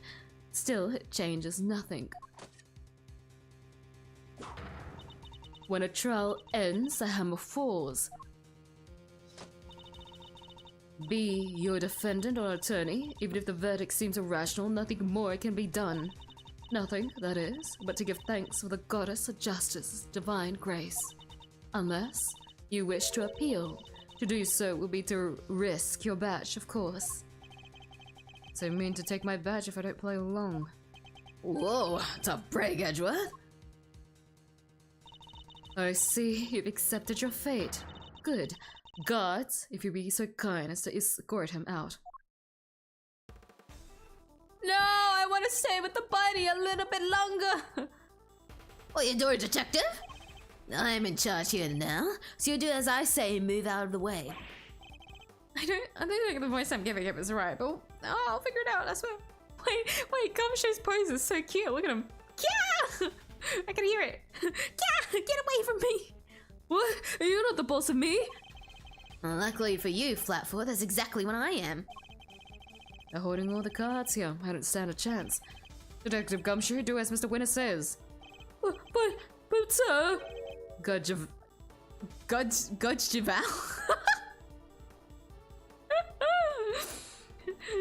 I think the J, some of the letters got mixed up there.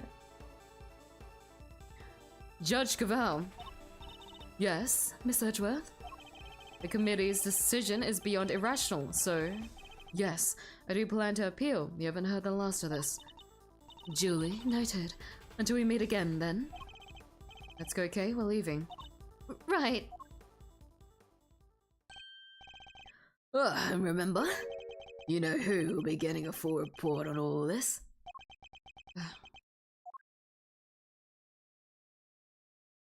See ya, losers. And with that, that is a good point to stop for the story. Yeah! So that was quite the introduction to the second case, was it not? We got to get a start on something very surprising, which was Mr. Blanco Knight's very sudden death. And then as we progressed through, we got to meet two new characters. Three, sorry, Fender. Sorry. 3 new characters, and they will be appearing throughout the entirety of the story. So do strap in if you want to see more of those 3, especially Gavel, because I love her. I love her a lot. She is my favorite. Yes. Oh, we're back in the office. Well, this is a little sneak peek for the next time we play, which will be next week. I will be playing again Monday, Tuesday as usual, the game series streams that I do. For those that would like to tune in more for Ace Attorney, hopefully by next week my throat will be a little bit better and I'll be able to do a little bit more, stream for a little bit longer. Because Ace Attorney does get quite long with all the dialogue and everything, but more importantly, being able to do the voices and maintain the voices without dying halfway through, which is kind of inevitable if you think about it. When you do that much voiceovers, I don't think anyone's throat will be able to survive, but you know, no, I don't want to say. Oh, would you look at that? The thing is the dog. Oh, that's so ominous there. Well, at least it doesn't show the dog with the blood in his mouth. Anyways. Yes. Once again, I'll be doing more of that next week. Monday, Tuesday. So for those that are keen to see what happens next in the Ace Attorney Investigations 2 Prosecutor's Gambit, the official release of the game, please come join me next week. But for now, that will be all. I will be streaming once again this Saturday, as usual at 10 PM UTC +8. I am going to be playing 𝐧𝐧𝐟𝐨. I don't know if I'm going to be drawing. I want to be drawing, but because 𝐧𝐧𝐟𝐨 update is actually tomorrow. With that, I need to use my stamina. The patch, the very big patch, it's a version patch that's coming out this week. I'm probably gonna be doing the story. I want to see how much of the story that I can do. Largely, I want to see how much of it I can do until I get to like the accessories. So I don't know if I'll be drawing. If I feel like drawing, I'll probably put it in, but I'm not particularly confident. It might be like Star Rail. I might just do a full gacha stream that day. I won't be pulling for anyone that's curious. I don't have pulling currency. Vivian and Hugo took all of my money. I do have pulls, but like it's like 20 in total or something. Not even. It's like 40. I'm underestimating myself. It's like 40 pulls, which is, you know, not enough at all to even try for a character or try for anything. So it's just gonna be me experiencing the new version patch story, which sounds kind of boring, which is why I'm kind of hesitant on whether or not I should do a drawing stream. But we'll see. I think it might be a full gacha stream. I'm very excited for the new story and to experience everything. But yes, that will be this Saturday for those that are interested in the new 𝐢𝐧𝐟𝐨 update. I'll be playing that this Saturday, but I'll be fighting for my life for the rest of the week until then, avoiding spoilers. So let's hope for the best. Let's hope miyuu isn't gonna start off the stream with "Fuck guys, I saw a spoiler. We gotta get through this as fast as possible." Let's hope that doesn't happen.